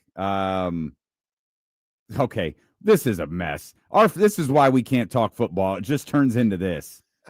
We've got the Packers. We've got the Ravens winning the Super Bowl at this point, and Matt LaFleur losing his job. And Matt LaFleur is fired. It's Tilo and Casey on ESPN 1320.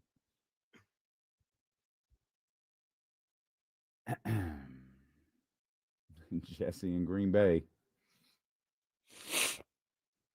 There was a very good article, speaking of the Athletic, from Matt Barrows, although I don't know if we can say Matt Barrows' name.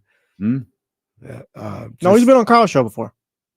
Oh, has he? That might have been illegal, but it's okay. Just kidding. Just kidding. I'm just kidding. Those a joke. Oh no, they would have caught it. They absolutely would have caught it. He's been on there multiple times, I think. That might have been a last year thing. Okay, yeah. Who knows? What, are you gonna pay someone else to not be here? So they're not above never it. Called. They're not above it. But he had an article on the 49ers road attendance. Okay. And it was just interesting. It's like, when did all this start? Like, how did it become whatever? And he said there's a couple different metrics that people try to use to see if they have the most traveling fan base or something like that. Mm-hmm. One of them is vivid seats. And I think I understand what this means. I don't know. I think this means like on average, in a road, in an opposing team stadium, you have this percentage of fan. Okay. Vivid Seats has the Niners #1, and they say the median projected fan share is 62%. Wow. Seems like a lot, but yeah. But damn, Bills are second. Bills at 56.9, basically 57. So I assume they judge that based on where you're buying the tickets from? Yeah, that's what. So that's what he said. Vivid Seats has their projection. I think the other one was StubHub has another one, and they have the Niners 4th. They didn't have a percentage for them, but it's Lions, Bears, Bills, and then Niners. So, to your point, who's got the belt for best traveling fan base? I'd go Steelers. I was going to say it might be San Francisco. Today, is it the Niners today, or is it because I know the Steelers have always been great. They traditionally The have. Steelers are very good. But the Niners, the last 5 years or so, have been ridiculous. Like, to the point where maybe people are just used to it, so they don't talk about it with the Steelers.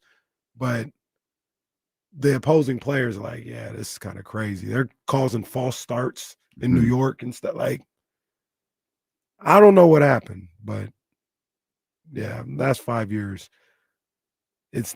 I think it's at the worst case scenario, it's a tie, and I think those two are the top two. Bills Mafia has been doing their Oh thing. God, don't even get me started about them. They've been doing their thing too. Oh, he jumped through a table. Wow. I like Bills Yeah, Mafia. he jumped through a table. Someone go record it. Oh wow, they're throwing ketchup on each other. Wow. They do this because they can't do anything else because they've never seen a Super Bowl. Wow. Bills Mafia They want sucks, the ketchup bro. fights like Michael Scott? Yeah, Bills Mafia stink. Oh, They're so Oh, overrated. that's not. They're no. overrated. They're Don't do the overrated. ketchup do fight. that. Overrated. Don't do that. Leave Bills Mafia alone. Bills never won a damn thing, but they get a pass because Craig just jumped through a table. Shout out to my the neighbor, my Bill fans Yeah, neighbor. Jim Rome Shout out. got his own channel over here on Amazon. Oh yeah, they be going, yeah. Just Jim Rome show all day long. Every 12 hours you see the episode where Jim Everett attacks him.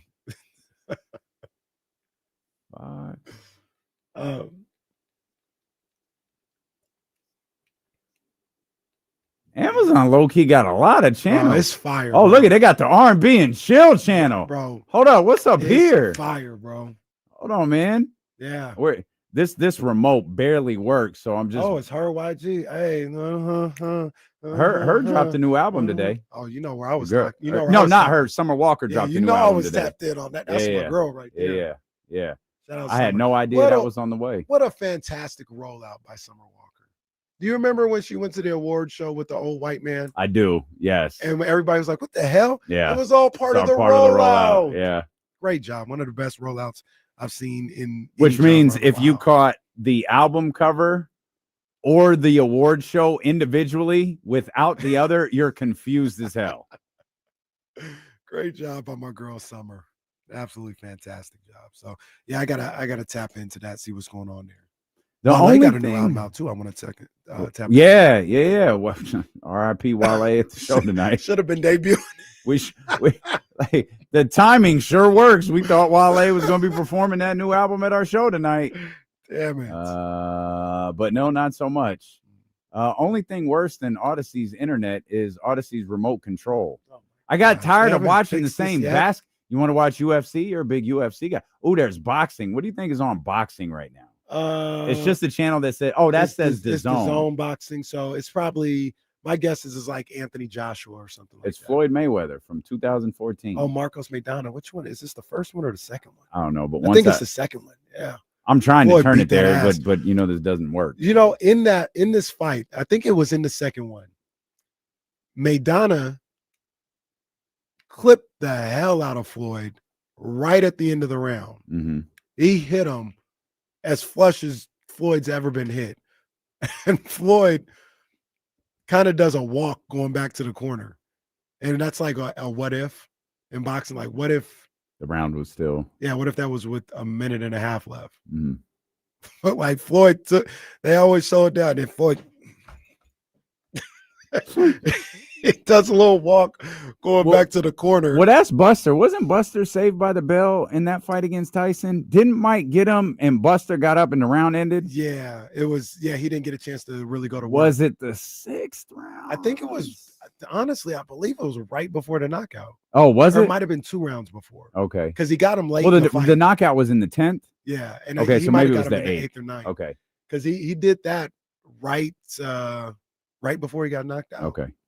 So then it was the 8th. For some reason, I was thinking Tyson got knocked down in the 8th, but he only got knocked down the once. Yeah. He just didn't get back up. Still, we talk about it, but that is reaching for his mouthpiece. If you weren't unbelievable. Like, do you know do you understand the impact of that? Like Tyson that upset, like it's universally the biggest upset in the history of professional sports. Does it register at all with you? The impact, no. I mean, like I know about it, the history of it, but just like there's some things like from back then, it's like, oh yeah, like you still feel that, like that's not one of them. The country It's was well, because I like, think as Tyson time, lost, like Mike Tyson lost, but I think as to time who? kind of passed, though, Tyson, like I think maybe at that moment Tyson was this big boogeyman, and then as time passed, like no, Holyfield actually was better than him. Like when I was a kid, Yeah. like these guys all were better. It's like maybe Tyson wasn't. Well, he didn't have that boogeyman status. And that's what we were. The next fight was Tyson Holyfield. That was supposed to happen in '91, and of course it doesn't. Buster and Holyfield happens. Oh, Fat Buster Holyfield beat the crap just out of him. destroyed him. Oh man. Yeah, and so, like, then Evander had a couple with Riddick Bowe. Yeah, those were close. But he had that Foreman fight was a classic. That Foreman fight was crazy. Yeah, but I know, like just talking about Mike Tyson as a kid, people were like, it wasn't like, oh yeah, he was the best ever. It was like, yeah, but Holyfield got him. Yeah, but like, yeah, it was just kind of more of the story then. You know, the only thing close to it, and look, I'm just being fair here. I'm just being real. Ooh. The only thing close to it. Oh, what you see? Well, I had to look something up. I couldn't remember if George Foreman was still with us or not. Yeah. But I was the relief was okay, we lost him recently. Yeah, relatively recently. About a year ago. It was March. Yeah. RIP, man. The only thing close to it, once again, I'm just being fair here, is when Ronda Rousey got her ass beat. Holly Holm, when Holly Holm kicked her in the Ronda head. was doing to these women what Tyson was doing. It was like, who's gonna beat Ronda Rousey? You know what's funny about out the way she did? That was when you know what's funny about that is when you like the hindsight and like Tyson, I'm 10.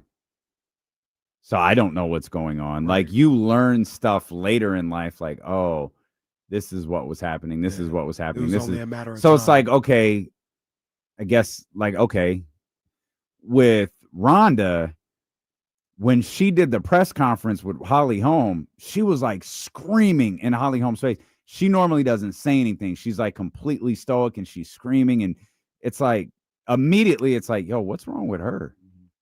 Like that's odd. And who also like why she didn't do that to Misha Tate. She hated Misha Tate. Right. Like, why is she literally slapped Misha Tate's arm like multiple times. Why is she doing that to Holly Holm? Fight ends and you go, she was like in her head before this thing even started. Like her interviews were weird. Everything was weird. Watching her get her ass whipped was actually funny. It was like, yo, this like to the choir here. Oh my God, man. I enjoyed that one. And then I thought, okay, you've got this comeback story everybody's going to be invested in. Like, she's fine. And then Amanda Nunes. That kick to the head was a relief. And then when she stormed out of the octagon, like, all right, sweetie. When Amanda call Vince McMahon. When Amanda got her hands on her, oh man, Amanda beat the crap out of her. And when you say Amanda got her hands on her, boy, beat the crap out of her. Now, but the whole point of it was Ronda had that type of aura as a fighter before Holly Holm. It was like, oh, I know these women ain't going. They were talking about Cyborg. Cyborg the only one that could beat her. Like, that's it. That would have a chance. Yeah. And when she got knocked out, that's akin to Mike. But obviously, I was a kid, so it probably feels a little different being a kid as an adult. But I was just Mike reaching for that mouthpiece. Yeah. It's like it's almost poetic. Like he gets knocked down and he's on all fours and he's kind of like looking around and he grabs his mouthpiece and he stands up and he puts it in his mouth. And is it Richard Steele? I don't remember who the referee was. I think it was Richard. Richard, hey, it's over, guys. It's over, like, man. No. And Mike doesn't even. Mike's just like, yeah, it's Mike over. This was at his peak too. His perceived. We thought it was like. Well, yeah, for Mike Tyson. No one thought that this fight wasn't even a thought. No, like it was absolutely not a thought. 40-1, right? That's yeah. the I remember the night my grandpa was like, "Hey, you got to go shower, do all your night stuff." I was like, I'm gonna miss it. He was like, "No, just hurry up." So I come back and because we live next door to each other, I come running back over and I'm like, "Is it over?" No, it was like the third round or something. Like, okay, sat there and watched Mike lose. Man, yeah, he was so. Was it his peak? His peak was probably Spinks. But yeah, and I think this was within 12 Spinks months. was 90. Yeah, Spinks was 90. So, I mean, at that fight, there was nobody that was ever going to beat him after the Spinks. It was like, bro, he just did what to this man, to this champion? 90 seconds, 91 seconds. So it was his peak.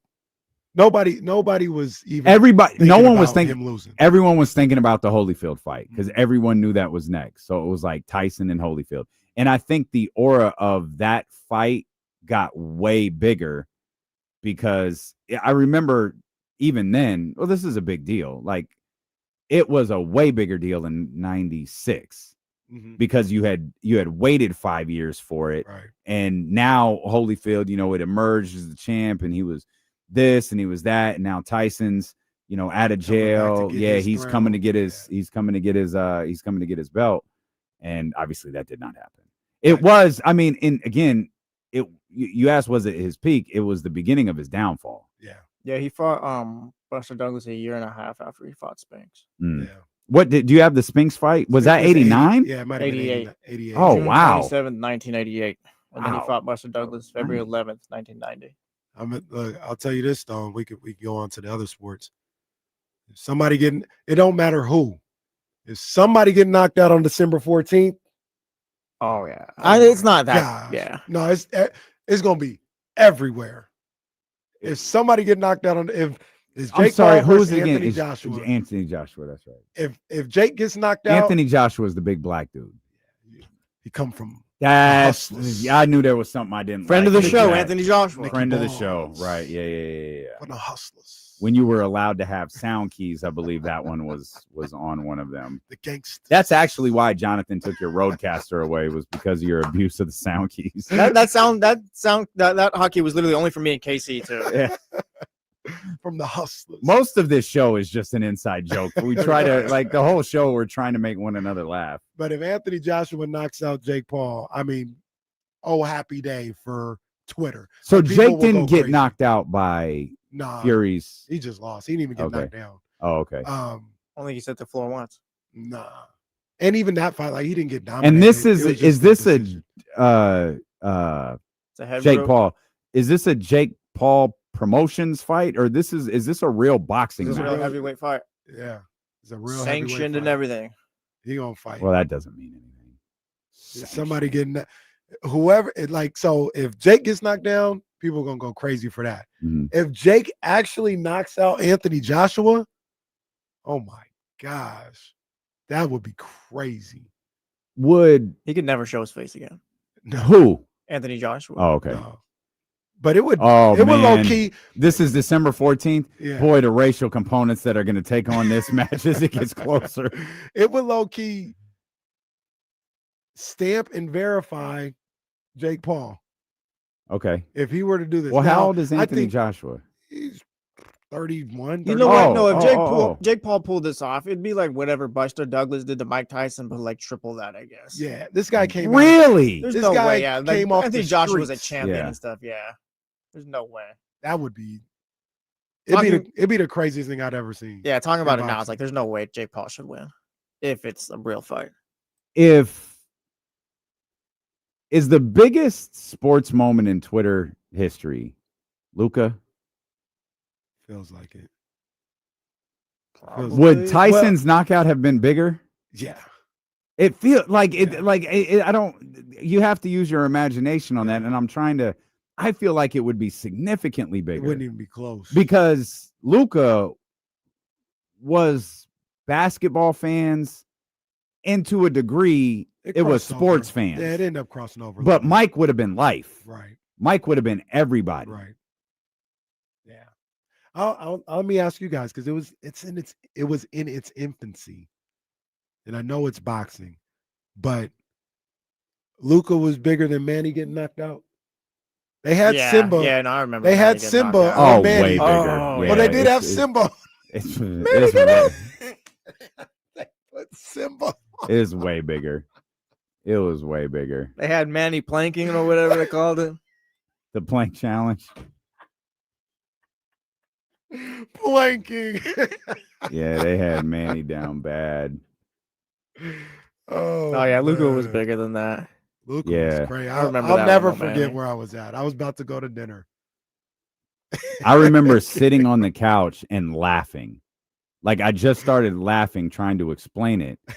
Just floored by that. Yeah. Yeah, I'll always remember that. Luka is I'm trying to think of a non-death that was, because Mike and Kobe were like the moments that just tore down the internet. Game 7, 2016. I don't really remember because I was actually driving from LA to the Bay Area. So I wasn't really like on Twitter that day, so I don't really remember. I think I can counter that and say I think Kobe's finale might have been bigger than Game 7. Kobe's finale felt like it was like a build. Like the Warriors game was happening at the same time, but everybody knew like they either win or they don't. Like there's nothing I can tune in the last 3 seconds to see if they make history or whatever. But Kobe was like, you want to see it, of course, but if you can't, it's no big deal. But you start getting to the third and fourth quarter, it's like, yo, there's something going on. Like, and you check Twitter and it's like, yo, Kobe's got 35. Kobe's got 40. Oh my God, Kobe's at 50. And it just gets the moment gets bigger and bigger and bigger and bigger until, he's at 60 and the game ends. Yeah. I watched that whole game. I remember that. And I was like, I don't really this wasn't no Warrior hater. And I'm like, I don't care about them winning 73. They're probably gonna win the game. I'm gonna check the score to see what's going on. And it was a blowout, so there was really no reason. I always say if you flip the channel at the right time, the Laker game went to commercial, the Warriors game went to a finale. If you switched it on that one commercial break, you saw the clock expire, 70 wins happen, no one cared, and you flip back to And for me, it was one of those things too, like, because that's when I was living down there. That whole day, like, you want to talk about a build up. That whole day, there were people at Staples. Like, you see all the pictures and videos of all the people outside of Staples. They were there at like 7 a.m., 6, 7 a.m. Like, it was a whole day of build up for Kobe's last game. And then for him to have that performance, and he started off not shooting the ball well. That's what I do remember. Like, he wasn't making a lot of shots, I don't think. But he just kept taking them. Yeah. And they booed. Was it Nick Young? Who took or was it maybe it was D'Angelo Russell? Whoever took the first shot of the game that wasn't Kobe got booed, which was hysterical and appropriate. How do we think LeBron's last game is going to go? It's not going to be that. No. Kobe's was like literally like a daily celebration or whatever. Everyone it's not was going to be that. Building up to it. It definitely isn't going to be that if he isn't anywhere but Cleveland. Like Cleveland, it might get close to that. Do we just see LeBron lose in the playoffs on ESPN? And that's the other thing. His last game will almost certainly be in the playoffs. It won't be like that team was terrible. Yeah. I also think Kobe is better. Kobe had this really incredible babyface turn that last year where he had been the heel. He had been, he had just opposing teams hated. There had been so much attached to Kobe, but he dropped that, that video, that poem, that story to set up his retirement. And it was this absolutely instantaneous babyface turn. And he was better at playing that babyface. Like when he comes through to Sacramento, he's hugging everybody, shaking everybody's hand. Like he's recognizing this is the last moment. He treated everybody as if this is the last time I'm going to see you. I'm going to make sure you have that moment, right? I don't know that LeBron is as good at that. There's something about LeBron that, and it's kind of like, Mike, you can't. Kobe was humanized his last year. I don't know that LeBron can be humanized. And so I don't know that LeBron is going to have that outward love, because it did feel like universal love. And this could absolutely be wrong, but it felt like universal love for Kobe the last year that he left. Yeah. I don't know if LeBron is going to have that. Yeah. I don't know. That's a good point. I think I don't know that he knows how to do that. Not that he's a jerk. He's never a jerk. He has never been a jerk. I just don't know that he knows how to be that. He always, you know how John Cena doesn't sound like a real human being sometimes? That's how LeBron James talks. I was just about to say he's always on. Yes. That's it. Always LeBron James, icon and not LeBron James, the human. Right. More times than not, that's what he is. And Kobe was an icon. Right. But he made himself a human that last year. Yeah. I mean, even to the point you talk about the game in Sacramento when he had iced his knees. He said, I'll let the young guys finish. Yeah. There was a level of, I'm not a machine. I'm a human being. I'm old. I can't do these things anymore. That I think was relatable to people. Like, I think it was also for him, go win the game. Like, these guys did it. Let them go win. And two things, stupid ass team. Two things I remember the most about that game. Looking dead at Kobe when he waves off, was it Byron Scott? When the coach looks down at him and he hadn't had his shoes off yet. He looks up and I think it's Byron, looks at him and goes, you ready? And Kobe goes, let him go. And he reaches down and he takes his shoes off, and I'm realizing he's not coming back. And like, I'm upset because we're not going to have that moment. We didn't get to say goodbye, so to speak. Yeah. Then remember, the Lakers stunk. Yeah. This stupid ass team in Sacramento goes, Kings won. They blew a 20-something point lead, which is why Kobe didn't come back in. Yeah. But the Kings win the game. And shout out to anyone who finds out who said this. One of them says, yeah, I don't know, man. This felt like a loss. All right, bro. Okay. All right, dog. This felt like a loss. All right, man. Freaking team, dude. I swear to God. Oh, Two things I remember the most about that. Man. And I take some I ain't got nothing to do with it really. Maybe I do because I'm a Kings fan and I'm a fan of these games. But I always take pride in how these players look at playing games in Sacramento. And Kobe, on his way out, was like, man, I loved it here. Like, as much as any place in the league, I loved coming here, man. To paraphrasing him, but for the most part, he was talking about. And it was Arco. It was Arco. Yeah. You love competing. You love the energy. You love going somewhere and people hating you and, thriving in those moments and trying to persevere through that. This was the place for that. And you hear that now, like with guys like Ant-Man, like, man, I love playing here. Like, vibe's always good here. They love it. Might be a little bit different. It might be a little bit different this year. They come around the second time and it's like, where are all the people at? Is there a snowstorm? No, man, it's 75 degrees outside. It's just not. Oh, man. No one wants to pay $200 to come watch a single-digit win basketball team in January. To be fair, we romanticize Arco, or people romanticize Arco. They had some bleak-looking crowds in that building. Oh, they absolutely did. Not towards the end of the arena. No, but at various moments. Last year, no. But at various moments, yeah, that, sure. Sure. I mean, it's no different than what they might be. Like, crowds aren't awful right now. They're just not enthusiastic. No, they're not full. Like, the arena's not full. No. Like, it's not. Upper Deck is struggling. You could buy a ticket to any game you want to day of and get in for something, I'm sure, depending on where you want to sit, something that I think you'd be very comfortable with spending. And it's fans are frustrated. Yeah, they're frustrated. They don't like this basketball team. They love this franchise. They love Sacramento. They love the Kings. They hate this version of this basketball team, and they hate that owner.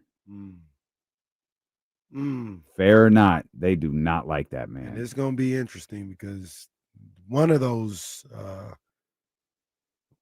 factors is not changing. Yeah. But it'll just, if the Kings get good, if they get the right people in here, they can easily dismiss it as he got out the way. Russ brings up a good point. Steph's last game will probably be pretty. Oh, man. Because his approval rating, I think, has always been pretty high. And that game Well, his last game has to be in the Chase Center. Oh, of course. But if they have 2 games on the road after that, you don't play them. Yeah, sure. That last game needs. Well, as long if he announces it, the league you don't do that. Like, you hell, the second you think Steph is thinking about retirement, every final game for the next is 4 out. years. Yeah. Every But final game that's the thing with Kobe. Like, I think we talked about this before. His final game should not be in LA. LeBron. I'm sorry, I said Kobe. Yeah, LeBron's final game should be in Cleveland. He shouldn't be playing for Lakers either. No. I will be playing alongside Donovan Go back Mitchell. to Cleveland. Yeah, just go back to Cleveland, bro. That's fine. Works for me. Vet minimum next year. Eddie Gonzalez. I can't imagine. Again, we talk about LeBron humanizing himself. I don't think he'd ever take the vet minimum, man. He's like, hey, Cleveland, I'll come play for you guys for $50 million next year. Eddie Gonzalez joins us next. We'll continue to talk basketball, maybe more current basketball here on Sacramento Sports Leader, ESPN 1320. You see Centel got another tweet, right? No. They tweeted a year ago that Steph was leaving Under Armour. What? Jesse said Centel got another tweet right. They said a year ago Steph was leaving Under Armour. You got your phone. Yeah. Oh, you need it? Go ahead. I got time. Yeah. It got me all the way back. Just let me get charged back. It got me all the way back. I'm good. This one works fast. Well, I want to make sure you have it for tonight. Yeah, I'm good.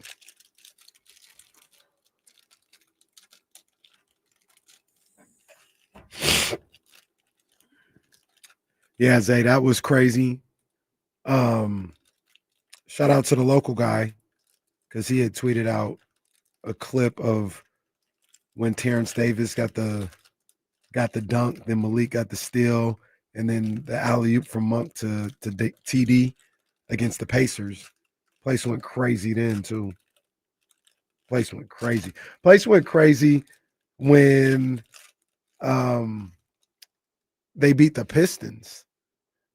I think they beat the Pistons that first year, and it was on my son's. He had a birthday party. It wasn't his birthday per se, but it was like around this time right now.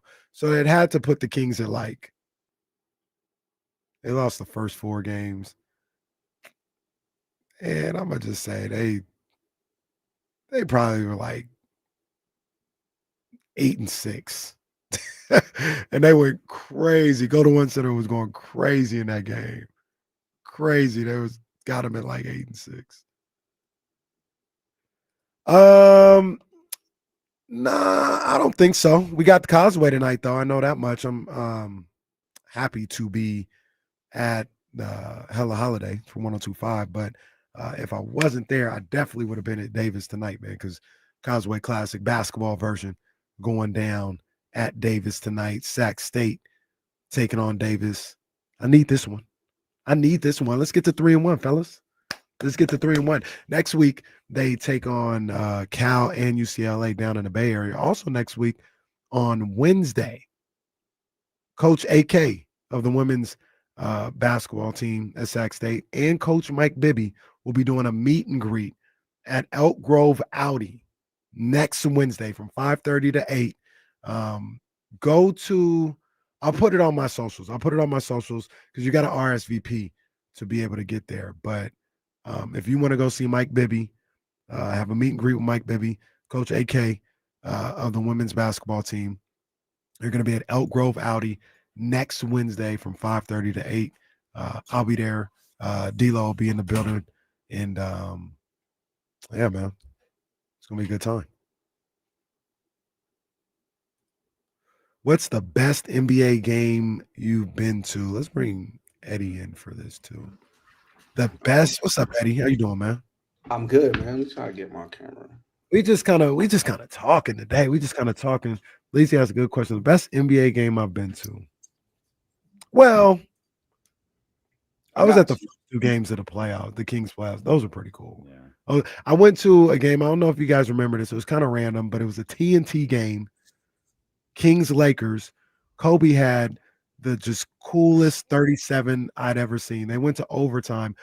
Vladimir Radmanovic hit a corner 3 to send it to OT, and then Kobe put the Kings away in overtime. Matter of fact, Charles Barkley was on the call. Charles Barkley was out of the Inside the NBA studio and was here in Sacramento as a color guy. I went to the Tyreek half-court game. Oh. I also went, this is a random one, but Boogie hit a game winner against the Suns that bounced on the rim like 5 times. Yeah, I remember that. They had lost like 4. I think that's shortly after they fired Michael Malone. Because Boogie was very emotional about making that shot. My daughter was on Santa Cuz back when he used to do that. Yeah. Mike Malone got fired that day. Hang on, Eddie. We're coming back. Hang on. Now, Eddie was just telling a great story about a DeMarcus Cousins game he was at. Lizzie asked, what's the best NBA game that we've been at? And Eddie was telling a story about a game he was at where DeMarcus hit the game winner. You said he was Santa Cuz when Mike Malone got fired? No. So Boogie does this thing. I think he still does it to this day. He does this Christmas giveaway thing, and they call it Santa Cuz. And in Sac, he would pick like a school and a class got to go and all this thing. So my daughter got to go to Walmart out in Natomas, and Boogie gave everybody like $200 shopping spree or something. But it was the day Mike got fired. And I know some of Boogie's guys. I don't know if you got if you know Boogie, you know Andrew, who's yeah. So we kind of were parlaying. He kind of recognized me a little bit. He was pissed because it happened that morning, and he was just like, "Dog, I don't get it." So it was just crazy. He's doing this charity event, and he was completely blindsided by them firing the coach. One coach that got through to him, basically. Imagine doing a charity event where you're Santa Claus and being criticized for it. I was at a game where LeBron dropped 55 with Cleveland here. And I was at the Kevin Martin game. The layup Spurs joint? game. The Spurs? Yeah. That's iconic. Yeah. Were you courtside for that one too? Yeah. Just say yeah. It's a yes or no question. Were you courtside? It was a time frame in which, yes, I could. Actually, I don't think we were time frame. I think we were in a suite. I think we were in a box at the Arco Arena for that one. Those boxes in the Arco Arena. I was courtside. I sat in your boys. Well, they weren't his seats at the time. We were in the owner's seats for LeBron's 55. That's why I'll never forget. LeBron was hitting threes prior to Steph Curry 2 feet from me. He was feeling it and he knew it. Yeah, that was one of the craziest experiences I've ever had. I went to the commercial shoot. Yeah, that was Arco. Yeah. I went to the commercial shoot at Arco for LeBron. Oh, okay. Yeah. A lot of people. Elijah Hicks was there. You know Elijah Hicks? Sounds familiar. Might be a little older than you. But Elijah Hicks is he's in the video. He's in the commercial. I remember it was just I left. I walked out because it was just we'd be in a section for 45 minutes. I'm all right, everybody's moving to this one. We're not meeting LeBron. I'm out of here. I also, I bet you did this. I bet you did this, Kenny. When Anwan used to come to Arco, I hooped out there in the parking lot. Oh yeah, absolutely. I went. With the professor. I didn't do Arco. I did when they were at. When they was at Mather? No, they were at basketball town. Yeah. And they was yo, that's when they would do the thing for 2 hours. They would play pickup or organized version of pickup to try and get on to play against them. And I was cooking. I was doing my thing. I think I had an opportunity to play against the N1 people until I went really early. If they started at 4, I was on the court at 4:15, and they went till 6.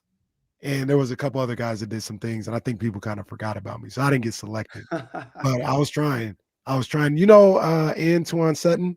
Mm-hmm. He got selected, and he went on the road with him for a little while. Oh, yeah, wow. What was his name on there? I forgot because he had bounce. He had little dude, and he had bounce. And he got selected, and he went probably the next 4 or 5 cities with him. Somebody used to have the keys to Christian Brothers, and we would go there Saturday nights real late. And we do open run, and Bobby Jackson showed up one time. And I was in high school. I thought I was nice at the time. I was cool. And we was with the kids from Valley. So like we had some D1 guys, like we had some dudes that could go. And Bobby was going like 20% speed, right? He was embarrassing us. Like he was just like walking around the court, killing. I'm like, yo, this is crazy. What is this? And he just like, I don't even think he had shoes tied. He just smoked us and was like, all right, I'm out, y'all. I remember right when I first met Kara. So this was after the Al Biacani workout that we talked about. We're hanging out. She's like, yeah, I gotta run tonight with Mike and Team Dime. Like, oh, like word. I'm thinking like she wants me to go and we do the run. She's like, oh no, you don't want to do this. She's like, you don't want to do this. I was like, what do you mean? Yeah, you don't want to be out there with them. Like, you don't want to be out there with him.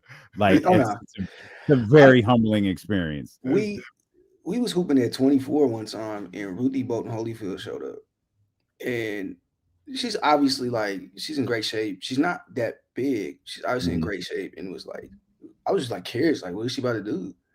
When I tell you she did not miss a shot, like just so much like dribble left, pull up, bow. Dribble right, pull up, bow. Give somebody a bump, step back, bow. I'm just like, she didn't crack a sweat. She didn't say a word. Oh yeah, like cardio for days. She was just doing her. I was like, oh, like it was like another level. I must have been like 15. Again, I thought I was nice, so I'm like, come on. That reminds me, write that name down, so I don't forget to tell you something. But Ruthie? Yeah. Okay. But you know who else did that? As we go down memory lane of ball players that made civilians look ridiculous. The high flyer. Oh, I saw him the other night for the first time this year. I used to go to, shout out to my guy Tony Vaughn. He had the gym on Elder Creek, full court. I think Henry had like a car body shape. He had something next to it. LaSalle had it. I think him and LaSalle. Yeah. So Tony would always be like, yo, Henry, you gonna come? Because he had the adult league and stuff like that. He's like, you gonna come play with us tonight? And Henry would be like, nah. And one night he's like, all right, I'll play.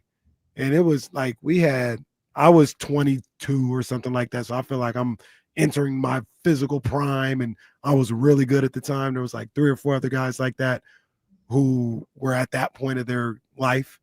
And Henry had retired. Like he wasn't playing in the NBA no more. And he said, all right, Tony, I'll come over there and play. Man, he must have busted us up so crazy. Like he might have like 45, 50 on us. Easy too. And it's no disrespect because he's a pro, but it's Henry Turner. Like you're not thinking like, oh, this guy who was at the end of the bench or didn't play that much would be able. Nah, who's a still top less than 1% basketball player in the entire he was planet. Killing. Yeah. Yeah. Kevin, every once in a while, we'll play ones at his workouts. And he'll be watching us, and he just can't help himself though. So every once in a while, I hop in for like one. It's like, why? And he won't even dribble. It's a couple jabs and cotton. Like, or he'll play horse with us left-handed, smoke us all. It's like, all right, get out the way. No, I'm getting weak right now because did you see the clip when he walked on? Yeah, it's exactly that. That was hilarious. Like I said, I'm done with y'all. Like, come on, bro. He said, no, that layup was it. I'm done. We having what wars. Like we play King of the World. We on spots. We do it all. We having wars. Like 4 or 5 of us. We all going at it. Let me get one. Why? Why you come in here mess everything up, man? Like, get out of here.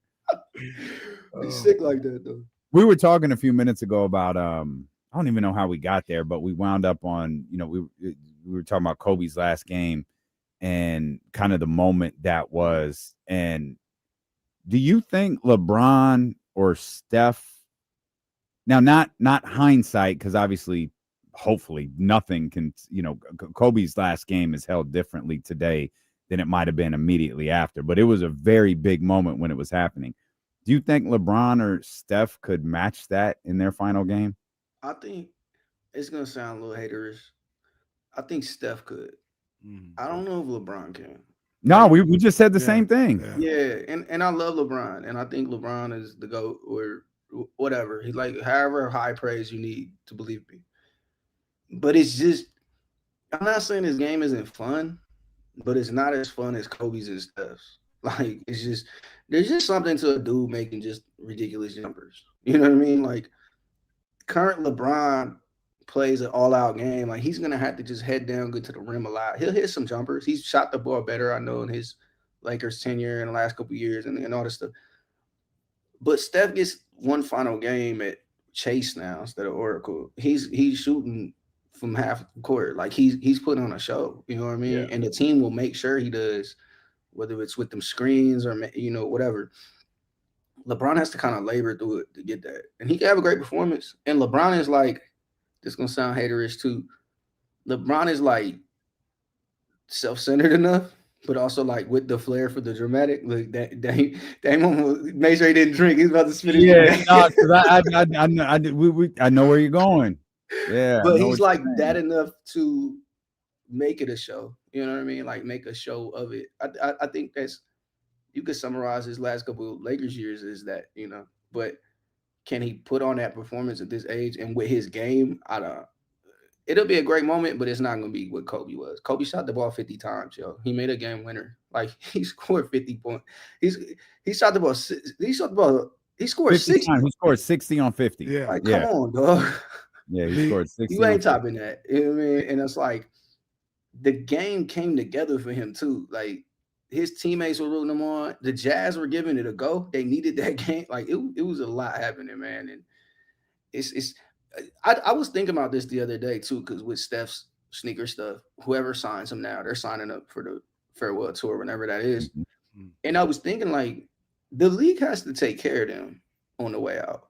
And what I mean is they have to celebrate it. And I don't, you know, maybe they work with the league and they know, and the league can make sure they get a home game on the way out or whatever. Maybe they don't. Like, you know, maybe it's not that deep. But the league has to kind of like make sure this is, because they almost missed the ball with Kobe's joint. Like, they almost did. Remember, that was on ESPN too, and it was a whole thing. They flexed it, and honestly, they got to take care of them dudes on the way out. I think they will, though. I think they learned their lesson.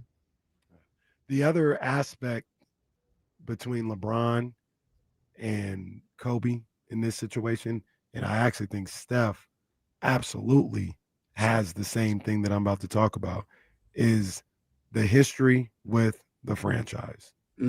Like, Kobe was Kobe because he had been in LA and with the Lakers for 20 years. Yeah. And they had seen him. I mean, that's why it was such a big deal there. They had seen him from be a kid. Yeah. It was couldn't even buy the alcohol. prom with Brandy. Yeah. To the point here, and you got championships in between. That's what Steph has as well. Babyface assassin, kid out of Davidson, championships along the way. We've seen you be the greatest. And now we're seeing your last game. They're like, there will be tears shed at Steph. Oh, yeah. I don't think there's, and no disrespect, because he's the greatest ever, if you want to say that about him. But wherever he plays his final game, do you think there's going to be tears? Even if he went back to Cleveland, do you think there's going to be tears shed in Cleveland for LeBron's last game? It's interesting, bro, because I think what made Kobe game crazy too is like Shaq is there, Kanye's there, Snoop's there. Like, it's a moment. You know what I mean? Like, Snoop was on the floor. LA is LA, so it's like, was at the Laker game. Yeah, so yeah, Jay was there. So it's like LA is LA, so it's a little different. It's celebrity, it's Hollywood, and Kobe was the king of LA for like 20 years. No matter what LeBron is in LA right now, he's not Kobe. He just isn't. And I love LeBron, and I think LeBron has gotten kind of like into a comfortable place in LA, and people appreciate him more than they have. But that's why the game can't be there. But it's also not 100% approval rating. Kobe was 100% approval rating. And right, and that's why it can't be in LA. That's why it has to be in Cleveland. That's why the last game has to be in Cleveland. And I was thinking about that same thing. Like, if you don't schedule him in Cleveland the last night, he damn near got to be a Cavs one more time. Yeah, right. For the moment. And I don't know how realistic that is and all of that. And if he cares, he might not care. But all those people you named too, they'll be at LeBron. Like, Jay will be at LeBron's game. Jay and Beyonce. Well, it's like, I don't know. Snoop will. Too. Like, yeah, right. Yeah, right. Just in the same way that they made sure the Griffeys was there for that, it'll be a manufactured moment like that. But Kobe's wasn't. Kobe's felt like Kanye was like, I gotta be there. I'm paying whatever I gotta be there. Jay's like, I gotta be there. You know what I mean? Cool. You know what they do? You put the last one on NBC and see if you get your little pre-recorded guy to show up live. He'll be like, no. We haven't talked about that. Like, we haven't talked about that. Now, the first one was cool because it was like, man, look at Mike. He's talking. No, it wasn't. And Mike is the old guy. Like, Mike is just so wavy. School too. Mike is so wavy. It's just like, wow. Like, he's here. Like, oh, wow. Right. The second one was a little haterish, but it was like, it's still like, dang, Mike is talking. But I kind of wish like it was a little more involved. I'm also like, I want Mike to talk about current players really bad. I want them to go, hey, Mike, OKC is 12-1. What do you think? But they can't because it was recorded 6 months ago. And and they're talking about now they're gonna bring him back and this and third. And like hopefully he don't hate on them, you know. And I remember before the season, somebody told me, somebody at Jordan was like, man, Mike watched NASCAR and play with the kids and play golf all day. Like he don't know these dudes. I was like, oh, he'll fit right in. He's just like Barkley. Right. Mike seems like who he played for with Michael Jordan. He ain't getting none of them. You could have done that when he was the owner. Right. No. Well, or the GM. That was it. Mike sounds like he is. I don't want to be too dramatic, but it sounds like he's done with basketball. Like he's like Brad Daugherty. I'm cool. And I get it too. I dedicated my whole life to basketball. Now I'm gonna do other stuff with my life. And I get it. You know what I mean? Like Mike is living a whole nother life. Like he, you know, new wife, new kids, new careers. Like he's living a whole nother life. He probably want to be past all this, and you know, he got the bag to come back. But I don't even think the bag motivated him. I think it's like he said in that first clip, he kind of wanted to be back around basketball, but he's been away from basketball for so long. Yeah. He probably don't know what's going on. I don't blame him. I don't like, why should he still watch? You know what I mean? Like, Kenny, you know, like boxers do this all the time. A lot of boxers don't watch boxing. Right. And it's just like, that's just not, and I be thinking they joking, and you find out, no, they dead serious. They don't know these dudes. They don't know these dudes. I take on them. I didn't watch that fight the other night. No, I didn't. I was watching with my kids. I didn't see what happened. Yeah. Yeah. It's like, I don't know who this dude is. And they be serious. It's like, but you fighting them. Yeah, it's the job. Like, yeah, I like you said, Mike can talk about M&Ms. I'm like, damn, that boy Mike, he insightful. I learned so much from him. Them red M&Ms, man. I'm about to. That was me. I was like, ooh, I'm gonna have to buy some threes or something now. He got me. He got me good. Well, see, that's where Mike don't miss is them threes, because I pulled out the shoes for the concert tonight, and it was like, I'm going with these threes. You do. And he keeps these threes. Bringing back these red ones, and I keep getting them every time. Can't wait. They're the best, right? The threes. I'm not. For me, like, yeah.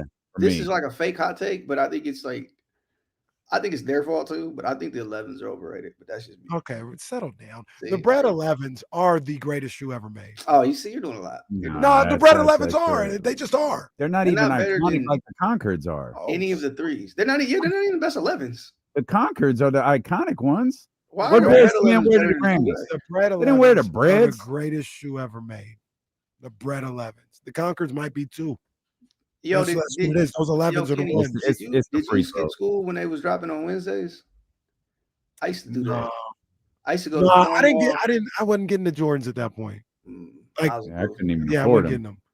I was outside, boys, so it was I couldn't. I couldn't afford Jordans when it was dropping on Wednesday. I was cutting grass and raking yards, but I was getting my money. You know. To be honest with you guys, though, I think the bread 4s might be. Bread 4 is nice. Bro, why don't you say bread a few more times? Bread 1s. Look, I'm getting older now, so I'm like low top 1s. Every low top 1. Yeah, see, that's me. I got those on right now. Low top 1s is the move for me. Travis got me. Travis like turned me. Oh yeah. I love them. I love them. But look. I just got me some Cortezes the other day. I was like, oh, I gotta get some more. I gotta get some more. I'm never gonna be past Jordans. I ain't never gonna be past it. But I'm like, man, what else? What else they got out here in the shoe game? Let me see what's going on. I'm a little too. That's a little too cliche for me. I can't rock the Cortez. I feel a little crazy. My daughter got Chucks, and I wanted to want him to get, but I was get like, some Dickies to go with it. Come on, man. I had to like do the whole thing, and it's like, all right, Eddie gonna button his shirt right all the way up to like right here. I got my pair. I said, let me go to the Goat app and see what other deals they got around here from the Cortez. Y'all got to swing that.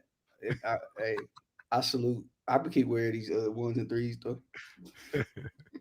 If I put the number at 2.5 teams, and the number's 58 wins in the Western Conference, how many top it?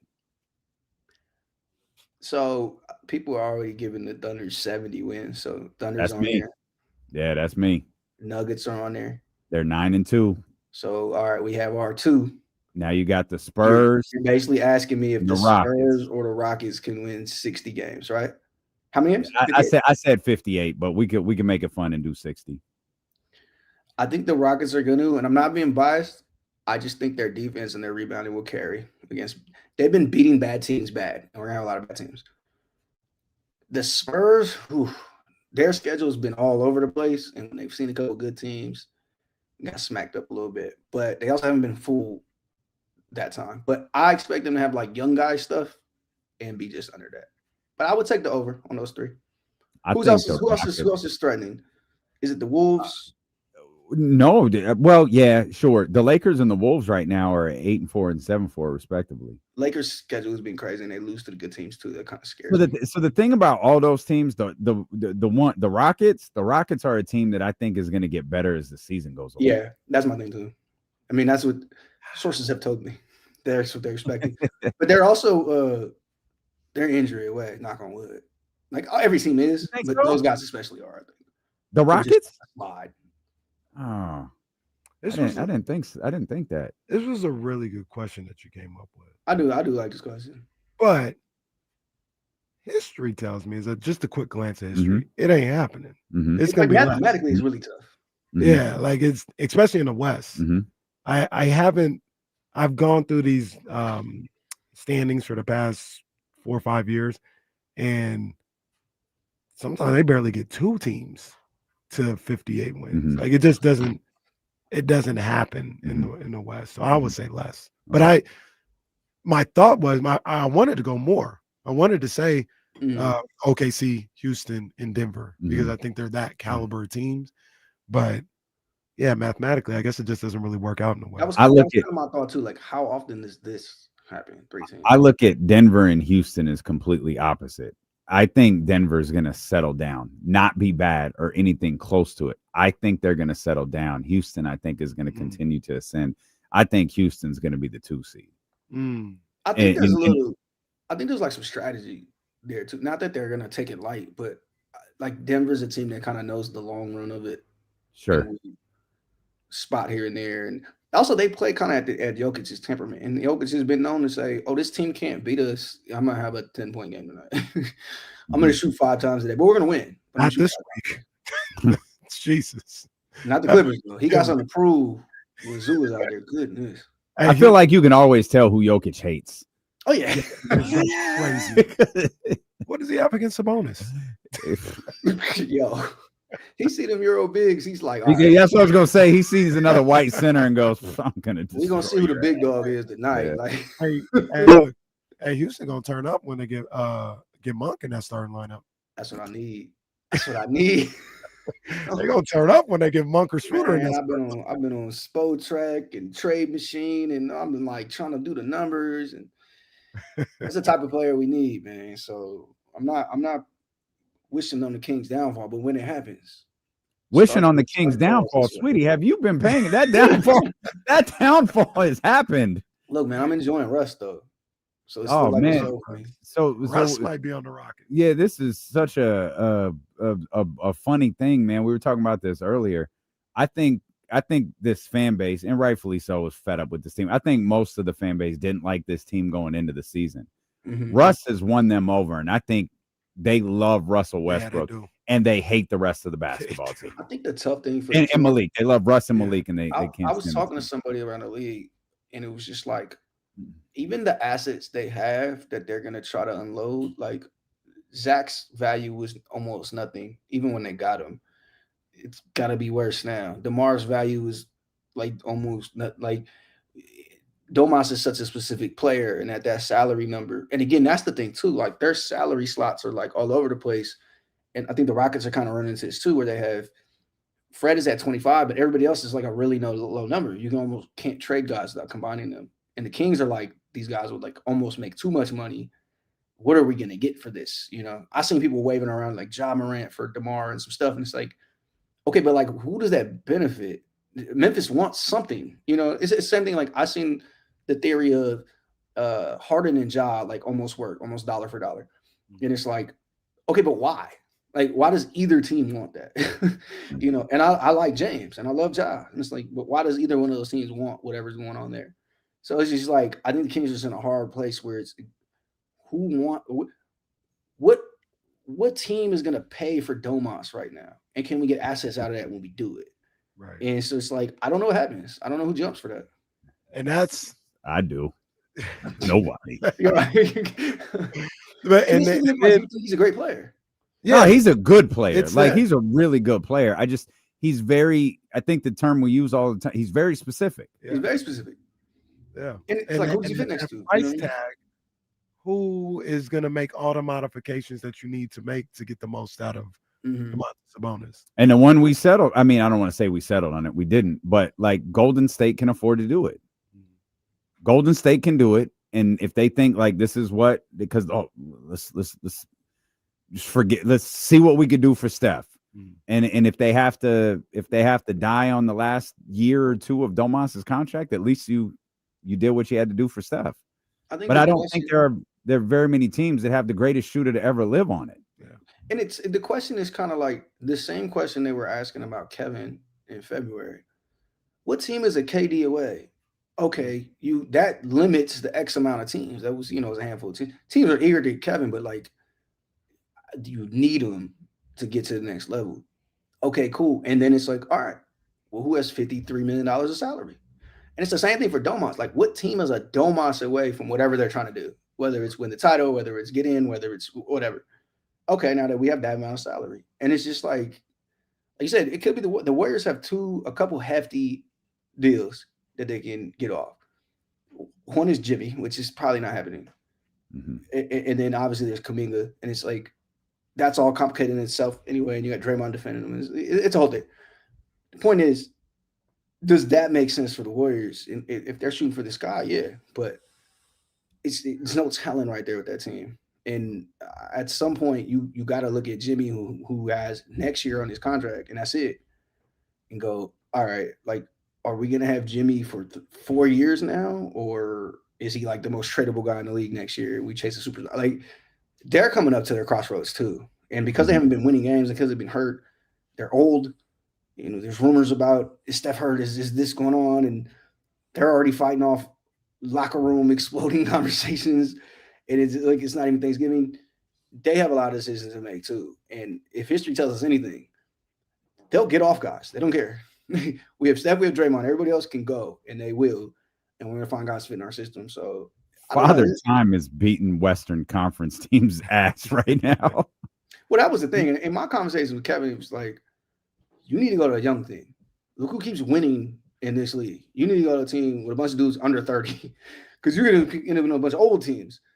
And young athletic and strong is how you win in the NBA right now. And that's not what the Warriors are. Even their young guys, like, they're not good young guys. Like, what is Brandon Podziemski? How much is he helping your team? The next Steph. Yeah. Good luck, buddy. Mad at him for saying. He's about to be the next Steph in Lithuania. Like, come on. So let me ask you this, Eddie, because you got a really good grasp as usual on just the way things work, right? Like, and the reason why I say that is here in SAC, everybody like just blow it up. Like, you got to blow it. And once they understand the tank and blow it, like, you can't necessarily do that.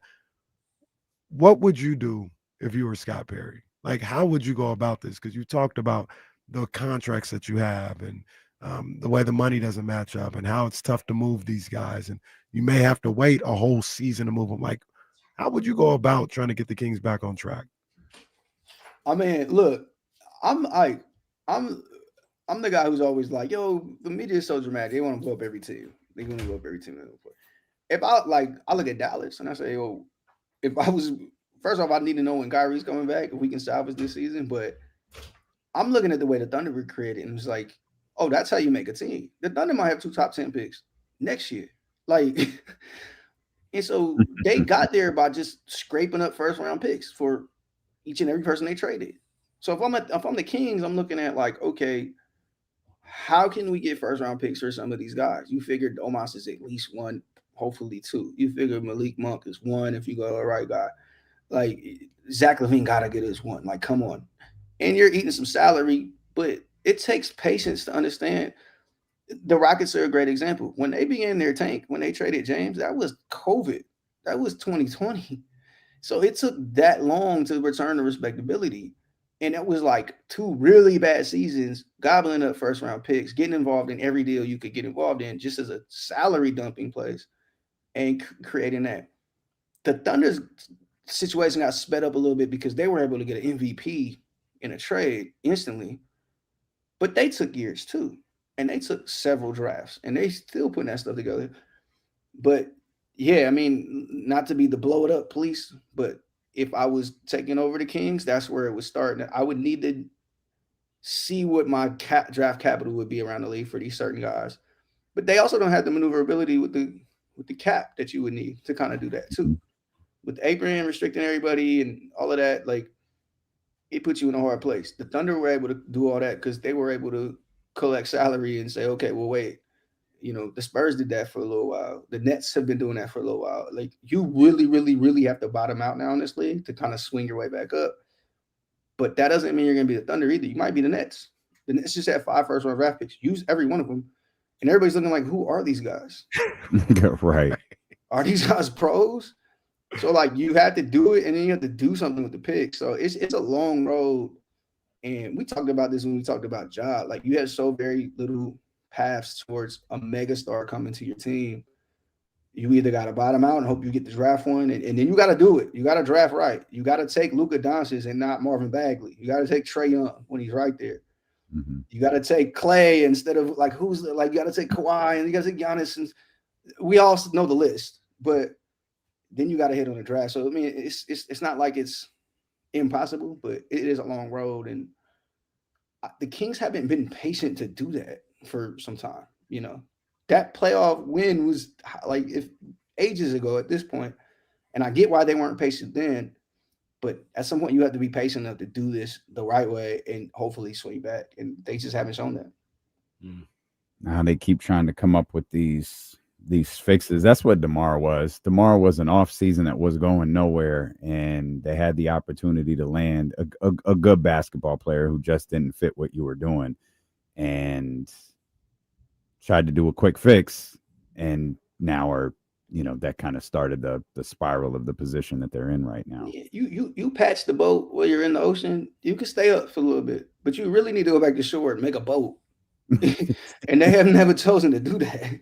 Yeah, the flex seal ain't gonna work for you. Eddie trying to fix a boat, Doug trying to fix a plane. Man, we can't get nowhere in Sacramento. We can't get nowhere. Did you see what Doug said the other night? Did you see Doug's after that ass whooping? Doug went crazy after that Wednesday night embarrassment against Atlanta. But that's the thing too. That's the thing. Like fans know this effort more than anything. Like that they can understand more than anything. Sometimes you get beat by schemes. Sometimes they just have the guys. But when it looks like there's not effort on the court, it's like, all right, what are we watching? What are we looking at? That's why Laker fans are mad at their Atlanta game. It's like, yo, y'all just getting ran over down the court. Are you guys okay? You guys drunk? Fans are never gonna like a lack of effort. So yeah, when you get beat by that much, and I think like that's just a lot to stomach. Yeah. I was gonna ask you one more thing about the Western Conference. The Clippers. Right? I think you and me both were kind of like, oh, watch out for the Clippers going into the season. Christian Brown's out 6 weeks. Oh, Oh, that's a left ankle sprain. That's a big loss. That ankle sprain, damn. They already got you in 6 weeks with the ankle sprain. Yeah, they said he'll be reevaluated in 6 weeks. Oof, I know that hurts. That's a tough loss for Denver. Um, so now the answer's under. the answer under. My thing with the Clippers is, it's funny enough, it's similar to the Kings. Like, they need to blow it up, but how? Kawhi's on contract next year, no options, $50 million. Who's trading for $50 million of Kawhi right now? Like, I hate to be the injury police, but he's just not giving you enough games a year to warrant that. And he looks good when he's around. James has a player option for $42 million next year. He's got to take that. It's fully guaranteed in July or June. He's got to take that. I wouldn't test the market if I was him, but who knows what he hears. But again, who's trading for $42 million of James Harden right now? And he's looked good. He was an all-star last year. How do they even take that apart at this point? They're kind of stuck. Now, are those guys more valuable next year when they're on, expiring deals? Probably. So now you're next season, now you're stripping it down and going from there. But this offseason was weird. I don't necessarily understand why you get rid of Norm Powell after the season he had, and then he keeps having that season now. And they added some guys that seem valuable, in DJJ, and get paying Brad, and Brad's out for the year. And you didn't pay him a lot. You gave him a vet min, but it's like, what were they doing? And going back to what we were saying, like this league is about youth and athleticism and speed right now, and you're getting older and slower and more injury prone. It's like, how long can this work? And so you go back to the Kawhi stuff, and I don't really care if he got free money or whatever. Like, that's fine. But you took that swing at him. You went and got him. You had expectations of whatever they were. You got to the second round twice. Or no, I think you got to the conference finals once, but that was without him. Mm-hmm. Was that a success? Was that worth all of what you put up for this? And how can that team rebuild from now and get low, tank, get a pick, and go? They got the owner who can do it. He can take the loss as far as the money goes, and they got their new arena and it's printing money, all this good stuff. But do they want to do that? That wasn't what they wanted to do when they bought the team. He had the new ownership syndrome, just like Ishbia did in Phoenix, where it's like, we're taking a big swing, we're trying something. And you look all these years later, like, they're no closer than they were. They're still the second team in LA. And funny enough for them, All-Star game is in their building this year. It's supposed to be a celebration of them. And we're about to see again, just that it's a Lakers town. So it's tough out there. Like, wasn't high on them coming into this year, but I thought veteran team, they'll win some games, they'll be fine. James was able to keep them alive last year. Nah, we're not getting close to that. I don't have no clue why they signed Chris Paul. He's essentially out the rotation bench now. Oh, I think that barely NBA player last year. I think that was a come on back and shut it down. Like, I think Chris Paul is serving the purpose for which they signed Chris Paul. Yeah, like he was never signed to play. He had to play some. Yeah, I think that's right. Yeah, but it's like, they need a lot of stuff there. Now they're finally talking about starting John Collins, and it's like, yes, the numbers say you should have been started a month ago, basically. Like, it's just a lot, and they can't keep Kawhi on the floor. And at the end of the day, you got to kind of like look at Kawhi, and he don't ask to be injured, but that tanked your franchise in many ways. Like, we had the best player we can get, but we can't keep him on the court. Like, that's gonna hurt every single time. So it's tough, but I think Ballmer, he's the owner that will stomach the tank, even if it's just for a year. And he's the owner that will be aggressive after that and get them back right. So Clippers are used to this. Clippers fans. Yeah.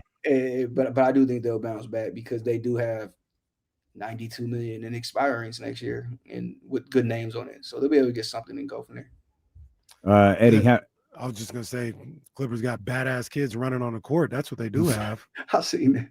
Yeah, that's. Yeah, y'all have y'all Christmas trees up already?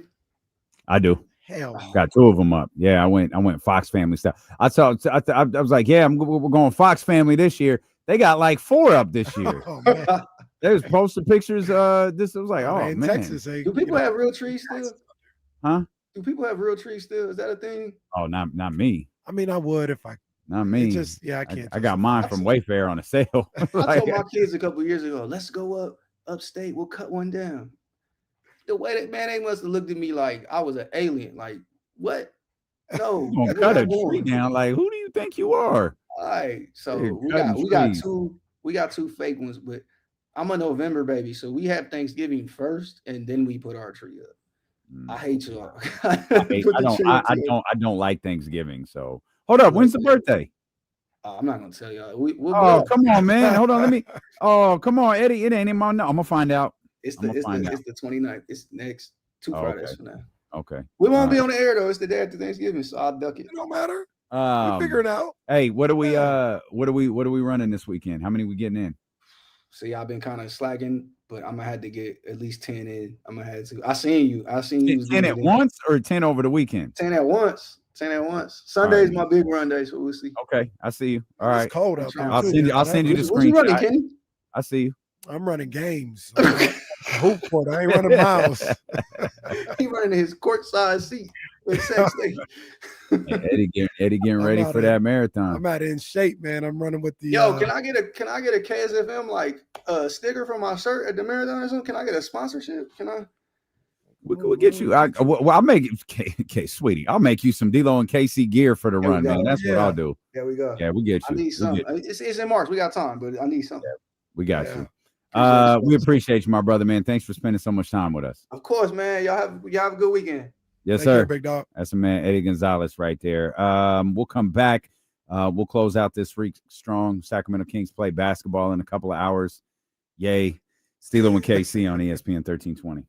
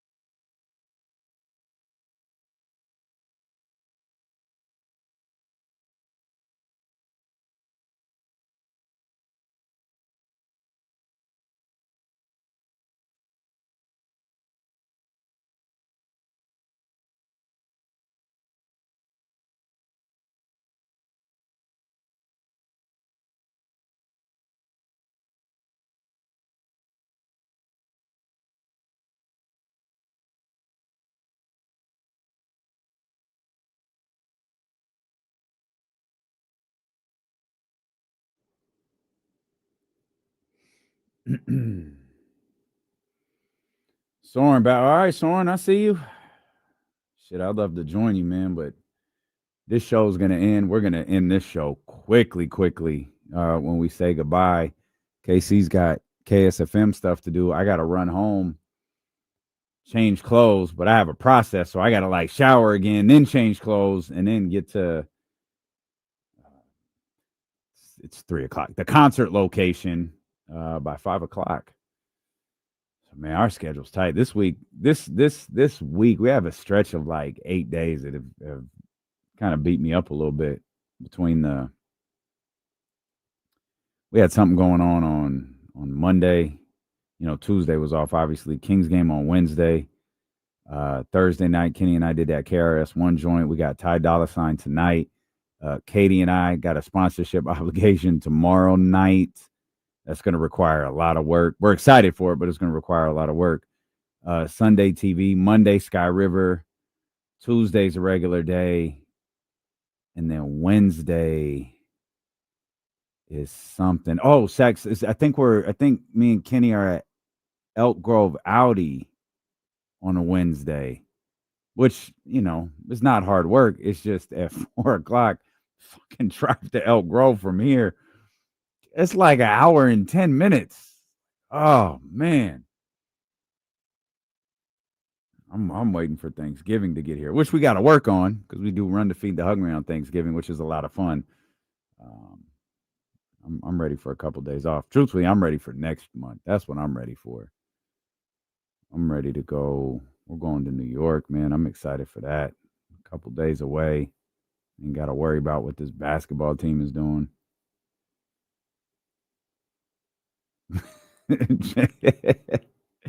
Jacob Z, that's not a bad thing in our business, man. Where's Optimistic Lane? You text something earlier I want to try to respond to. Indiana Pacers falling apart. I think you're trying to say with tie out, and the Kings have been missing 2 to 3 all year, damn near every game. Why does Indiana get a pass? Indiana gets a pass. I don't know that Indiana gets a pass. 1-11 is pretty freaking bad. But like ties out, but they also lost Miles Turner. So like that's a lot. That's a lot gone from your basketball team. And they played in Game 7 of the NBA Finals last year. The Kings have been crumbling since Game 7 against the Golden State Warriors ended. You asked something earlier, Optimistic. I don't think I started. So I think the gist of it was, has Domas earned a pass? Because we know he's been playing injured. I'll never question Domas's toughness. Like, Domas is tough. He's reliable. He plays basketball. But there are things that he does every game. There are things that he does pretty regularly that frustrate me, and things that he shouldn't get a pass for. He complains too much. He looks to the referees too much, and I feel like he blames his teammates too much. He's constantly doing shit like this, like stuff that used to drive some people crazy about DeMarcus Cousins. He does all of that stuff. I stopped because we're coming back. All right, final hour of the day, final hour of the week. If you want to get in and talk, we're just about 2 hours away from Sacramento Kings basketball. I did my math wrong earlier getting ready for the show. I was thinking, man, we might get the starting lineup during the show, but we won't. It's a 5 o'clock start, which means we probably won't get the starting lineup until 4:30. And I know a lot of people are looking forward to seeing what that starting lineup looks like. If you're not following our man Chris Biederman over at the Sacramento Bee, go do that now, because Chris is actually in Minnesota. He's with the team. I assume he's with this team on the entire road trip. So go follow him there. And, maybe if he gets the starting lineup before 4:30, we'll have it. Or if someone leaks to him, hey, we're making some changes, it'll be something to look out for. We were talking during the commercial break. Optimistic Lane asked the question on YouTube. That's youtube.com/ESPN 1320. We don't have a text line on this show because we use the Chatty House as our text line. So anytime you want to send some thoughts, doing it on Twitter, YouTube, or Twitch is the best way to do it. And he asked if, they asked if Domas deserves a pass because, like, he's injured. We know that he's injured. He's out there gutting through some performances. Does he deserve a pass for maybe some efforts that appear to be lackadaisical? He's regularly grabbing his ribs. He's regularly showing that he's in pain. And I understand that. And we have never, ever, ever once questioned Domantas Sabonis' toughness. As a matter of fact, Casey said just a couple of days ago, when Domas missed a game, he's really hurt if he's missing a game. And my issue tends to be more like broader picture. It tends to call back onto some things that happened last season and the season before. I just get really frustrated with his attitude sometimes. I think Domantas Sabonis has a bad attitude. I try to be it. Let me rephrase that, because I didn't like it when people did that with DeMarcus. DeMarcus obviously regularly played with a level of frustration, and I think the similarities are there. DeMarcus got beat up a lot. I think there's a reason big men always lead the league in technical fouls, right? They get beat up a lot. They don't get the benefit of the whistle the way that a lot of guards do. But Domas does a lot of demonstrative things that Boogie used to get killed for, and he never gets called out for it, and it bothers me. When we always go back, and I'm not trying to pick a bad moment in Domas's career and just continuously bring it up, but it's an example of what I'm talking about, and it's the Dallas example. It's the play-in game. There's a 4-possession stretch where he is a disaster and nearly single-handedly ends the game for Sacramento. And I don't know that he looks at any of what happened as his fault. He had a turnover and 2 missed shots. And each time he kind of threw his hands up, like he was mad at somebody, whether it was an official or a teammate. And those are the things that Domas doesn't get the benefit of the doubt for me for. He's hurt. He's playing through it. If it's too much and you can't put forth the match, just sit. Like it's clear you're not helping. So I admire your toughness, but if it really is that big of an issue, sit. Right. That's not my issue with him. My issue with him is hey, hands up, where it's like you don't know if he's flustered by a teammate or if he's flustered by an official. V Hill says D-Lo gonna die on this hill. You're goddamn right I am. I will die here until I see something different, because that's what I'm seeing from him. Yeah, and if y'all see something different, salute. That's just what I see. He's done it since he got here. And there's some times when I like it. There's sometimes when I don't. There's sometimes when it's warranted, him getting on a teammate or something like that. There's sometimes when I feel like it's not warranted. It's like, hey, like you talk about in the playing game, you're the one that picked up your dribble and didn't have nowhere to go. Like that's your fault. I also think like when the body language is bad, the body language is just bad. It doesn't, like when Boogie had bad body language sometimes. It wasn't cool. And you guys know I love DeMarcus Cousins. I love him. That's my dog. But sometimes his body language was a problem. If I was coaching him or advising him, I'd be like, that's not a good look. Don't do that. And that's the same feeling I had for him. Absolutely the same feeling I had for Domas. Body language got to be better. And James talks about like that first play of the Hawks game where somebody just drives to the lane, through the lane like that. Yeah, there's the guy at the point of attack, the first guy, got to do a better job defensively. But when you get to the second line of defense, like there's no resistance there either. Like what are you doing as well, Domas? It's like, all right, the guy. No one's scared to go to the basket against you. The guy got by him. Cool. Should they have or should they not have? That's a whole nother discussion. But it happened. What are we going to do now that it happened? We're going to just let him keep going to the basket. We're not going to have any resistance. We're not going to step up and do our job, which in that case, our job is to stop the ball.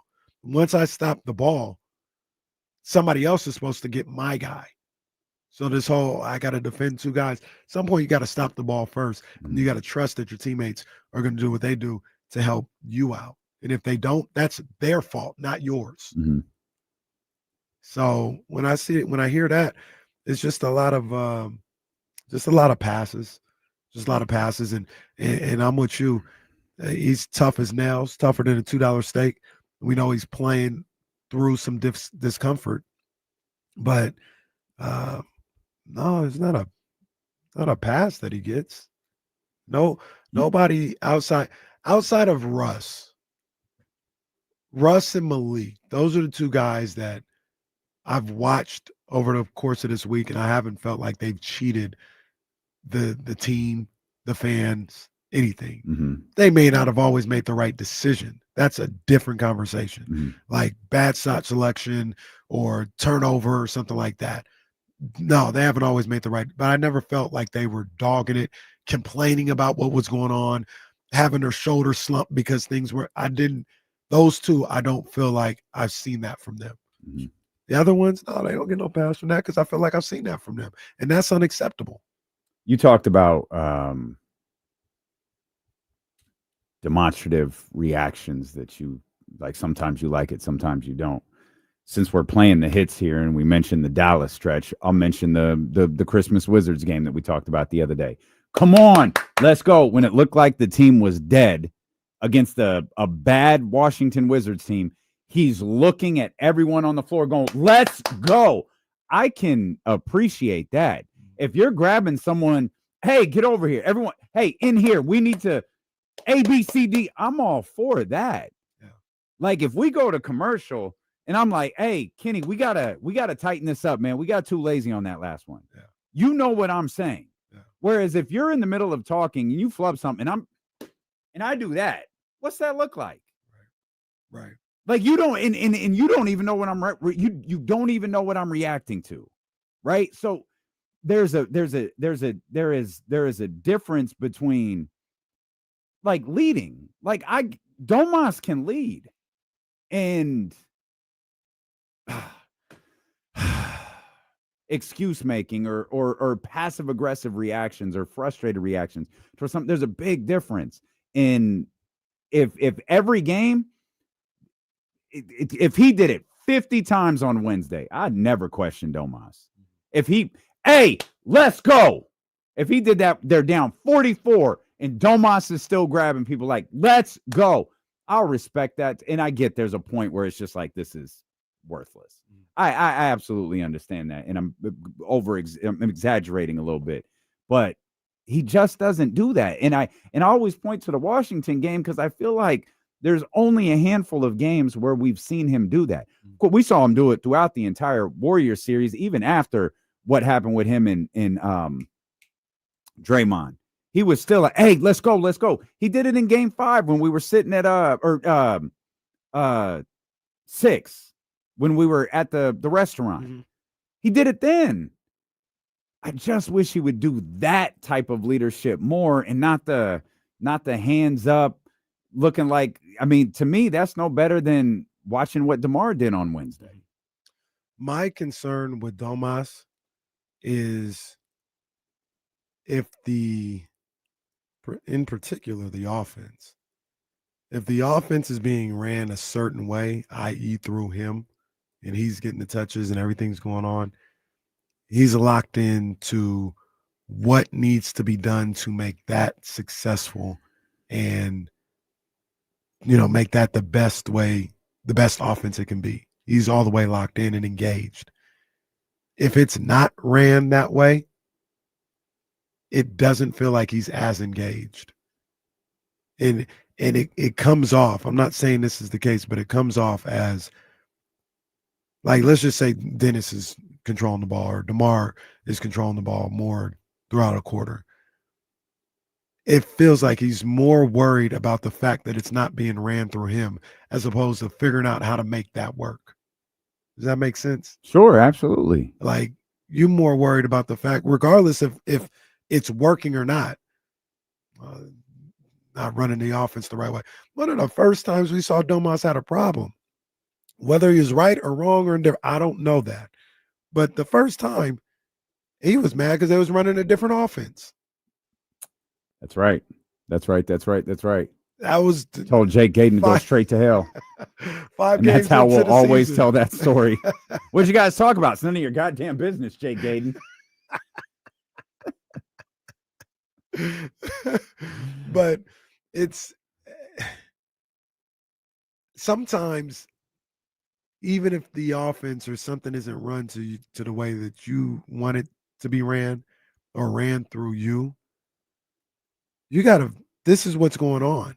This is the offense that's being ran. You've got to figure out how to make that as successful as possible.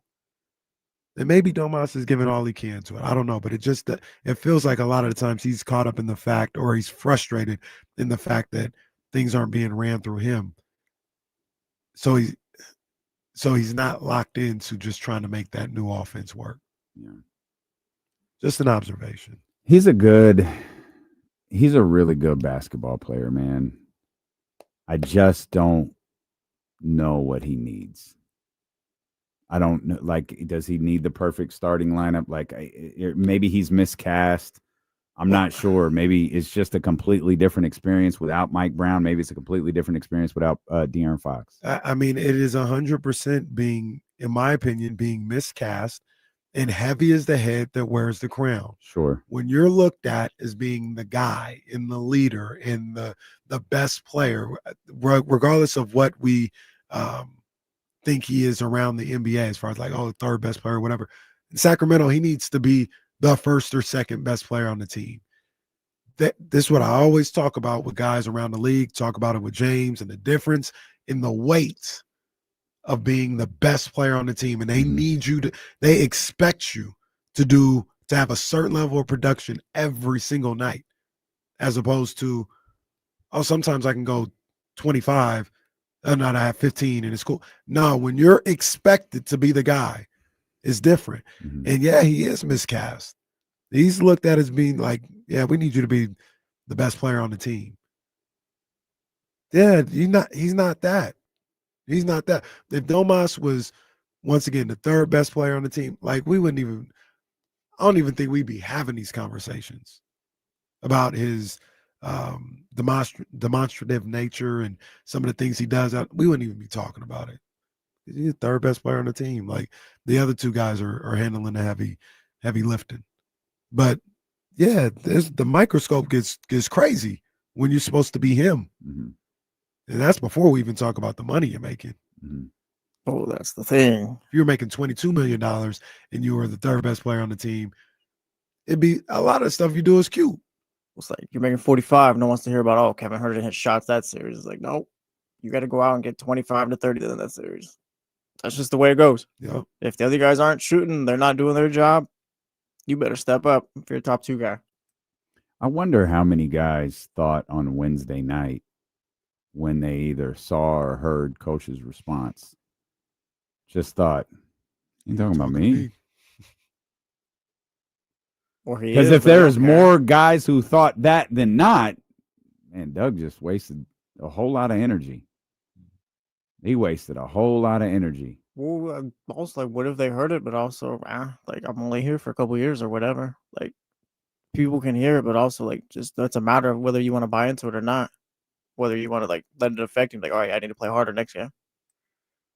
The killer, how it should be, 2 ways that it should be going in that situation. Number one, even if you don't think he's talking to you, how do I reach the guys that he is talking to? Like if I'm Sabonis, we'll just use him as an example. I know I bust my ass. I know he's not talking about me, but that's not enough right now. Mm-hmm. How do I reach? I'm just throwing out a name. I'm not accusing this guy. How do I reach Dennis Schroeder? How do I? See, and that's the tough part. He's not talking about me, but how do I get to Schroeder and get him right? Make sure he's on the same page. Sometimes you can't. Sometimes guys are just perpetually upset and you can't do nothing about it. But that should be the mindset of the leaders in your room. Even if, like I said, he ain't talking about me, but I gotta figure this out because, you know, this is my team. I'm a leader. I gotta figure this out with my guys. The other aspect is maybe he is talking to you, and hopefully that's a wake up call to be like, you know what, it's the Kings. I'm leaving Sacramento in a couple months. I get that, but damn, I am a little embarrassed. That's why I'm wearing this sweatsuit today, the Domantas Sabonis wake-up call. That's why this is it. No, the Sacramento Kings wake-up call right here. They need a wake-up call. That's what this isn't Katie's show. This is the Kings show. This is the wake-up call. I mean, you could be like, yeah, sure, I don't have a future here, but I don't want people looking at me like a joke. Like I don't want, and I'm not talking about media or fans. I'm talking about my peers, the people around the league. People coming in, we got DeMar DeRozan in the Kings, and that's an easy win. I don't want people looking at me that way. Yeah. And those are the 2 ways that should have went down. Or the third way would be like, damn, he was talking to me. I need to step my game up. You know what really shook me up a little bit was when math really shook me up. It does that. That Common Core math or whatever they call it, that got me. I bow out of that one. The +8 in the 3 wins. I was like, man, because it brought, Doug has probably had one too many press conference moments this year, despite the fact we're here, we're locked in, we get the entire context to all of it. Mm-hmm. But the 4-0, but we're not ready line, or I think it was 4-0. Yeah. Man, y'all could be 0-11. or 0-12 or whatever it is. Yeah. Jeez. I mean, +8. You beat Utah by 1, and Domas is the reason why. Like, you beat Utah by 1. Yep. You had a hell of a game against Milwaukee to just grasp on to that win. And you won a very, very bizarre Wednesday night game against the Golden State Warriors. bizarre in the sense that Zach didn't play. I think Domas was out that one. Steph was out that one. Jimmy was out that one. It was just an odd-looking group of individuals on the floor at various moments throughout the game. It's like, man, those are your 3 wins. Whew. Man. And so you think about tonight and the response and, what does this team do? And I don't know. I don't either. I have no idea. I just don't know. I haven't seen enough to feel confident that they have what it takes to respond to Doug Christie's words or just that last week. Like, I don't know if this group can do that. I don't know. I don't know about Zach LaVine. I don't know if he can respond to something like that. I don't know about Domas.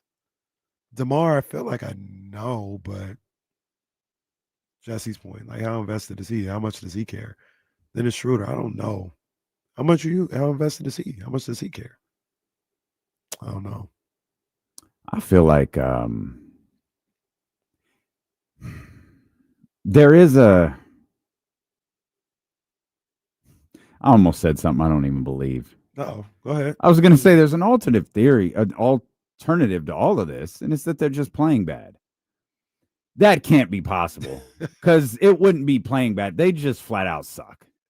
Like, we're talking 31-point losses. We're talking 33-point losses, 27-point losses, 14-point loss. Like that 14-point loss is essentially a single quarter. Yeah. That's throughout all that's the one I'll give them. Denver you can have. Yeah. Denver you can have. That's a basketball game. Right. It got away from you. It's fine. That's a good basketball team. One of the best in the league, one of the best in the conference. I'll give you that one. The other 3, you can't have those, especially because Minnesota, especially at that time, wasn't it? Right. They're starting to put things together right now. And we've said it for 2 days, but that is what has bothered me the most, is getting your ass beat the way you have been. That's the issue. The losing, I would fully believe it. It's not like performative at all. If they would have just lost these games to the Thunder and to the Timberwolves and to the Hawks, I would have been frustrated like everybody else. Mm-hmm. But I would have came back here and said, you know what? They're not that far away. Like, I see them working. Get Keegan back. It's not the losses. It's the non-competitive nature that is ringing crazy alarms for me. Like, oh, you guys just don't care. You guys just really don't care. First sign of adversity, you guys pack up and get up out of there. Which they hadn't done prior to that OKC game. The OKC game was kind of like, all right, they had their first truly bad game of the season. Obviously, their record wasn't great, but it was like they had their first truly bad game of the season. We were ready to give them that game. Like, right. Be like, right. Hey, I think Sabonis and LaVine didn't play, or in the Thunder game, I think Sabonis didn't play. LaVine did. He didn't do anything. Yeah. But we were like, hey, he did not. He absolutely did not. You know, it's the world champs. That was the Dennis before. Yeah. So now we were ready to give you that one. And that was a Friday. It was the in-season tournament. And we talked on Monday. That was whatever. It was the Sunday game that got us. You got your ass kicked again at home by Minnesota. All right. And that was just the beginning of the ass whoopings. Well, we're gonna find out in the next few days, next week or so. You hear this saying a lot in sports. This team's trying to tell us something. What are the Kings trying to tell us? They're talking to us. They're talking to us. Or maybe they haven't talked to us yet. And they're going to talk to us in the next week or so. Be like, no, we are a tough team. Or we'll look back this past week like, they were talking to us, telling us they were done. No mas. Bunch of guys don't want to be here no more. We don't want to do this no more. Let me out, though. They don't want nothing to do with this no more. They're trying to talk to us. We'll see which team is showing up in the next. What's the quote? When someone shows you who they are, believe them. I feel like it's Maya Angelou, but I could absolutely be making that up. Could be. I just Did you ever hear the story about how Maya Angelou made Tupac cry? On the set of Poetic Justice? I didn't hear it, but I assume that's what it was. Yeah, it was on the set of Poetic Justice. She said, "Boy, what's wrong with you? Do you know that people like look up to you and care about who you are?" They said he was flubbing lines, he was smoking too much, he was drinking, and Maya Angelou went into his trailer and was like, "Man, do you know how many people like love you and care about you? Do you know what you were one of the smartest people I ever met? Do you know what type of influence you could have on this country?" They said Pac just broke down and started crying. Man. Stopped smoking and drinking the rest of the set, and the rest of the movie went off without a hitch. We need more Maya Angelos. Where the Maya Angelos at nowadays, man? Well, we don't have Maya, but we got Dusty Baker, man. And if you need something to help you get through tonight's Kings game, a bottle of Baker family wine won't hurt, man. Head over to if you're in the Granite Bay, Roseville, Rockland area, you can head over to one of the Nuggets right there. They got one they got Baker family wines at the Nugget in Elk Grove as well. Select Rayleigh's Bel Air locations. Grab you a bottle of that rosé. If you can find the 755 cab, any of the dark red cabs are really good, or the rosé. All of their wines are good. They all depend on your taste. But the rosés, we were talking about approval ratings earlier, 100%. 755, 100%. Those ones have the best rankings of all of the wines that we have had so far. So you can join Dusty's Clubhouse over at Baker Family Wines. And remember, hello, this is Dusty Baker. Welcome to the family. Our man, Dusty Baker, right there. We'll come back with more. We'll wrap this week up here. And I got a question for all of you. What players do you want on this Sacramento Kings team next year? We'll dive into that. Stealing with KC on Sacramento Sports Leader, ESPN 1320.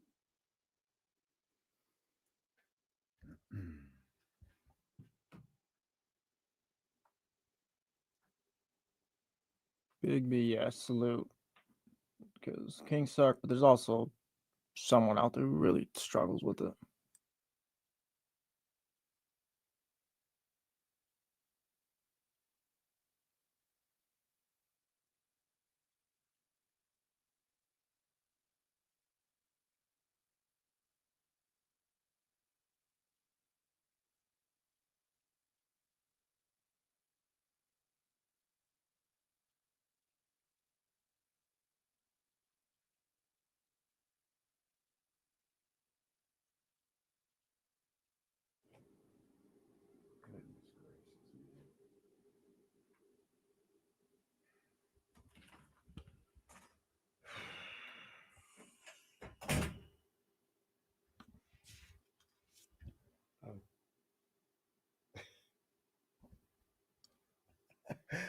It's awful.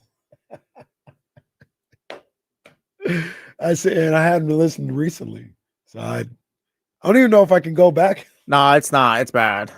But like, am I even able to? Where would that even happen? I'm not even gonna say it out loud because I don't want to push no one there. But it's really, it's. I don't want to cuss on stream, but it's really bad. It sucks. I've heard it. It sucks. It's a sorry ass show.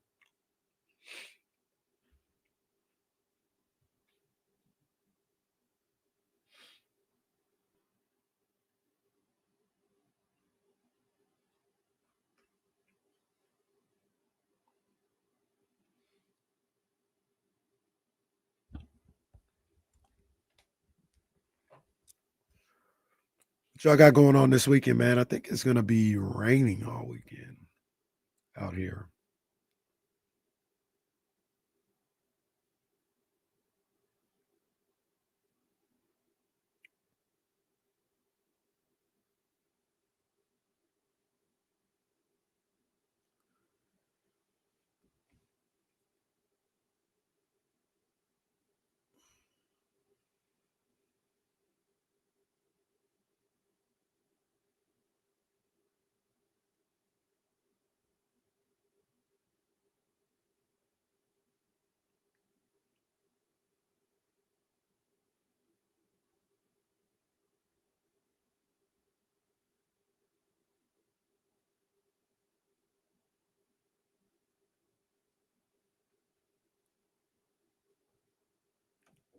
I gotta do a trip to San Jose in the morning tomorrow. I hope it's nice coming back. It's usually long ass time.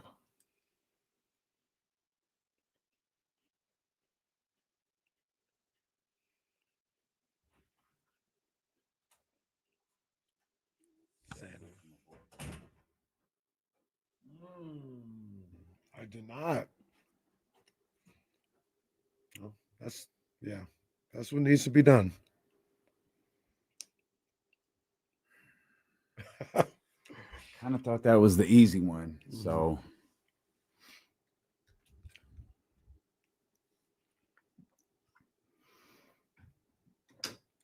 all right. John, it's 50-50 right now. If I'll be there on Sunday. I want to. I definitely want to. I just got to see how things play out.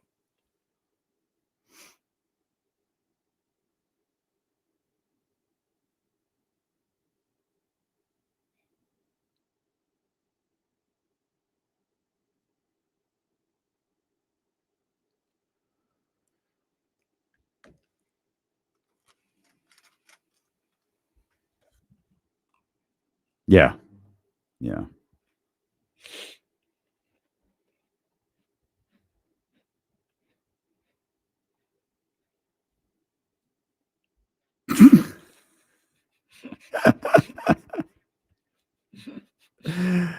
Oh man.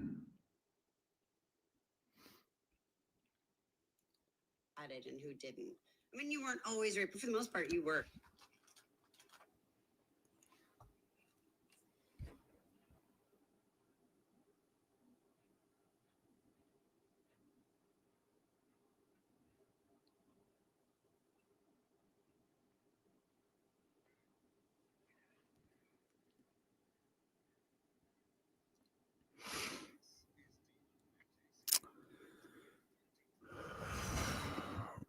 Well, we're about 90 minutes from game time, and our brother Chris Haynes has brought us our first piece of information about the Sacramento Kings in Minnesota tonight. Chris Haynes reports that the Sacramento Kings will, in fact, be inserting Russell Westbrook into the starting lineup and move Dennis Schroeder to the second unit. Now I'm going to read this tweet verbatim, and you tell me what this says to you.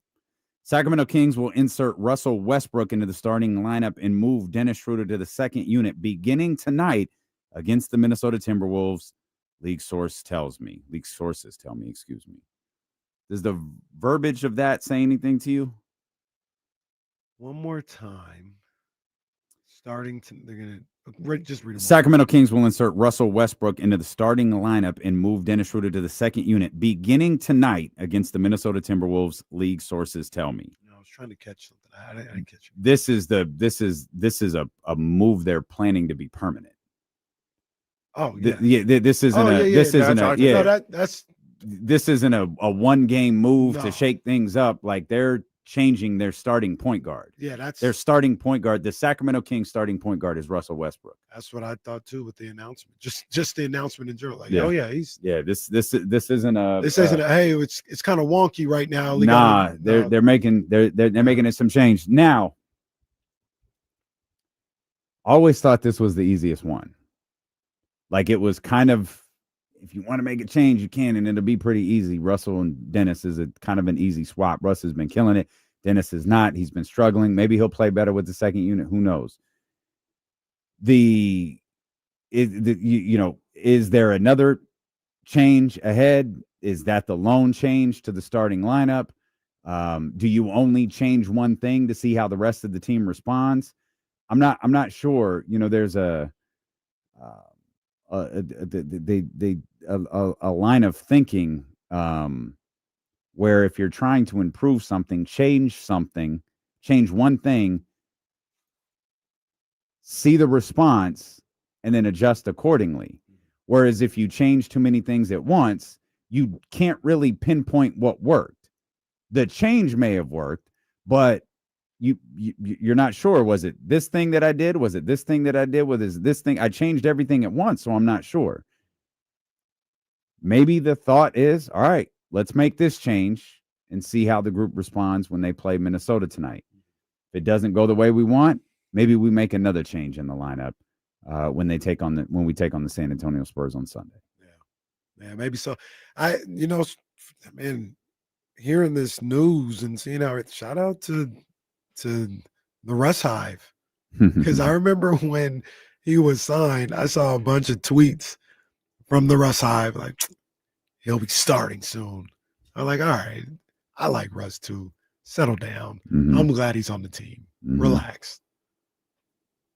No, 13 games in. He's starting. He's been great. He has been great. Does Scott Perry get a strike for this one? No, he does. I was thinking about that too. This is a bad look. This is a bad look. 12 games into the season, it seemed like Schroeder was it's Dennis Schroeder, so let's just be real. There's like he's not the greatest free agent, but like that was kind of the one that they wanted.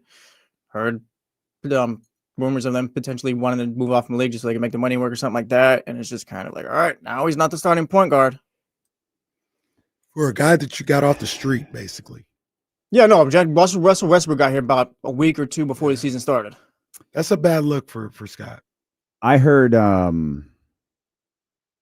obviously I've heard a lot of things we've heard a lot of things as it pertains to Russ. One thing I heard very, very, very recently was they went really hard on Dennis because they weren't sure they could get Russ. This is going back to the beginning of free agency. That is not what I heard. But again, maybe Russ didn't want to sign immediately. Maybe this was the old football gimmick where Russ didn't want to do a training camp. Yeah. I didn't need one. Apparently not. Apparently not. And maybe that's why they went so hard at Dennis, was because they weren't sure if they could get Russell Westbrook, and they didn't want to go into this season without a point guard. It's not a shot at Dennis. I believe that they wanted Dennis Schroeder, like that was of interest. I also think it's clear they needed 2 point guards this year. They wanted 2 point guards this offseason. And I wonder if the paycheck for Dennis was, there might have been other teams interested in him, particularly the one he was playing for. Yeah. And it was like, get him out of there. We got to get it. We've got to get our point guard. And if Russ decides he doesn't want to play, we're starting the season without a point guard again. And we can't do that. But either way, yeah, it's probably a tough look for Scott. Yeah. It's a tough look. And it's also one of those things. I'm a big believer of, if Russ does well as the starting point guard, and this to a certain degree unlocks Dennis Schroeder, and he plays well as a bench guy, yeah, the money's a little mismatched. Like you don't want that. But if you got both guys eventually playing good basketball, that's how you can salvage it and not be this crazy decision to sign Dennis Schroeder. Because if they're both playing good, you're getting good production from the point guard position. That's kind of what I'm looking at. But if Dennis continues to play this way and he's been benched, yeah, that's a bad look. That is a bad look. Doug Christie told Chris Biederman, I'm sure he's speaking to whatever media is available for there in Minnesota right now, that Domantas Sabonis and Malik Monk are trending in the right direction in terms of playing tonight. They're still listed as questionable. Both of them, again, this is great to have our man Chris Biederman out there in Minnesota. Both of them participated fully in shoot-around today. So the Kings could have as close to a full complement of players as they can possibly have. Hallelujah. Without Keegan Murray, obviously, tonight against Minnesota. Did you, random, but did you see that court? Come on. Minnesota's? Yeah, not a fan. Come on. I did like Minnesota's remix jerseys. They almost always do something for Prince. Yeah, that was fantastic. They don't miss. They got the highlighter court, right? Yeah. Yeah. At what point in the meeting do you like, no, this is dumb? Well, no. So you know what I wondered? At what point does the NBA go, oh God, absolutely like, not? This is yeah, it's common sense. Like, this is gonna look awful. Like, this is not this. It looks horrible. I don't know what to say. They had videos of the court reflecting off of players' heads. Like, the court was so bright that once the guys started to sweat, their skin tone looked like it changed color because the court is hitting you've got the lights and you've got the sweat. Yeah. Now all of a sudden they have this almost like Thriller zombie look to their skin tone. Like, what? What are y'all doing? There's a Jaylen Brown joke in there somewhere. Are those videos real? Oh, is he real. is that really happening? I plead the fifth. Oh, it's true. Oh, it's man. damn true. Oh, People getting swiped left and right. Which Can't even guard Jaylen Brown without getting stained. hey. I'm not gonna lie. If I was guarding Jaylen Brown, like he ducks down, and, That's like, I it. got a black spot on my jersey. Like, what the hell? No, you know what I do? I'd be guarding him, and I see if I can wipe it off. Say, hey, see what happens? Of course, I wouldn't have mine in, so he can't get me back. But yeah, man. Oh man, Jaylen. Well, see, Donovan says this is a Carlos Boozer fever dream. No, the hair enhancements have they have evolved since that very famous Boozer Carlos Boozer mishap. I'm surprised we didn't see Boozer's hair dripping down his face. Like it's a sting mask or something. Poor Boozer trying to keep himself from sweating is like dabbing his head because he can't wipe. He can't wipe his head anymore. Didn't Boozer? What is I dreaming this or what? He talked about that, right? Yeah. He had a good laugh about it. Yeah, but he was.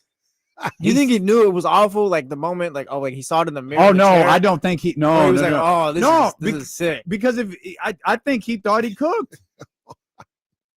I think he thought he cooked. Can you imagine that moment when you just walk right into the locker room for the first time? Like I'm about to imagine they all See, made fun of him. That's where his teammates failed him. It's like, how come no one said to him, "Hey, go wash that off"? Hey, bro, go wash that off.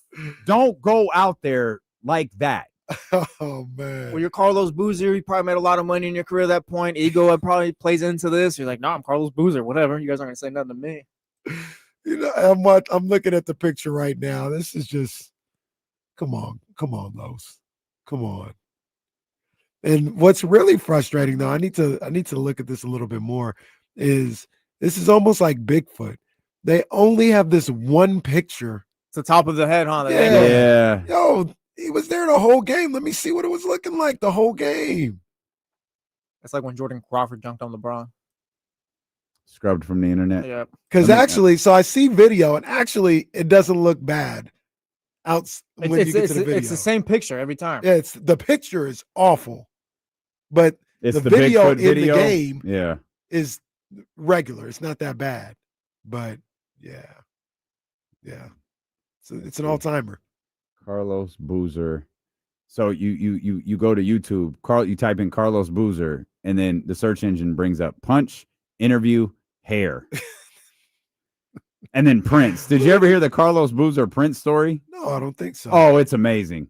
He tells the story about how Did he rent out his house? Yeah, Okay. how he rented out his house to Prince, and he came back and like the whole house was purple. Yeah. And he's trying to get a hold of Prince. He's like, "Yo, what is this?" He's like, "Oh man, don't worry, I have it back to normal." And then he leaves and comes back, and the house is exactly back as to he left. normal. It was just completely back to normal. I do remember that one. The Bulls got a little bit of a bad rap because they only showed out one picture all the time. The actual day in the game isn't as bad as that picture. So I found it being discussed here on highly questionable. See, that's not that bad. I mean, he did have a baldy and somehow came up with a Caesar. So if he wasn't playing basketball, it wouldn't be that bad. No. If he wasn't playing basketball, it wouldn't be that bad. Is that all they show? Yeah, that's the only. Maybe Like, it is. that's not that Nah, bad. That's not that But from bad. the top angle, it looks like the stuff that they used to pour on the street or whatever to cover the pothole. Now look, if you compare that to the one still photo they show, yeah. the one still photo is crazy. Look, that don't See, look there that looks bad. a little normal. That's the same game. See, but if he's at the club, it's not that bad. It Also, if he's at the so if he's at the club, we don't know that you have a bald head because we see you every night in the NBA. Wait, does Carlos Boozer have hair? man, I'm gonna ask the question now. Okay. Is Jaylen Brown's worse? No. Jalen. What? Jaylen Brown. I think Jalen's just using it for the line of his braids. Jalen's got the Damian Barley. Yeah, he's just using it right here. I don't know. Maybe Jalen's using too much, but Bulls wasn't smearing everybody else that he came in contact with. Well, this was early. I was like, well, hey, Booz, what's on your head? Well, yeah, Donovan's got right here. Like Boozer went from bald to just he's got hair. That's the crazy part. That is the crazy part. See, look, it don't look bad. No, yeah, you're right. Put it on his eyebrows too. I think he did it on his beard. That's what I was looking at earlier. I think he did it on his beard. Carlos Boozer with a historically great beard. Like he's a good beard guy. Did not think he is, but I think he's enhancing his beard now. Oh, for sure. He has strong beard enhancements. Yeah, he's got. Are you going to use enhancements? I've thought about it, but I don't think so. I don't think so. Especially if I get like right now, I'm getting like the gray streak. Mm-hmm. If I get that, I'll leave that all day. That's dope. You're going to like right down the middle? Yeah, that's dope. The Pepe Le Pew. Can you imagine if Kenny did the Carlos Boozer one day? On his head? Yeah, like just pulled out. It's like, hey guys. You couldn't. Nah, see, I don't think. And he's not even saying what happened. He says, just another day at the office, huh, fellas? And it's like, what the hell? One day, I'm not going to lie to you. One day, I'm going to come through with the carpet. I'm going to come through with the carpet joint. I thought about it. I don't really need to. Like, I'm fine with what it is, but it's like, it's there. Why not try it? If somebody knows how to do it, why not try and see what it looks like? One day I will. You'll never know. You'll never. There'll be no. What do you mean I'll never know? No, I'm saying there won't be any. Oh, no warning. Yeah, no warning. I'll just come through with a fade. Yeah, and then I'll show up with no beard one day. There is no chance you're doing that. I don't think I can do it. And you're a married man now. Crystal will. I think before you were married. No, I did it Crystal once. wouldn't I did know. it once, and she's like, "Yeah, you should try it or whatever." I did it. She hated it. It was bad. It's like, "What'd you make me get the haircut for then?" You had to move out till it grew back. No, it was bad. Yeah, I got the same response. It was a long time ago, but same response. Yeah, it's been years. Didn't you cut it too short like a year ago on accident? Yeah, and Jazz was like, look "Hey man, why right. don't you go stay in the guest room till?" It didn't look right. Wasn't feeling it. Yeah. But now one day I'm gonna come with the I thought that video was with the fake. piece. That's what it is. That's what they call it. Come with the full piece. I absolutely thought the Jaylen Brown video was fake. No, it's real. When he did that and it just that spot across the jersey, I was like, "Oh, it's happened to come multiple on, man." people. He's a serial offender at this The point. Knicks, the Wizards. Yeah. There's another team. Well, the dude on Oh, the dude on the Wizards was like, "Yo." You see that? He's almost looking at the official like he fouled me. They played the Sixers the other day, and there's a video of the Sixers mascot walking past Jaylen Brown, but like just kind of like walking, like just staying away from him so he don't get dirty or anything like that. Oh man, that's crazy. So yeah, what Kings do you guys want to keep on the team next year? Oh man. Hey, hold on. I want to. So this is okay. I just want to make Kenny's point. Proof. That's a great beard. Yeah, man. Like Boozer's beard is Boozer got a fire. great beard. He's telling the Prince story right here. His beard's fire. I think Kenny's Fantastic biggest win is getting you to join the Beard Gang. That is, yeah. You were It's an all-timer. a non-believer at first. I said, nah, man, just let it rock, bro. Let it rock. Yeah. Yeah. Good look. I like Good it. look. I like it. I don't think I can. I do think I have a limit though. Like I don't think I can grow it as long as you're. No, you can't. You can't do me. I think it's like no, this is it. Like What- it's enough to. You can see clink tight. Like it's enough. One of the frustrations I Makes me have look older. that guys like Boozer don't have is like in here. I can't grow the in here. Like it doesn't grow. Mhm. And Boozer gets like the whole under the lip joint. Mhm. Like, yeah, not happening. So I Mhm. just stick with my little, my little goatee type of look there. Couldn't do it. Couldn't do it. All right. You want to talk Kings or you want to talk 49ers? Oh, how was work today? Oh, it was great, sweetie. We talked about Carlos Boozer's beard for 20 minutes. We talked about air enhancements rubbing off on jerseys. Yeah, like what What- did you do? what did you Save do? lives today? What'd you do? Save a terminally ill kid or something?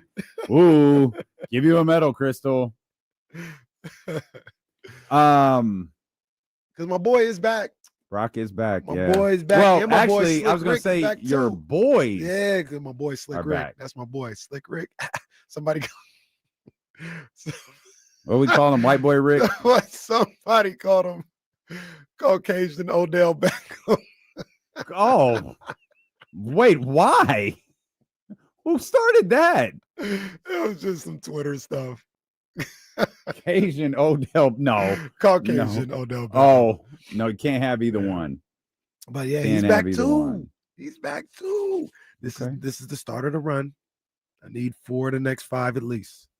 You get into the playoffs, and then see what happens. Somebody said You gotta this have- week is the smallest injury report the Niners have had all year.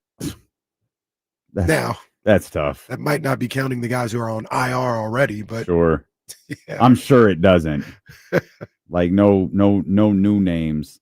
Domantas Sabonis and Malik Monk both officially available for the game tonight. Okay. So much like the San Francisco 49ers, maybe this is the smallest injury report that the Sacramento Kings have had all year long, with only Keegan Murray out. I'll take it.